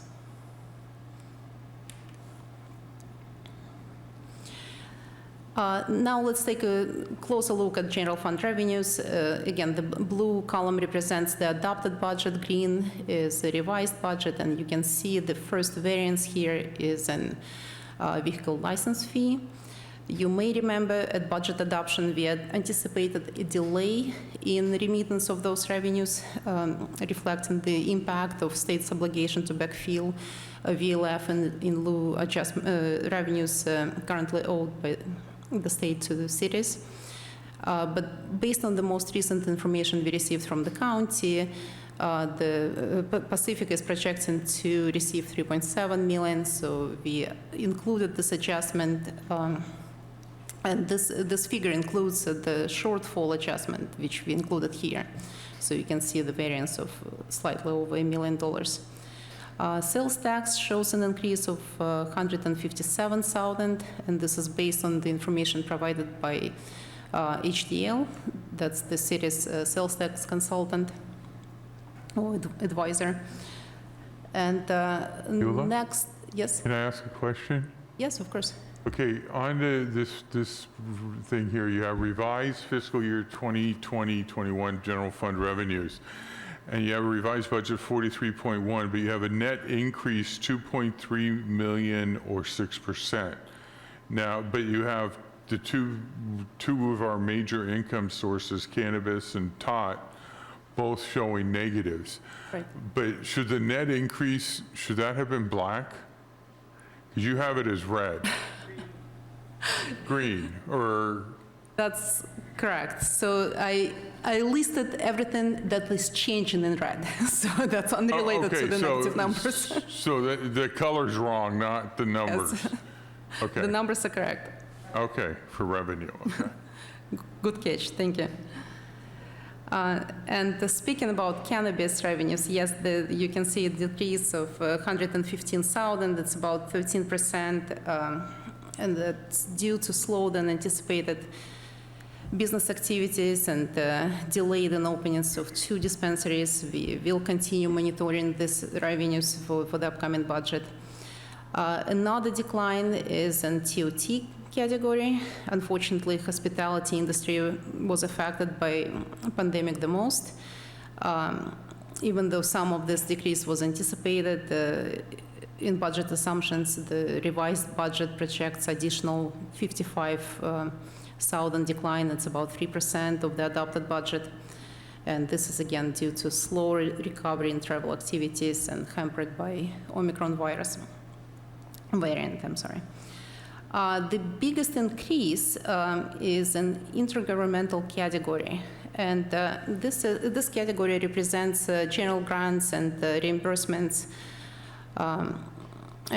You can see 1.2 million increase here. So this includes additional allocation of the American Rescue Plan Act It's about 400,000. Some cost reimbursement from Cal OAS for wildfire services. This is also included. Offsetting increases included in the expenditure side, and additional COVID-related grants that the city received earlier this year. And I want to highlight that this category, or most of these revenues, considered to be one-time, so they cannot be counted towards the long-term financial sustainability. The charges for services shows modest increase of 78,000. That's about 1%, and that's a combination of increase in reimbursable building planning activity and more granular projection for some recreation activities. And as you can see, there is no change in other taxes and transfers categories. We can skip this slide, as it's the same information, just presented a little bit differently.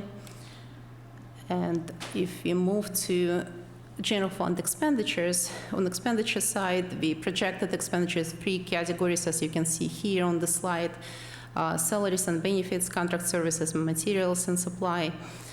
And I want to bring your attention to a little red circle here. We are projecting some salary savings created by high vacancy rate and the number of retirements this fiscal year.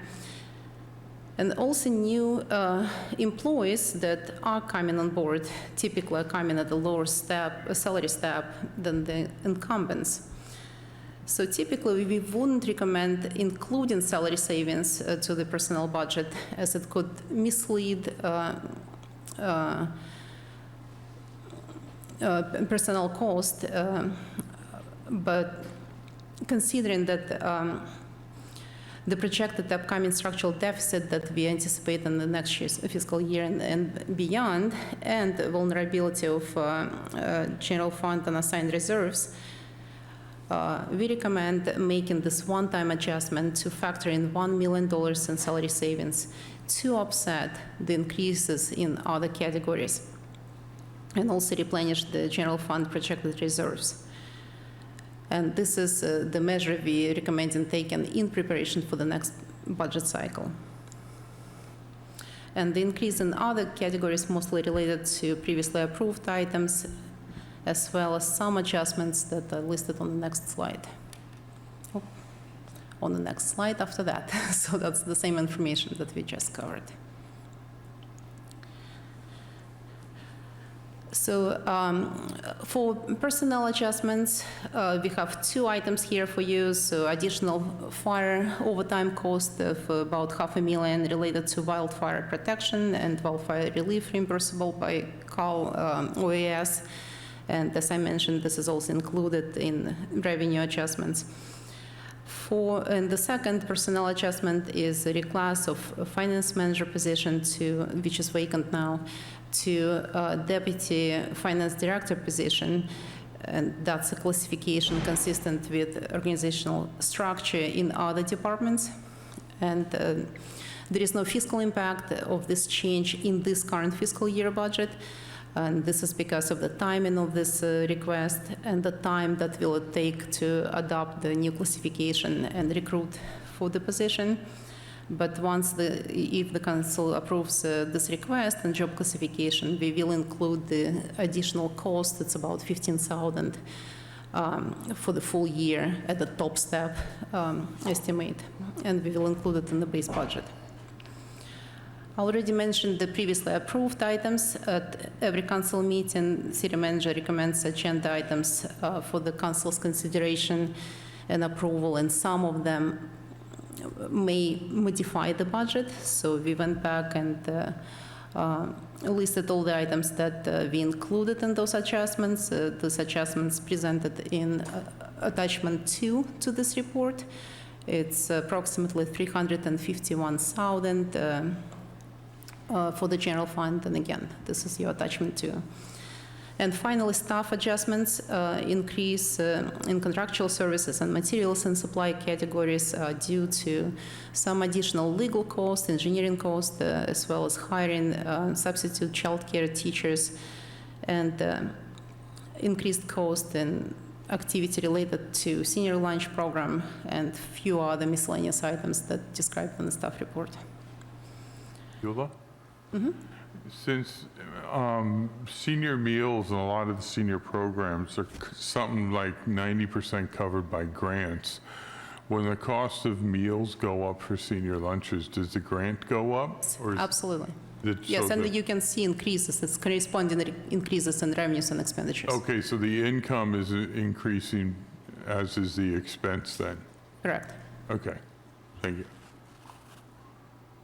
And again, staff recommends including one-time salary savings of $1 million to offset those increases and replenish the general fund reserves. But it's important to note that the cost will be restored back to fiscal year 22-22 base budget, the personnel cost, I mean. Now, to conclude our analysis of the general fund, let's take a look at the estimated general fund balance projected through the rest of the fiscal year. The total ending general fund balance is now 16.6 million. Of that amount, 6.7 million is unassigned. Oops, I have some animation here, sorry. So just, I want to bring your attention to this red circles. That's what I'm speaking to. And you can see in unassigned category, about 1.6 million is the increase in unassigned balance. And this is in addition to 2.2 million that we already added at the fiscal year 2021 year end that we reported to you in December. So now our unassigned fund balance is about 17% of operating expenditures. This is, and now the unassigned fund balance is compliant with the GFOA recommended minimum guidelines. And you may remember me saying that we were not quite there at the budget adoption. So now I'm really pleased to report that we are meeting these guidelines just by the margin. And the guideline is about 2 months of operating expenditures. So that would be about 6.6 million, close to 6.7 million for Pacifica. Again, this is a very good indicator that the city is moving in the right direction, replenishing the general fund balance.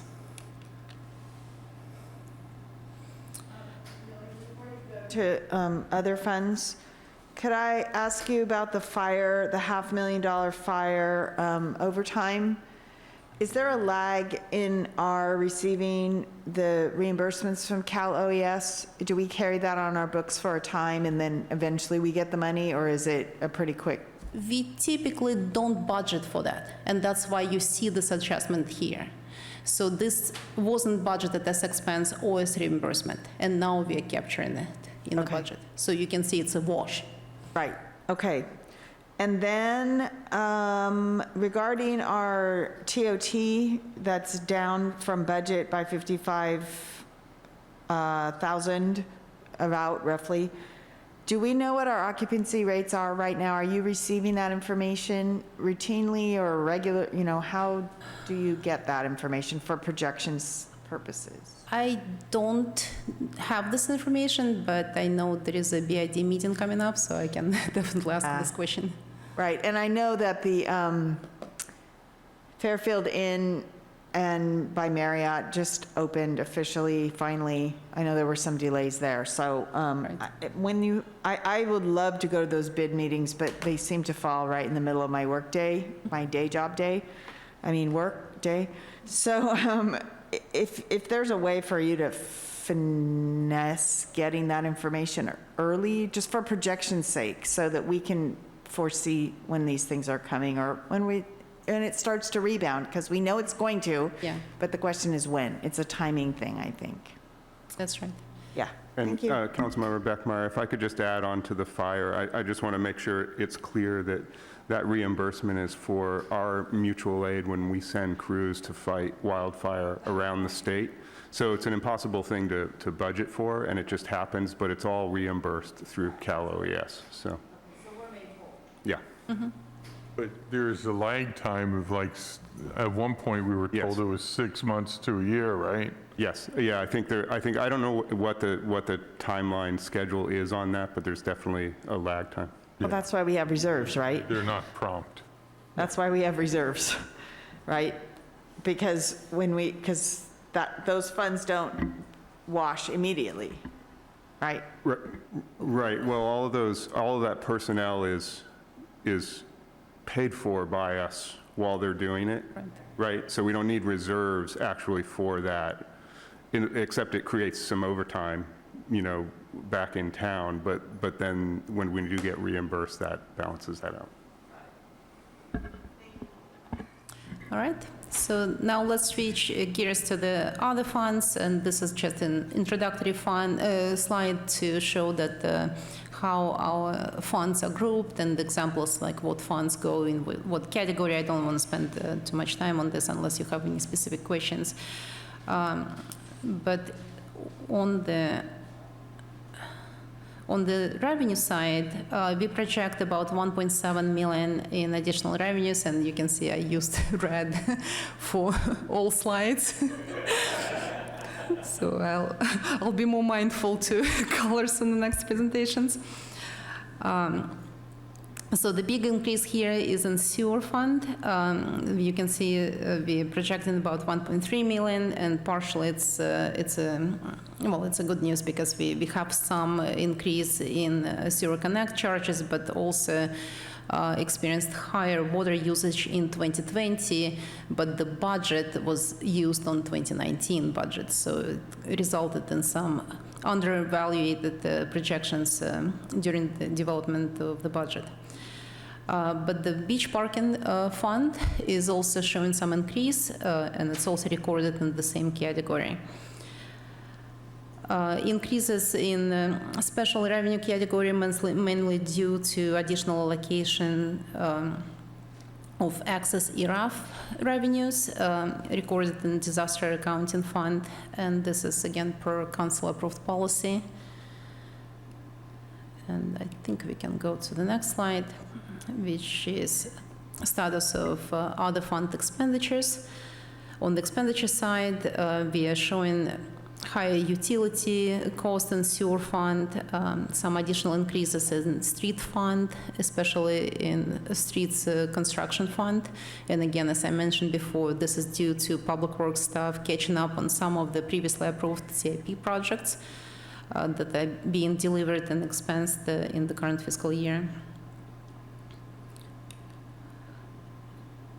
And if all changes that we discussed so far were approved by you tonight, here's the projected citywide fund balance summary. Again, as I mentioned, we have about 27 funds that are grouped in 5 categories before you here on the slides. You can find additional information on all individual funds in the fund balance summary schedule. That's your attachment 5, I believe. And the city's fund balances across all funds are projected to be 58.4 million. And one thing I just want to highlight, these are not cash balances. So some of these funds, specifically wastewater and motor pool funds, include capital assets as well. To summarize everything we've discussed so far, general fund operating revenues project to increase 2.3 million or 6%. Expenditures also showing some increase. It's about 600,000 or 1%. And again, all of this is within the close margin of the adopted budget.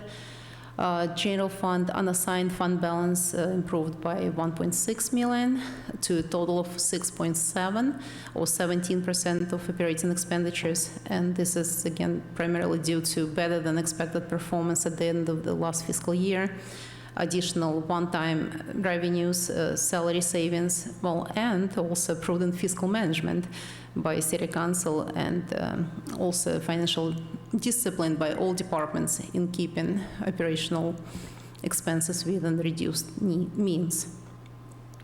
And again, mid-year budget adjustments within the closed margin from the original budget. And we are pleased to report that even with this adjustment, the budget remains on track. That brings me to the last slide, and I'm not going to read it all, but I just want to ask that the City Council adopts the attached resolution to amend the fiscal year 21-22 operating and capital budget as presented in the staff report and this presentation. And with that, I'm happy to answer any questions. Madam Mayor, before we begin with questions, it is 10:50. We need a motion. We need a motion. I move that we extend the meeting till 11:30. I'll second.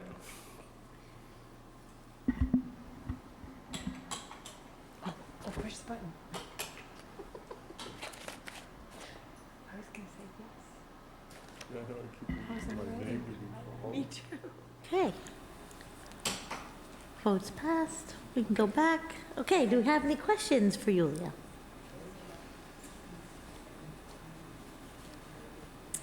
Okay, we can go to public comment. If you have comments on this item, if you could fill out a yellow card, please. Make sure I can read your name. Put the item number on there. And on the way. And on the way. And if you're on the phone, you can dial in 650-898-6965.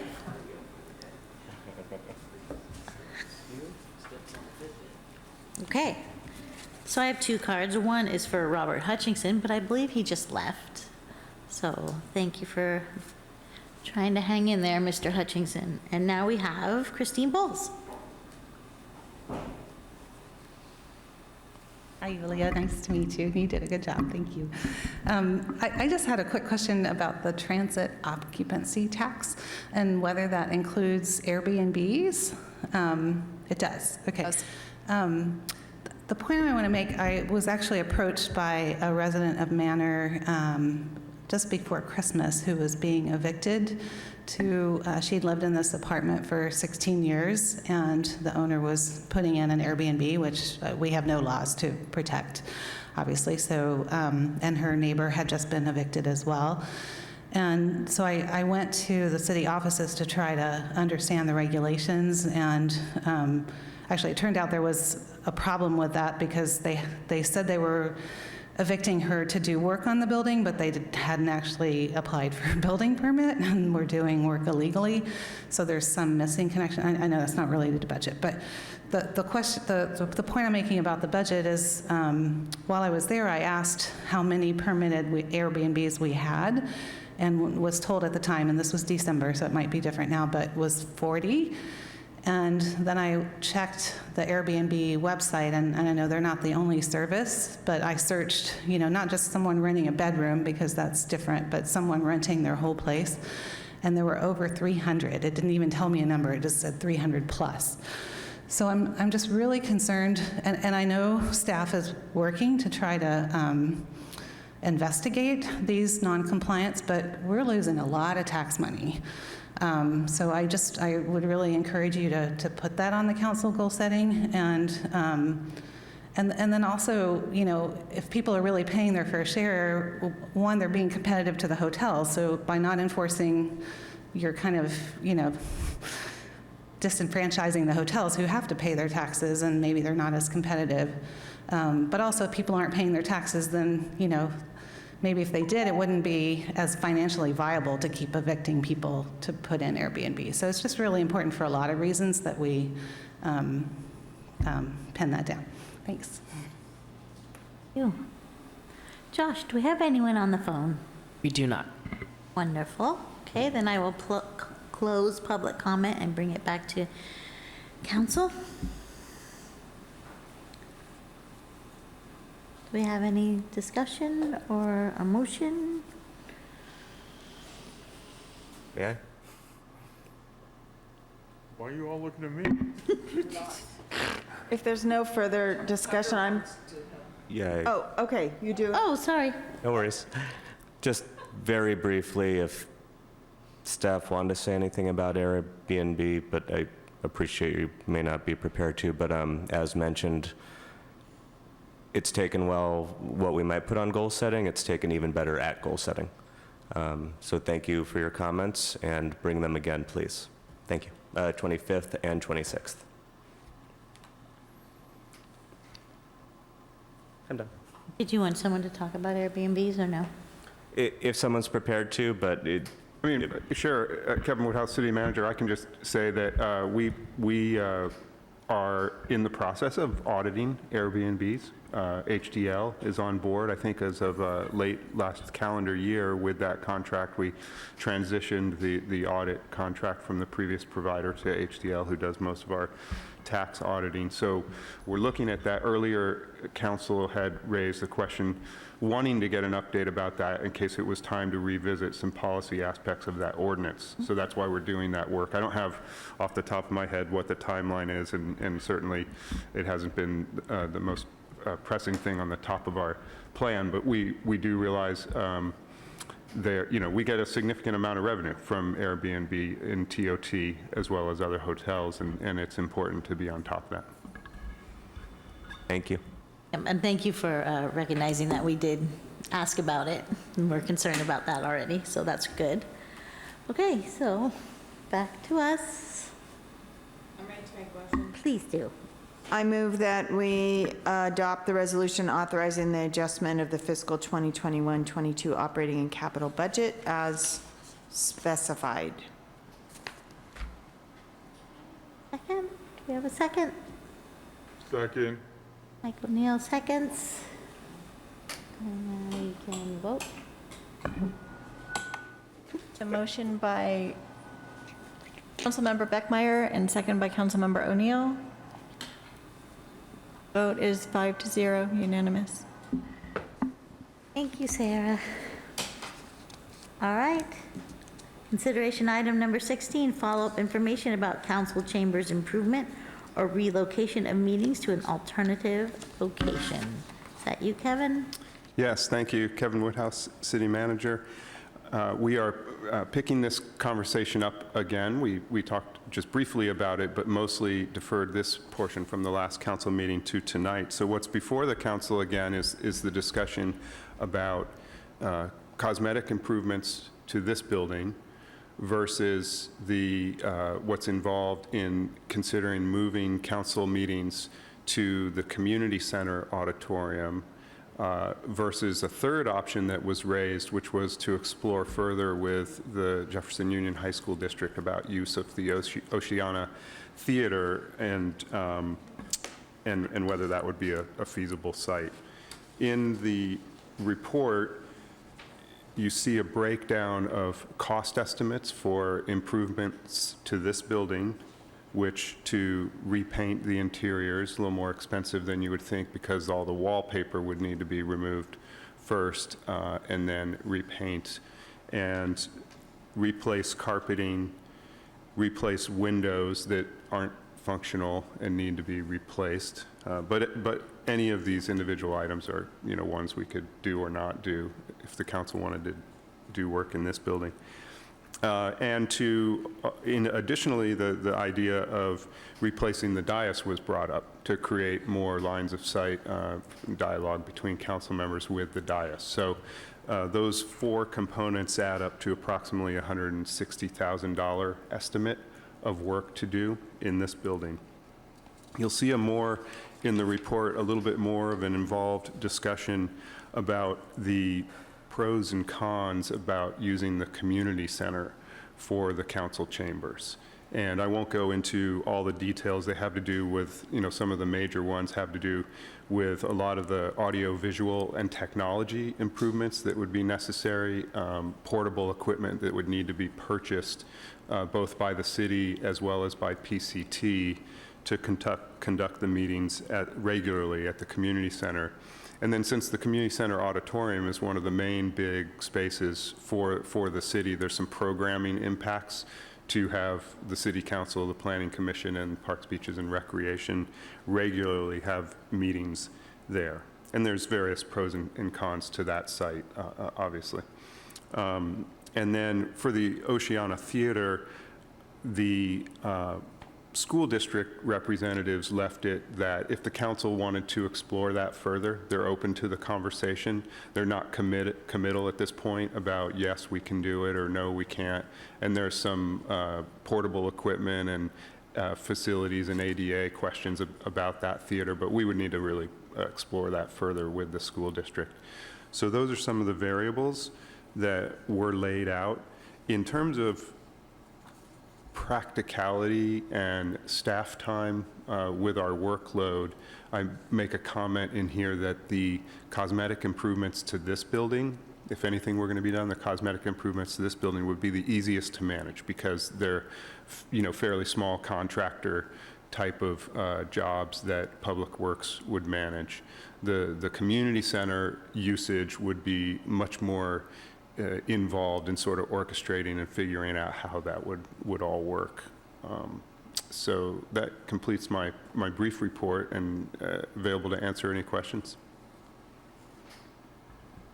I think I'll go ahead and talk first because I know I was the one to bring all this up a little while ago, and I think the main reason was I just really wanted a space that's more welcoming to our community and a space that allows us to work with each other seamlessly, so I could see you all, even though I can see you all. So maybe it just was because I hadn't sat here for a little while. But, the welcoming piece is really important to me.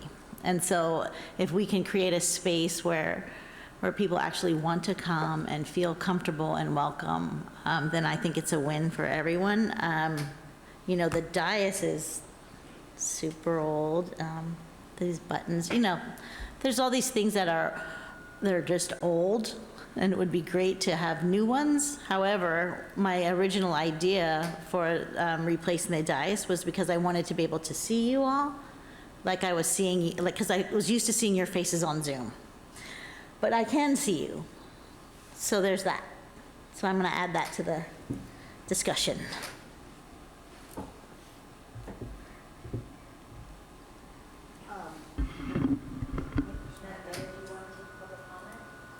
I would love to take public comment unless someone has, okay. I forgot about public comment, thank you. I see no cards. Josh? No phone calls either. Okay. Everybody else in bed. Well, we'll close public comment, bring it back to council.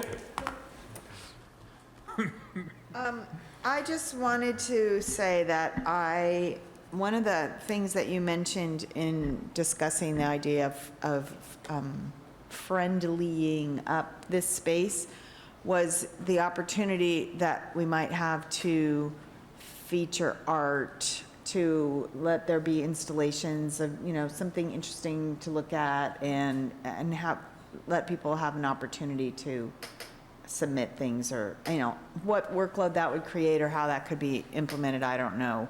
But I do like the idea.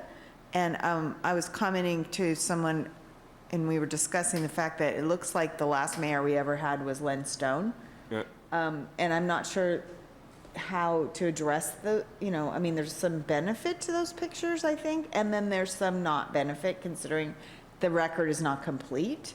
So utilizing that space maybe for community art or thematic, something might be more in keeping with where you were going with your original thought, which I would support.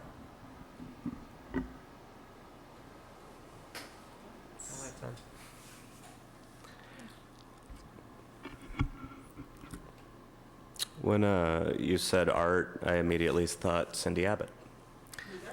And so that's to say that depending on the improvements we make, it doesn't necessarily need to be on the backs of staff. Maybe Cindy could come up with something and that would, or some such. As I'm looking around, I'm thinking perhaps the chairs could be a tad more inviting. Yes. And I think that more so than the carpet, although, points taken. And how are you feeling about the dais now, aside from it being old? I feel like I can see you, so I don't think that's as important as I thought it was. Okay. In that case, don't need to go forward with commenting on that because in general, I'm somebody who is easily satisfied. The points well taken about making this a warmer atmosphere.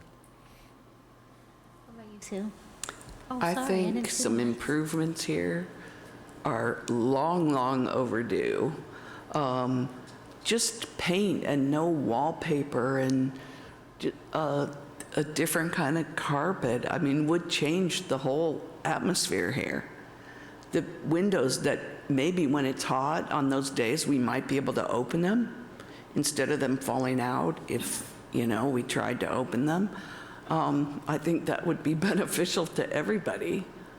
So I really appreciate that they changed the lights for us at one point and added heat because we didn't used to have good lighting or heat. Now we can actually see people, which I know, I can see you back there. So, and I really appreciate those improvements, but I think that the physical improvement will do a lot for this building. Thank you for bringing it up.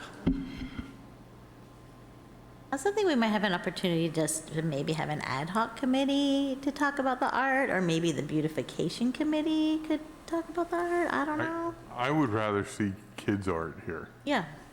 Every school gets a month to put something up there, you know what I mean, instead of, nothing against Sanchez Art Center, but just bringing in youth, We can do both. We could get rid of all the dead presidents too. Maybe just have the current one there, and that's it. So I think it might be helpful if we had an ad hoc committee, just so we could talk about it and talk about the art program specifically. Regarding the committee suggestion, I think the city attorney would probably say that for the council to actually appoint an ad hoc committee formally, we would need to bring that back to the Okay. council. But I would offer that, perhaps the way to start, not just for, brainstorming a public art program in here, but also for if we were to do carpet or other cosmetic improvements, like what would those look like? I could work informally with, 2 council members, probably the mayor would be one of them, to, brainstorm ideas and then decide if there's a formal action the council needs to take on a next step and then bring that back. But maybe there wouldn't be. Maybe there would be something that the BAC would take up related to a rotating kids art program or something. But yeah. Would the work here need to require a coastal development permit? No, I don't believe so. I'll turn to Director Waremeister, but yeah, she's shaking her head. No, it's If it more. did, it's a no for me. Some of the cosmetic improvements might require building permit, the windows, for example, but not too involved if you're just doing cosmetic stuff.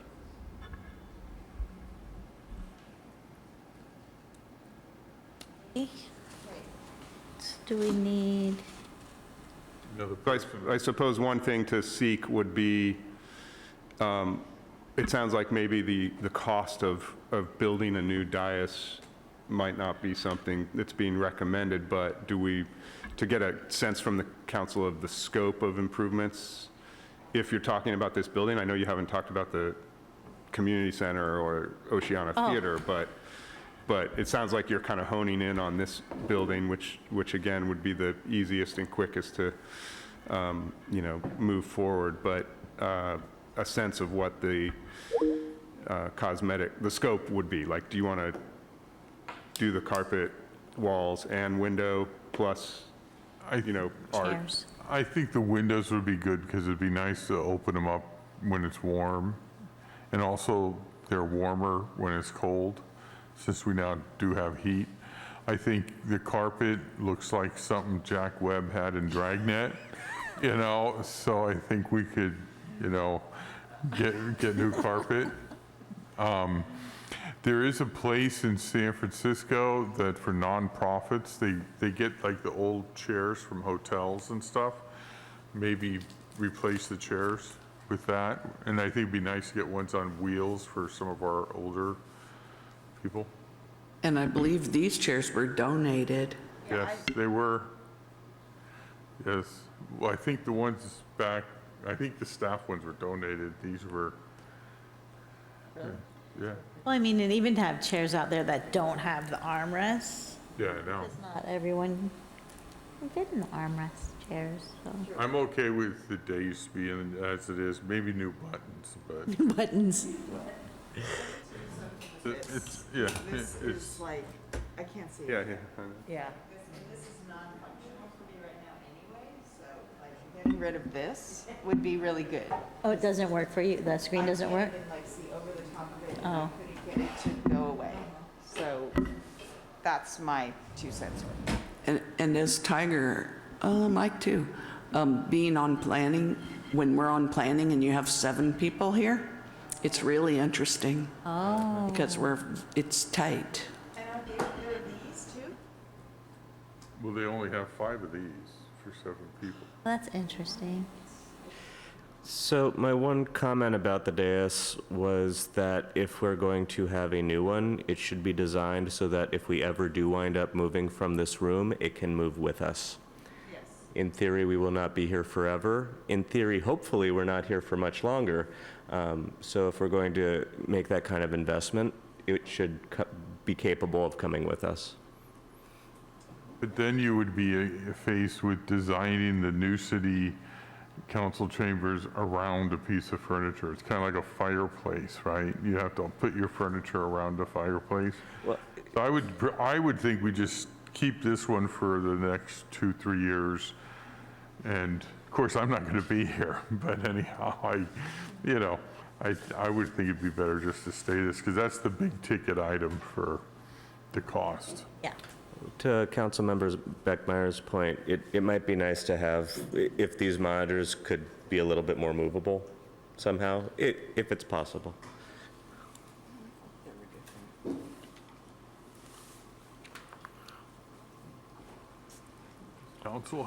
Does manager have direction? Yeah, do you have enough direction, Kevin? Yeah, if the council wanted to select a second person to work informally with me in addition to the mayor, that would be great. Do we have a volunteer? Yeah. Yeah, no, just pick somebody, just say it's Yeah? All my taste is Okay. in my mouth. Councilmember Beckmeyer will fill that position. Great. She's shaking her head. That has to come back. I'll work informally with the mayor and Councilmember Beckmeyer. Okay. Thank you. Yes, so I'd like to adjourn our meeting tonight in honor of TJ Nilsson and his family. Thanks, everyone. So good to see everyone. Good night. Hey, good job.